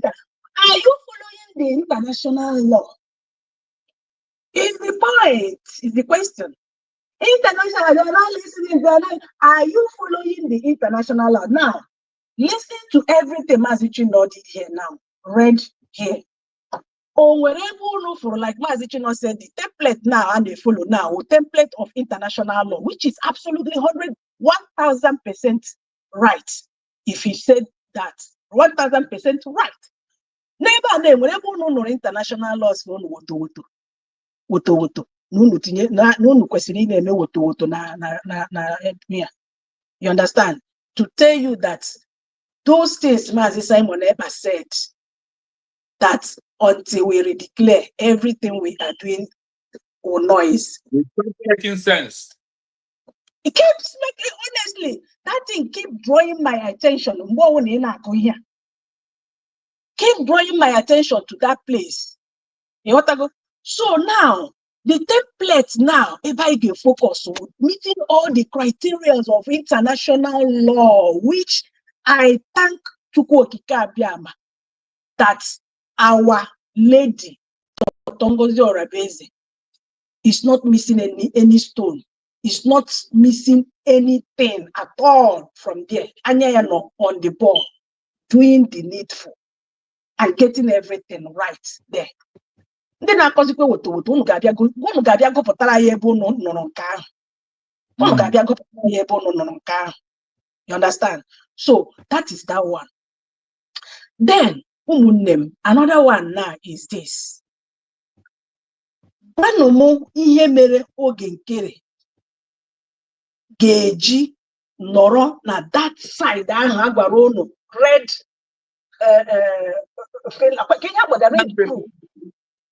red group during the time of Finland. Okay, Finland na-achọ their freedom, their independence. Oh, with white and the red. Now ask yourself, gịnị mere oge nkere ga-eji nọrọ na red ahụ? Having started with Obatobi, see, or not at their join this time around. He started with Obatobi, but now this time around, or chooses here to stay on the part of red group. They may be in the Finland during that time. Why? Why? If not that, all the go bought over. Yes. Now sound the Zik and the zoo. When you also all the go bought over. That is the only thing. Mere dating his most worry, his most concern. They declare Biafra on the 24th. Yes, not a second. What is in that date? What is attached there? The main thing, declare. Yes, I declare. What is the name? USB. Then let's move forward with USB. Now, let me just bring down that thing on the layman terms. Unumana ihe Chinokwu ebe a now, and I later explained that USB after Eri declare a US immediately Eri declare a USB on the 29th. Every other thing talking about group, talking about Biafra freedom have collapsed. Now let me drop collapse. Ihe anadeka in layman's term, ihe anadeka ngamado family gara ichu iyi. Right? Ha gaga onye ọwụna were can nke or bucket nke ya gaa na mmiri chutecha mmiri. They now come back home were mmiri ahụ onye niile kutere ga empty everything into a one drum. Empty mmiri ahụ niile into a drum. Those mmiri niile ahụ onye ahụ wetere empty ya into the drum. Onye ọ na towards the empty bucket by the side. Mmiri niile ahụ nọzi n'ime drum. Now that drum represents USB. That drum represents USB. Pocket in ahụ onye ọwụna jiga chute mmiri ahụ nwoke. All these groups everywhere. Once alọtara bịa winye mmiri ahụ na drum, they have emptied everything into that drum. Now they are empty, very empty. So oge nkere since 29th of November, Eri declare Biafra. Oge nkere everywhere, all of them, they are now empty. All of them are empty. All of them are empty. See them as empty vessels making noise. That's what they represent now. They are very empty. They don't have anything. Oge nkere enwe document oji. Now go no give me congressman. With what document? Very empty. I don't know. Honestly. You followed me yesterday when we asked about can a group that they come from a new government form a group claim that they use lobby to use lobby to see congressmen for the of a country. Of course, no, not possible. Not possible. Our people. So, this is just to break it down, bring it so down to a layman's understanding. The empty. All of them have emptied everything into USB. USB was in the Galabas. All how I won the Jideji. Call it anything. They have right to recruit. They have right to recruit ministers to work in the favor of the new country, to establish all aspects of the new country. Exactly. And Dr. Ngozi Orabeze is exercising that power right very, very well. Yes. Unuchete one time, a man called, called, about, I don't know what's on Nigeria. I don't know what led to that statement, but you heard the man saying that Dr. Ngozi Orabeze, who is in charge, Dr. Ngozi Orabeze said that she is in charge. Yes, yeah, no, you are not in charge. Obatobie is in charge. Now, Okoko amaho that now. When Obatobie, by default, can I really use to see a surrogate because that surrogate they on a bar in the madanya because of Ndikwe and Dekwe. No, surrogate or surrogate. But we all believe that Obatobie Merengozi Orabeze, COS, Chief of Staff. So by default, Obatobie PM Monoya, COS, automatically take every charge of everything. Taking charge after Mazin Nandi Kano. In the of IPOB. Exactly. So I don't even want to go to that part of surrogates. Have to go to surrogate because if we rubbish. Leaving it at COS. Oh, Mazin Namdi Kalu gave her COA, which everybody about it and welcomed it. Now, COS automatically, we are the in charge fully. Now, who have fully, as in, Simon game Oh, yeah, if Mazi Simon Ekpa have the right to recruit and to dissolve, oh, yeah, can COS game me. Oh, when very fast. I never, we never even declare about to start recruiting by exactly. four-man committee. Four-man committee. Yes. Never even declare. That all those steps mere n'ihu Obatobie, not Nazia. All those steps. O tekichere ya n'ihu Obatobie. By forming that foreman, draw no one, that foreman, kemgbe ha ga-ebidozi rụwa ọrụ. Kemgbe ha ga-ebidozi rụwa ọrụ. That foreman ga-recruit. Kem ha ga-arụkọ ọrụ. Sorry, my dear brother, it's true. The question came to your former because for them to recruit. Then how get recruit that had to recruit. Came the Bidoro war, if not for the USB after the declaration. A Bidoro war was so I said I will not talk too much, but they were putting a mic. I got talk to Patrick much. As it one them down. Yeah, thank you. Hopefully, if there's another person, let's give that person mic before I will go on. Only when a house when you're let that person go on. Okay, you can continue. Asset control over public assets and the institutions. By who? By new government. State control over public assets and institutions. This includes public property, infrastructure, and all organizations that were part of the previous government's apparatus. You hear that?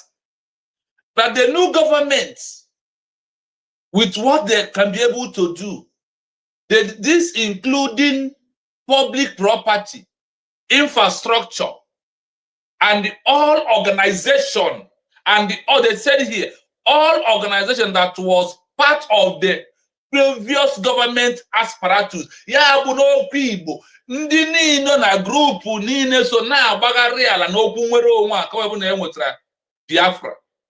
Na ha ncha niile nozi under the government. They said here n'okwu oyibo, and all organizations that we are part of the previous government. Ndị na-asị anyị wee jee, ndị nọ under bridge, under cabinet wee jee we declare Biafra. Now declaration na ha ncha niile bụ the property nke United States of Biafra government. Na ka ncha niile bụzi na ha bụzi on their own. They are not even on their own anymore. Now all of them has become all the organization. They said all the organization. My happiness is that in this convention, in the write-up, they use a common word that every man can easily understand. Here. Even Geneva Convention can cast so logo Igbo. Nka na-enye go Igbo ngo na kwege ngota at your sports. Listen to this. 2. The nature of bridge organizations. The term. Listen to 2. The nature of the bridge organizations.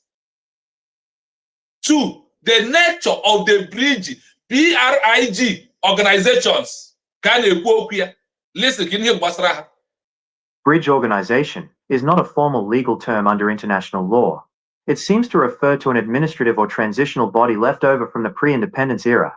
Regardless of what it's called, if it was a part of the former government's administrative structure, it is subject to the authority of the new sovereign government. Asatina, are you here? Listen, my people. The nature of bridge organizations. Let me give you from where I am reading. I am not making anything up. Oh God, look at it here. I will there's a laptop. Oh, I don't know. Go see you now. Fear na go zubo. Ina fit so na agru no nwe gi. Fu no nwe nkem na forge. Na yen na mebu nru ebe ha so kpokpo ibe otu omi ala. Ka gi wan wiki ka yin wiki gotie. The nature of bridge organizations.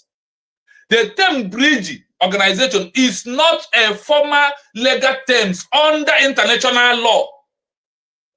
That is why when it's come to a new country, that's why Obatoobie fight for us to go and declare United States of Biafra government for us to become a legal country. It seems to refer to administrative or transition body left over from the pre-independent era. That is where they got this word called bridge. There is people that has formed country use bridge. Immediately they declare their independence. What happened? They call it what? Administrative or transition body. Transition. That is why we are in there when we went to Finland in the first place.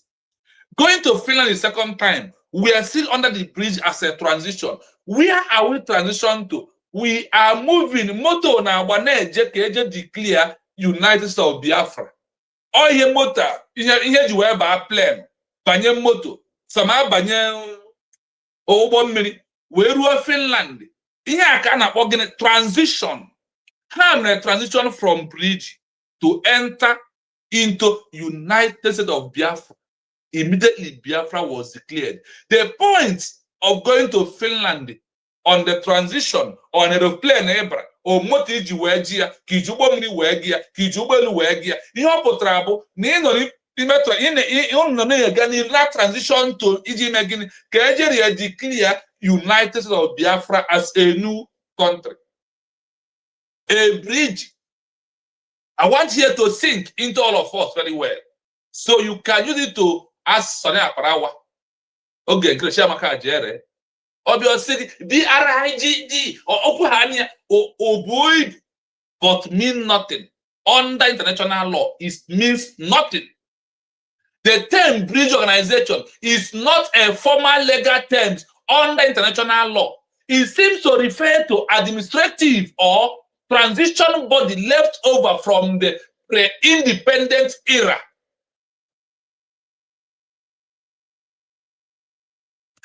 Regardless of what it's called, hey, this is also again a better the all this why I win it not powerful. This is even them man. Regardless of what it's called, if it was a part of the formal government administrative structure, if it was the part of the formal government administrative structure, do you recall that word? A structure that will transit us to declare, that's what we're told, gather all of us under bridge for us to move as one body. Anybody who are made up of the 75 cabinet member under bridge, there are those that said, if it was part of the formal government administrative structure, it is a subject to authority of the new sovereign government. Everything about bridge, everything about any structure. They said, well, it is a subject to the authority. Naga, they are property, they are subject of the authority of the new sovereign government. They even said new governing government of a new country. After you have had this, the nature of bridge organization, how many words do they use? Administrative or a transition body left over from pre-independence era. Or say, regardless of what it's called, no matter how to say about this group, you have to say about Mahosona, ndi nke sobu we na government in exile under bridge.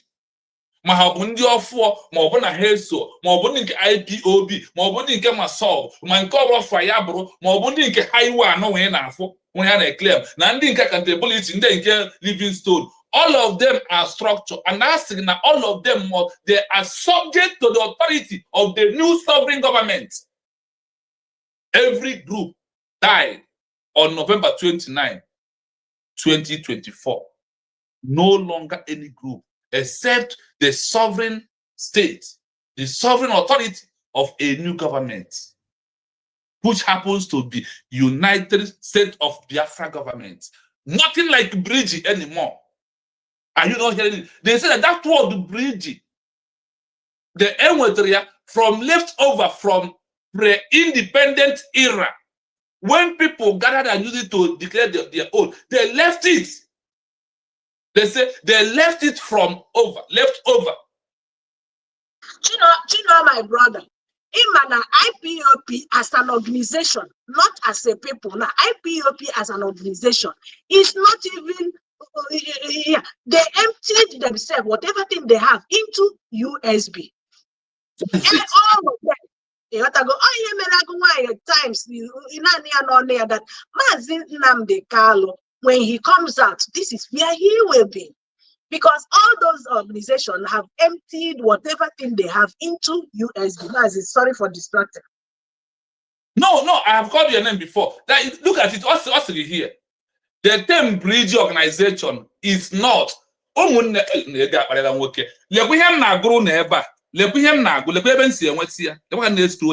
slow you down. And I am not from anything. I just start researching for me to know my rights. Even my government, they are now finding out everything they are doing is right. Let me finish this place. So, I can say something.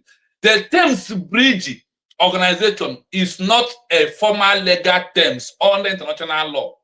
It seems to refer to an administrative or a transition body left over from the pre-independence era. Regardless of what it's called, if it was a part of the formal government administrative structure, do you see that when we are in bridge, the other international community, they know that this is a structure.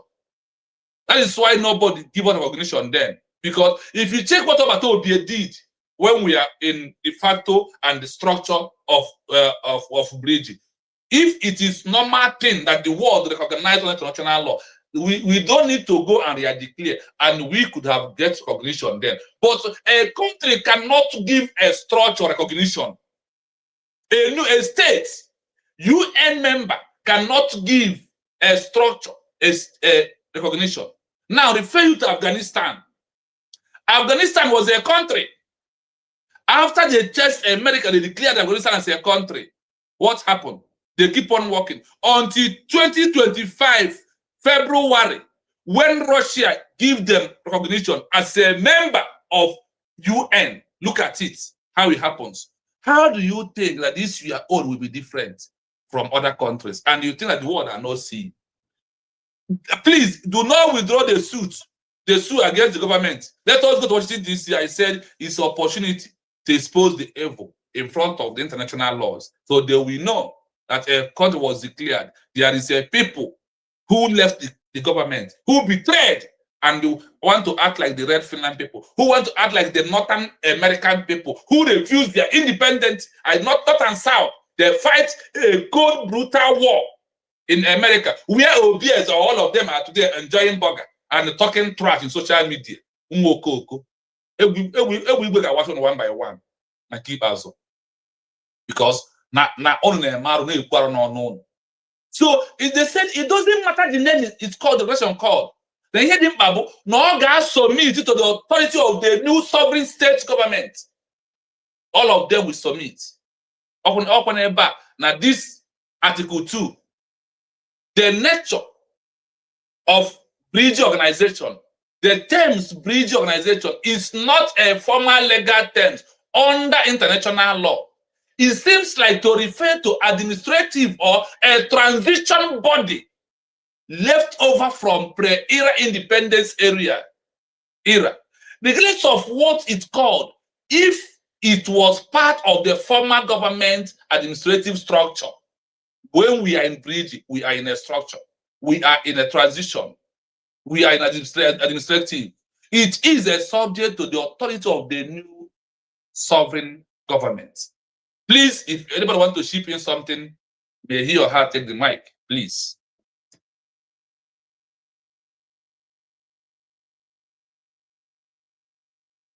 Mazi, I believe Sonia Barawa can come across this program. I will be very grateful. Because that is why people need to share the program, both on S handle. That guy is that is why you need to share. I don't care about my page. That is who I am, because I am only want the truth to prevail. That is why I will leave my platform, shut it down, be here, for this message to go viral. Because I want to be in Biafra land. I know who I am when I was in Biafra land. I want to go back and correct things that I left over there. I know myself. That is why I need this government, by all means, to get international recognition so I can go back. Once recognition come, I am going. I don't need to be here. Because now I'm a million word to go through. Before that, because of Kandomo Wedi, today. So that is why I am making inquiries of things that will motivate me to know that the government is on the right side. And you can also hear it from here. Let us continue. 3. Practical considerations. While a new government has the legal authority to dissolve or take over these organizations, in practice, it may choose a different path for a variety of reasons. You hear it, number 3.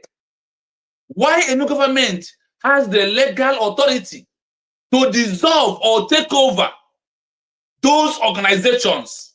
In practical, it may choose a different path for a variety of reasons, because the government choosing the path of having people, choosing people that you call a Tochi, one man, a politician, there is a reason, because the game we are into, those who are politicians is the one who can play the game right now, not with the Ogwo we had here, not like someone like myself on the international stage, because the game is very intelligent, smartness, and you must be well read before you can play the game of international politics. That's what Roberto told you, that we are on top. We are not in the local. And people are dying. People are crying that she's making mouth. She is an international woman, and she must present Biafra on the international level. So, go and have transformer.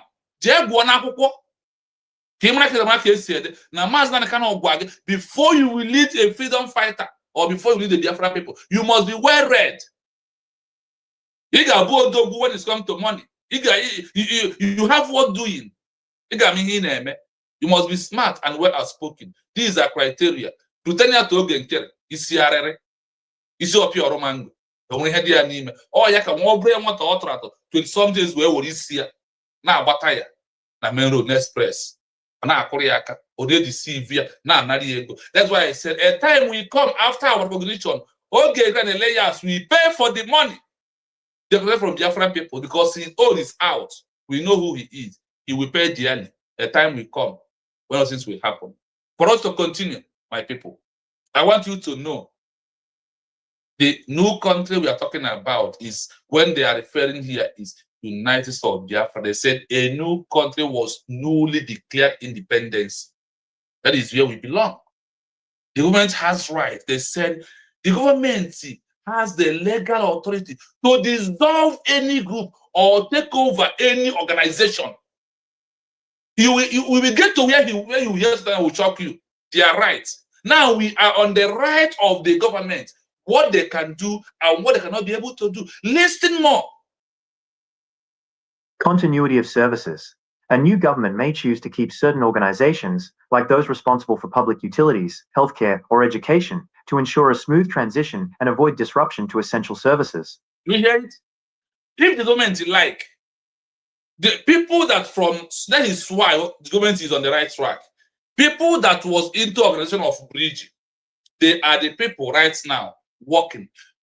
Do you know that our government have never give extended hand to people from DOS and the IPOB to come into, or people from Autopilot, or people from formal Livingstone, their group? They never give them chance to come in. They still maintain those that on the structure in that organization that we used to go and declare. Anybody they are choosing has been there with Obatobi and Obatobi. They know themselves, despite envy and jealousness that are acquiring them, because you are not the one in charge, so you will not listen. But law will make you to listen by thunder, by force, because law is not a friend of somebody. The law we're talking about is not a law like Nigeria government, who are lawless country. Our country must have law. Here I am. I told you on January, they enact law. If you ever post your number outside social media or even on Facebook, if they track and get you, one day, but you could charge 6 years without no payment. You also want to a bro one king of this country. Okay, so law will change our people by force. The way Korea law changed people of Korea by force. That is what is going to happen. That's why they told us the government needs an army that will help them to enforce the law on the people of the land and the police. That is why it is very, very important for us to understand where we are. Government will choose to keep certain organizations like those responsible for public movement, healthcare, those that are here with the position of that they acquire from the bridge. After the government restructure those that are going to work with the government, many of them are in there, except those who betray and they put to the resignation letter because they want to see themselves as God. When we refuse to worship them, they turn back to drop a letter. Go to hell. Without you, the government is moving. All the enemies of Biafra are heading to Red Sea, whether you like it or not. What are you doing by now? Are you still believing in bridge? After you have listened to this, ask yourself, it's not about Ngozi or Abese. It's about a new country government. It's not about Mazen Nandekano. It's not about Mazen Simon Eba. It's about you having a country of your own, not them to have the country, you to have a country of your own, where you can exercise your rights as a human being, not to treat you like as an animal, as an outcast in your own country. That is what it's all about. Listen to this. International obligations. If the bridge organization was part of a treaty or international agreement, the new country may need to decide whether it wants to be bound by those agreements. The Vienna Before we go to the Vienna Convention, that is where I got what the document I am reading to you. Vienna Convention. VIENNA. Then Convention. That is where I got this document that I am reading out to you today. Told you that there is a 4, but I have got to into 4. I'm searching if there is a 5. I also support the new country. Listen to this. International obligation. If the bridge organization was part of the international agreement, if the bridge organization was part that lead to follow to declaration, the new country may need to decide whether to leave them or to ban bridge. The government has right to ban bridge. And today the bridge does not have legal right at the one telling us, don't use piece of Mazen Simon, don't use the Biafra national anthem, don't use Biafra coat of arms, don't use the imagine. You know, even ask yourself, this thing I'm asking, is it true? That is why we are here, to let Biafran people to know the do's and don'ts, to know the original of what we are doing, to know that your government has right. They said the government might decide, the new country government might decide whether to ban those organizations. They might decide to ban the bridge. Why you or what's an Alabama? The government has right to ban it, but because the government doesn't want problem, they don't want saga, they don't want noise, they want to maintain peace. That is why the government allow them to be even open mouth to use that name bridge.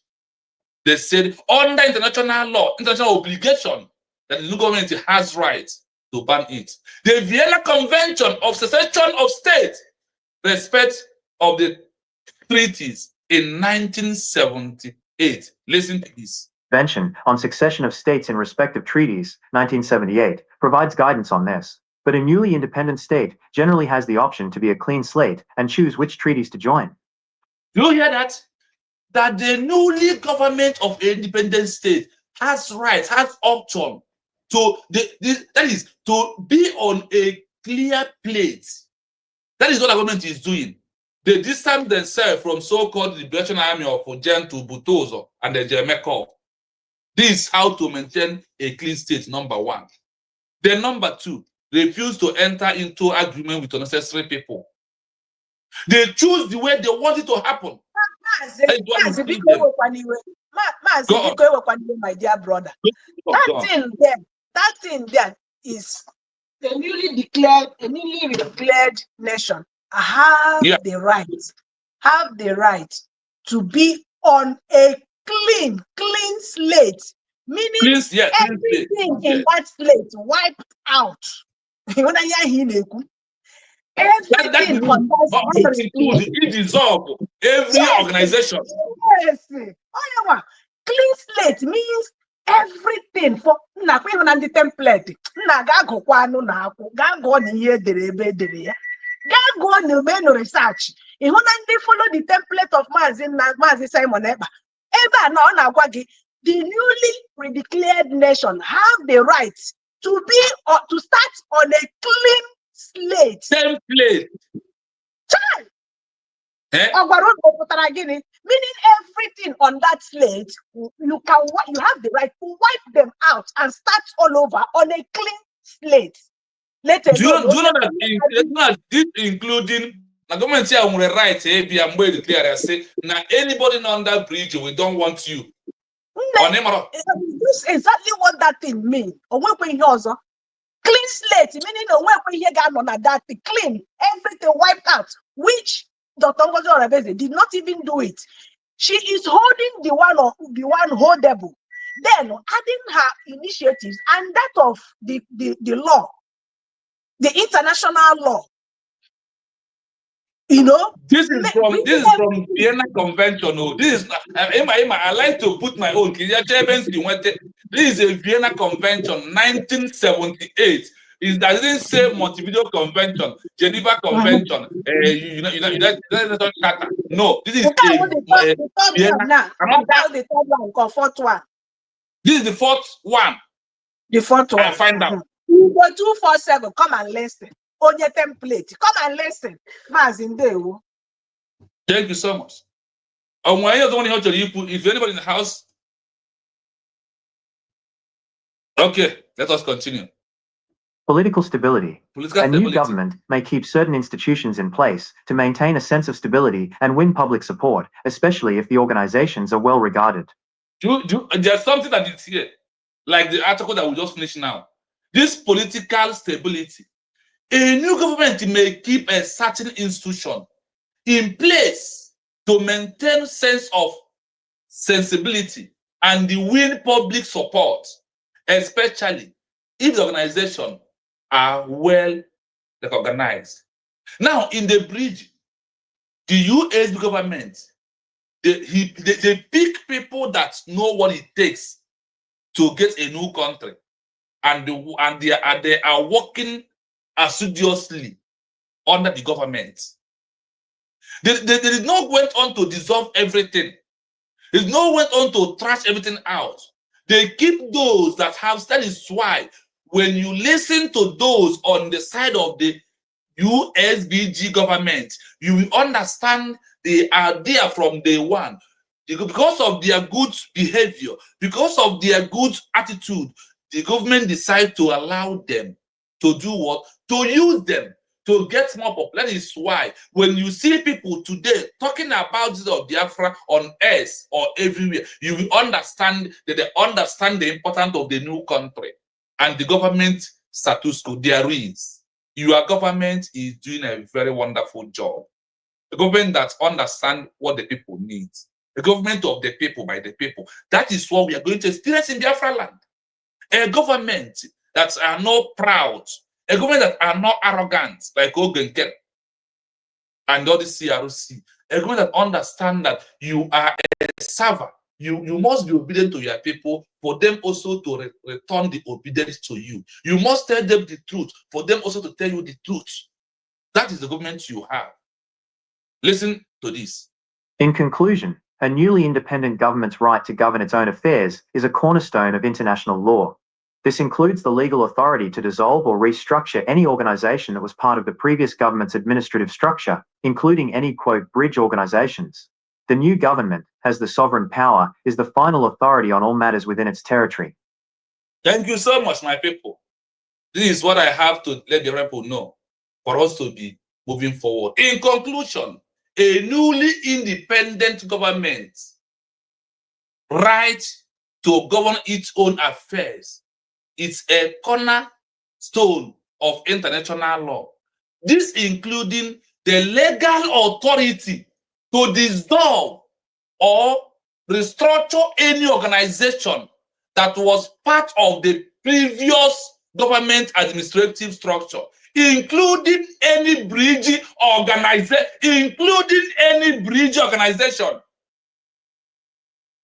The new government, as the sovereign power, is the final authority on all matters within its territory, within Biafra land, within our border, within you.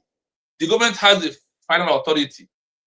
My fellow Biafrans, this is what I have to present to Biafran people on this Saturday, being 20th of September 2025. Keep your fingers across on Saturday next week. We are going to go into the Vienna Convention fully, many articles of it by Saturday. We also present session 1 and session 2 the way we do it now next Saturday on this platform. So, my people, this is what I have to present to Biafran people. And since I came back from work 7 or 8 o'clock, I never sleep till now. This is after 3 where I am. So I think I have to let it here today and allow people to continue to say their mind under this last conclusion. I want to repeat it again before I mute my mic. In conclusion, a newly independent government have rights to govern its own affairs is a cornerstone of international law. This including the legal authority to dissolve or restructure any organization that was part of the previous government administrative structure, including any bridge organization.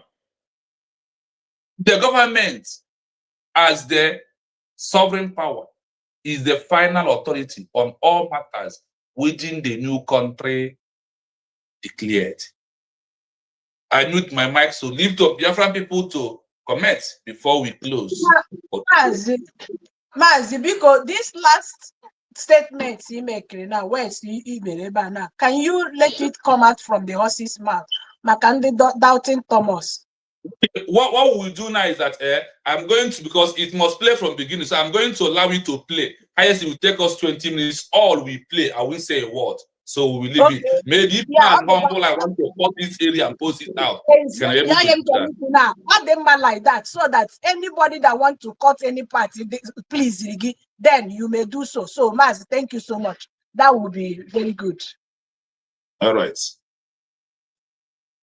Yes, under international law and the principles of state sovereignty, the government of a newly independent country generally has the authority to dissolve or take control of organizations that were part of the previous state's administrative structure. This is a fundamental aspect of the new state's right to govern itself. Here's a breakdown of the key concepts. 1. State succession and sovereignty. When a new state is formed, it assumes the rights and responsibilities of a sovereign entity. This is known as state succession. The new government's authority is not a continuation of the old bridge government, but a new, independent power. This means it has the authority to establish a new legal system. The new government can create a new constitution, laws, and regulations that supersede the old ones. Reorganize government bodies. It has the right to restructure, dissolve, or create new ministries, agencies, and public organizations to serve the new state's needs and political goals. Assert control over public assets and institutions. This includes public property, infrastructure, and all organizations that were part of the previous government's apparatus. 2. The nature of bridge organizations. The term bridge organization is not a formal legal term under international law. It seems to refer to an administrative or transitional body left over from the pre-independence era. Regardless of what it's called, if it was a part of the former government's administrative structure, it is subject to the authority of the new, sovereign government. 3. Practical considerations. While a new government has the legal authority to dissolve or take over these organizations, in practice, it may choose a different path for a variety of reasons. Continuity of services. A new government may choose to keep certain organizations, like those responsible for public utilities, healthcare, or education, to ensure a smooth transition and avoid disruption to essential services. International obligations. If the bridge organization was part of a treaty or international agreement, the new country may need to decide whether it wants to be bound by those agreements. The Vienna Convention on Succession of States in Respective Treaties, 1978, provides guidance on this. But a newly independent state generally has the option to be a clean slate and choose which treaties to join. Political stability. A new government may keep certain institutions in place to maintain a sense of stability and win public support, especially if the organizations are well regarded. In conclusion, a newly independent government's right to govern its own affairs is a cornerstone of international law. This includes the legal authority to dissolve or restructure any organization that was part of the previous government's administrative structure, including any, quote, bridge organizations. The new government, as the sovereign power, is the final authority on all matters within its territory. Yes, so Latina, it has finished. This is what we have to present to the Biafran people. That's all finished. So anybody is free to submit his submission or whatever you have to tell the Biafran people or what you want to explain. Mazambo Lion, thank you so much for giving us your platform for this. Mazambo Lion, are you here? Yes, Mazi. Yeah, okay. Mazi, I'm here. I'm here. Thank you so much. Thank you. God bless you. And when you actually submit, it's something. Asa, Kikuola. Enwere ndị nọ here, I'll see nna ihe ọwa akọwara taa o nwekwara ndị otu anyị nụrụ ihe akọrọ taa gịnị ka onye ahụ na-agbachiri nkịtị ụmụnne m ka m ndị nọ na comment section nne m Maazị, I just want to concentrate in what I'm doing. Ima, can you measure my final submission? Then I will concentrate. Go ahead. Okay, thank you so much. Maazị Chino, I don't know, I can't even thank you enough for your time, knowledge, everything. I name it, everything. One day, imagine him today. So many people, brain, I'm going on block. So many doubting Thomas. How otago? Ihe mere USB jeme ihe ọ na-eme. Ụmụnne, this is holding tight the mandate. Akwa ifuru ihe a gụrụ ebe a. To tell you that USB is holding tight the mandate. Hey, I say all this propaganda can never ever take that thing away or make USB or the leader or the person superheaded to loosen up a little bit. Kagini we mezie, knowing fully well that we are on the right track. After reading all of these things, you that is listening, or you that will listen or watch this video later, this program later, can you take a time now and go to your closest and ask yourself, Kenye batara iji noro na those groups, why iji kenye batara iji noro ebe ndị ahụ Now that you have listened to this information today, this truth today, not from Chino's mouth, but after that, now ask yourself this question in a quiet place without any sentiment. Ask yourself, are you still going to support all those people fighting against this USB redeclared? When you answer this question sincerely, then, only then, Kegama nebatago na freedom. Nebatago into this cause, this noble cause. Other than that, Ika one of those people in the red group. Finland people. Red Finland citizens. Red Finland. Oh, how will citizens? Citizens of Finland now. Oh, no. How citizens in Finland? All the culture are they was speaking of Biafra. But you can carry how no now again. How Red Finland people? In our own time now, how do you this is a rebel in our own time. Rebels. They are rebels. Okay, but I got one Briggy group, a CRC group, no. Ask the last generation always like a bridge and one. I want the group of Tabo DK. Yeah. Anyway, I get use opposition. Opposition. Oh yeah. Yeah. They are all yes. Opposition. Yes. So after listening to this truth today, are you still going to be on the opposition side, fighting and kicking against USB redeclared? So only thing I want us to take home with this last statement here. That's Briggy. I mean, sorry, that's Briggy. Okay, let me use that Briggy. Let it not be that I missed one, because that's how God wanted it to start. That Briggy have emptied everything into USB. All the groups have emptied whatever thing they think they have into USB. Because the declaration empty every group into UNESCO. That is the right word. Declaration of Biafra emptied every group into the Biafra government. No more a group anymore. Yeah, on a normal circumstances, we don't need to dissolve or do anything. They will happily, automatically, not even have this. All we're not in a place now, everybody, name division among us. Those things automatically, we do that emptiness. You understand? Yeah. So Biafrans, because that last statement that gave USB redeclared all the power, authority, all the authority. Power. Yes, the authority is on the that word. Now how our power to abolish that name called bridge. They have the power to abolish. Yeah, exactly. That word our DPM used. You must bow. Yes. The meaning of that. Everything must bow to USB. Ordinaka Joseph in the Bible. How the dream until the day all of them later bowed to the younger one.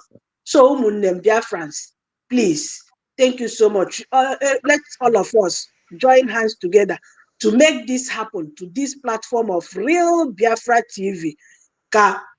Obagote to the level of in this thing. Kaine soro ya na ahụ ụmụnne m atụpụ nkịta egosi ya ka esi ekwudi ya. Yes. Ka anyị ghara ịsị agwa otu onye asị na agwa otu onye hụrụ na awọ eke. So anyị niile gbaka aka na-agụ ya. Ọ na-agụ ya just ihe ọ ga-emezi were mouse na point anyị asoro na-agụrụ ifugo na ya na. So ụmụnne m biko, if you know how many days don't take him with this way, with the voice because it's not the voice they already from late here. Exactly. Please, we are begging all of us, the genuine Biafrans, in the here today, Master. Please call on Chino's number to know how you can support the platform. As soon as possible. Once they contacted me. Okay, yeah, perfect. So, Mazi Chino, they were one name. So much. Lion. I beg. Lion in the other room. Mazi Chukwugozie, Asa Chukwugozie, and Masi onye ọbụla. Ndị comment section now. Eze Nwa Ife, or say, sure, we can. Datina. At least us know what cause. Okay. Then Okafor, please tell LASUBA to go back to evening school. You're my brother. You have broke the camel back. Thank you so much.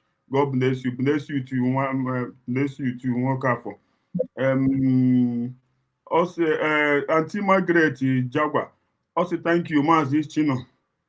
Also, thank you again. Joseph Mado Geneko. Also, Humble Lion and your group.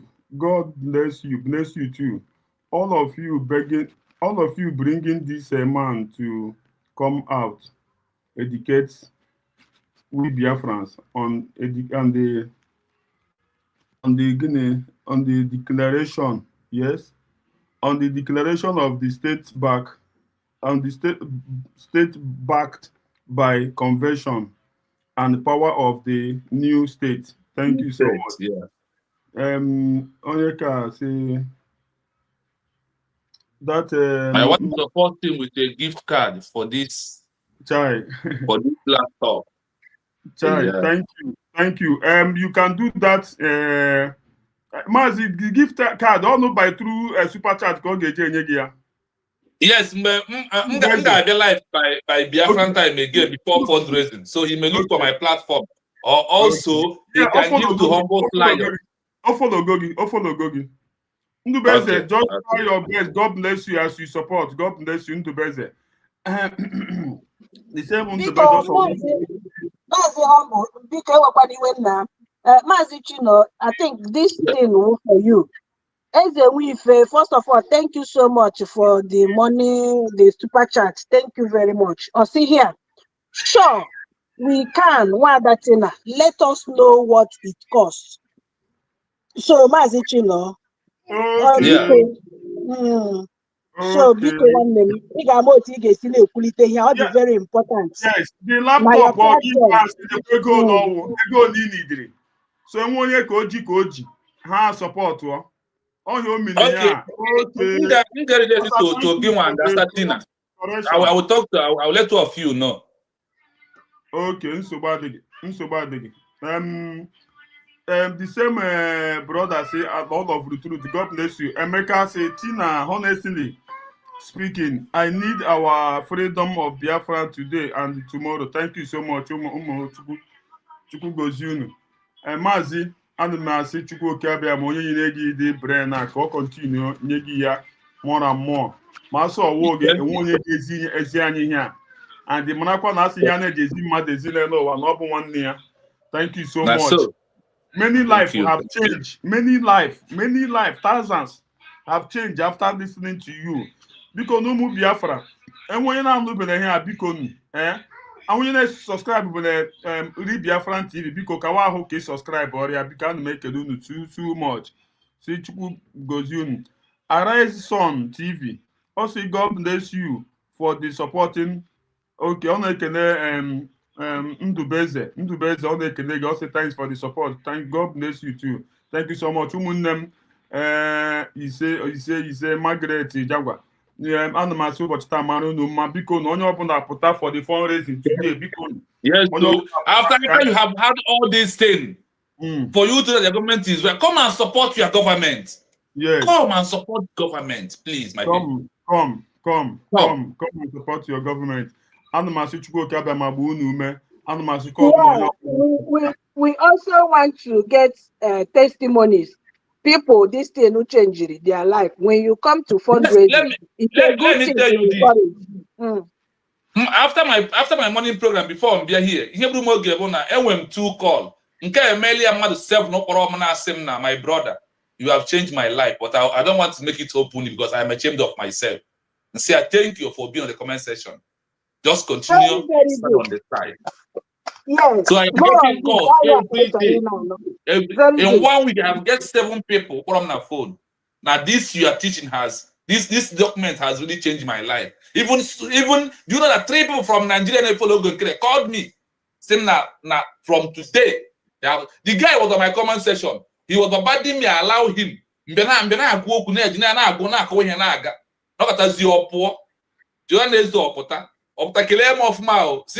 bless you.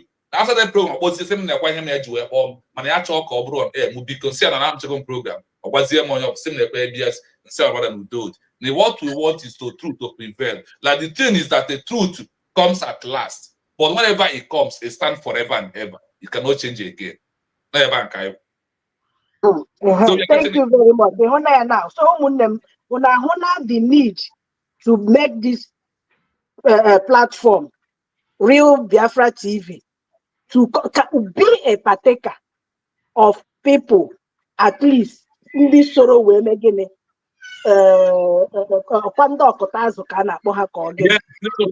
this platform. I will Ndị use nketa na that platform, be a partaker. He support other platform. Up to that level, more and more testimony will come. So if you love what Biafra, Real Biafra TV is doing, and you love USB government, do this, support this this platform. Because thank you so much, my brother. I'm happy here. Thank you so much, Platina. Thank you so much, Mas Humble Line. You will live long for us. This platform is where this journey started. This platform is where this movement started. Today, we are getting it better gradually by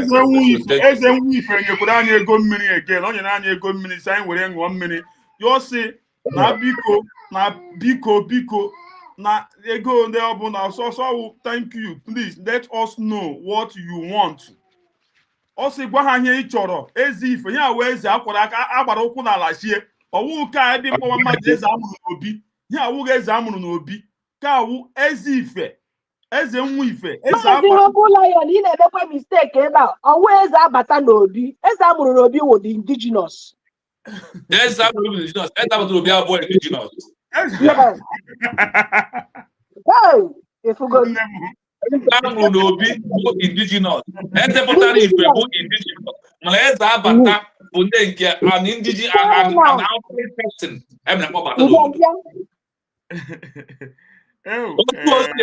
Otu o si eme Tinubu aja Nigeria ndị banye ugbe ha ndị nke ahụ bụ eze abata. Okay. As if amaghị ibezi ya, thank you so much for correcting me. Eze nwa ife Chukwu gozie gị. We love you so much. Yo bia this Arise Sun TV. Also Akwebisi, Asatina, and our Humble Lion TV. We are doing a great job and God bless we all. He say. My brother,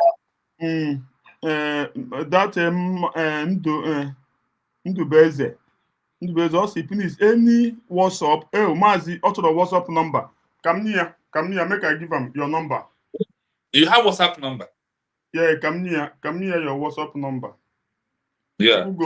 Chukwu goes you so much. Honestly, I thank you all. I think that's our brother. If many people now, but I no na-ekwu na nwere ndị nyuganu. Asa akifuna na ndị nyuganu na akifuna onyunyu aha na-ekwu ya. All we do onyunyu. Mazi Chino. Yeah. Mazi Humble. Amakwa mo itinye itinye that number na comment section. Mazi Chino eche mi se nwe ihe obodo ahụ nọ na-eme about it. I'm ga-esi nwe na platform nke afọ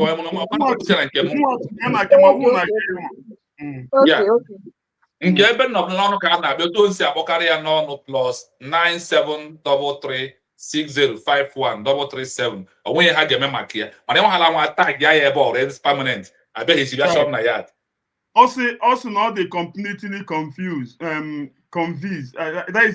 That is one man here now. He confused, right?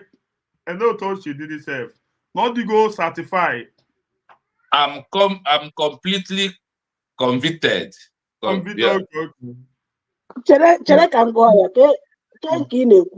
This one now, this completely convinced. Not fully convinced, yes. Convinced. Yeah, totally, as in totally convinced. Yes. Oh no, now testimony. Thank you so much. Oh no, be at the here. People.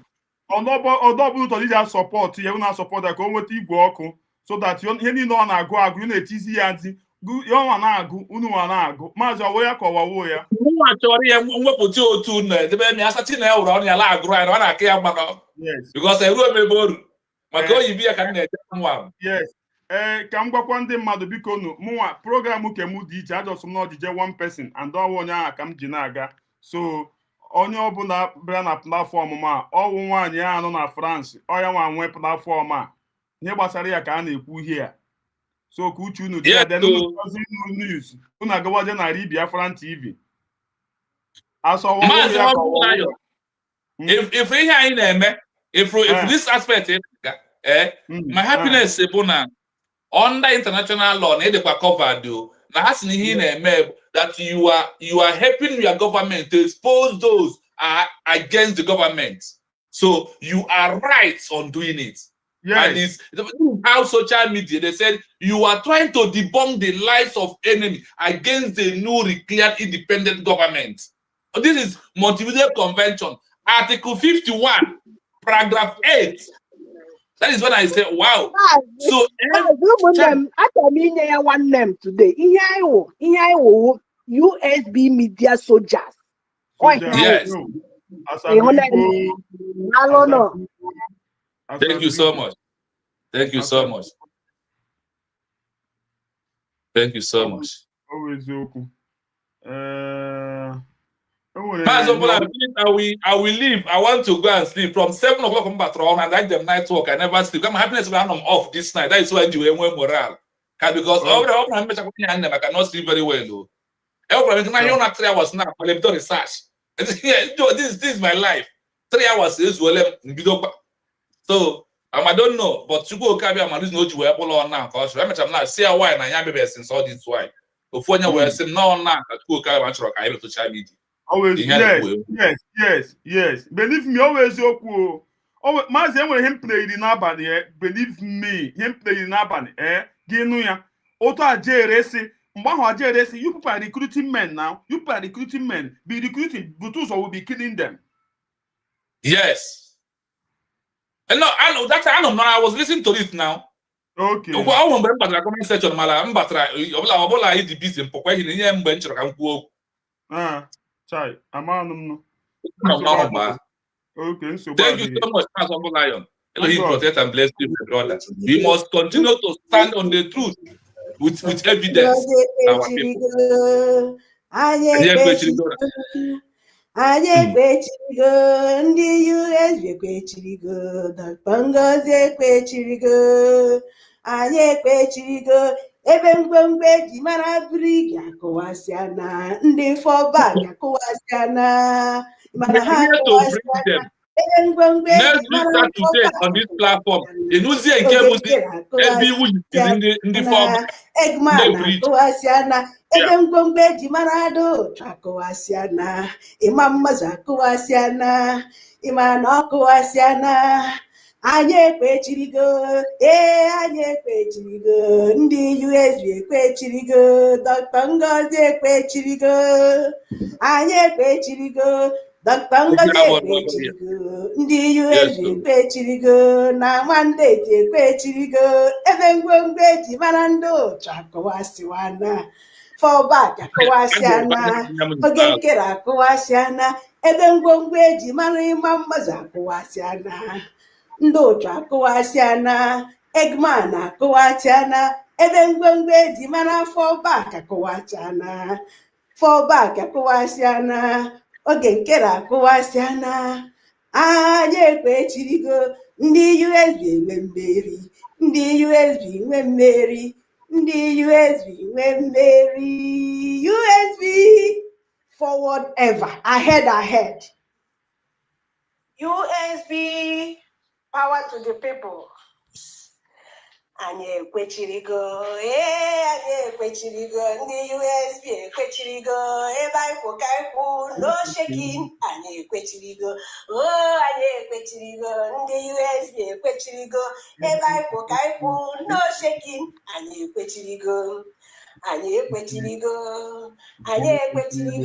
n'ebe anyị kwụ ka anyị kwụ no shaking anyị ekwechirigo Dr. Ngozi ekwechirigo ndị USB ekwechirigo ebe anyị kwụ ka anyị kwụ no shaking ma ọ na-agbaga agbago ma ọ na-agbada agbaga anyị kwụ ya n'azụ ebe anyị kwụ ka anyị kwụ no shaking anyị ekwechirigo anyị ekwechirigo ebe anyị kwụ ka anyị kwụ no shaking shaking, and you ekechirigo. Dr. Ngozi ekechirigo, ndị USA ekechirigo, no shaking. Yes, sir, no shaking. Adatina, ijele nwanyị, na ndị obi akpọ ụmụ nwanyị kwụ gidigbam gidigbam. Anyị Dr. Ngozi agụ nwanyị, ezi nne mara obi ụmụ ya, na-ejesi ike, egwu atụna gị, ndị obi akpọpụ gị n'azụ, ọgụnọdụ, daalụ nwanyị ọma, na-edu anyị na ịpụ gị n'azụ, no shaking, gidigbam gidigbam, daalụ nwa Chineke.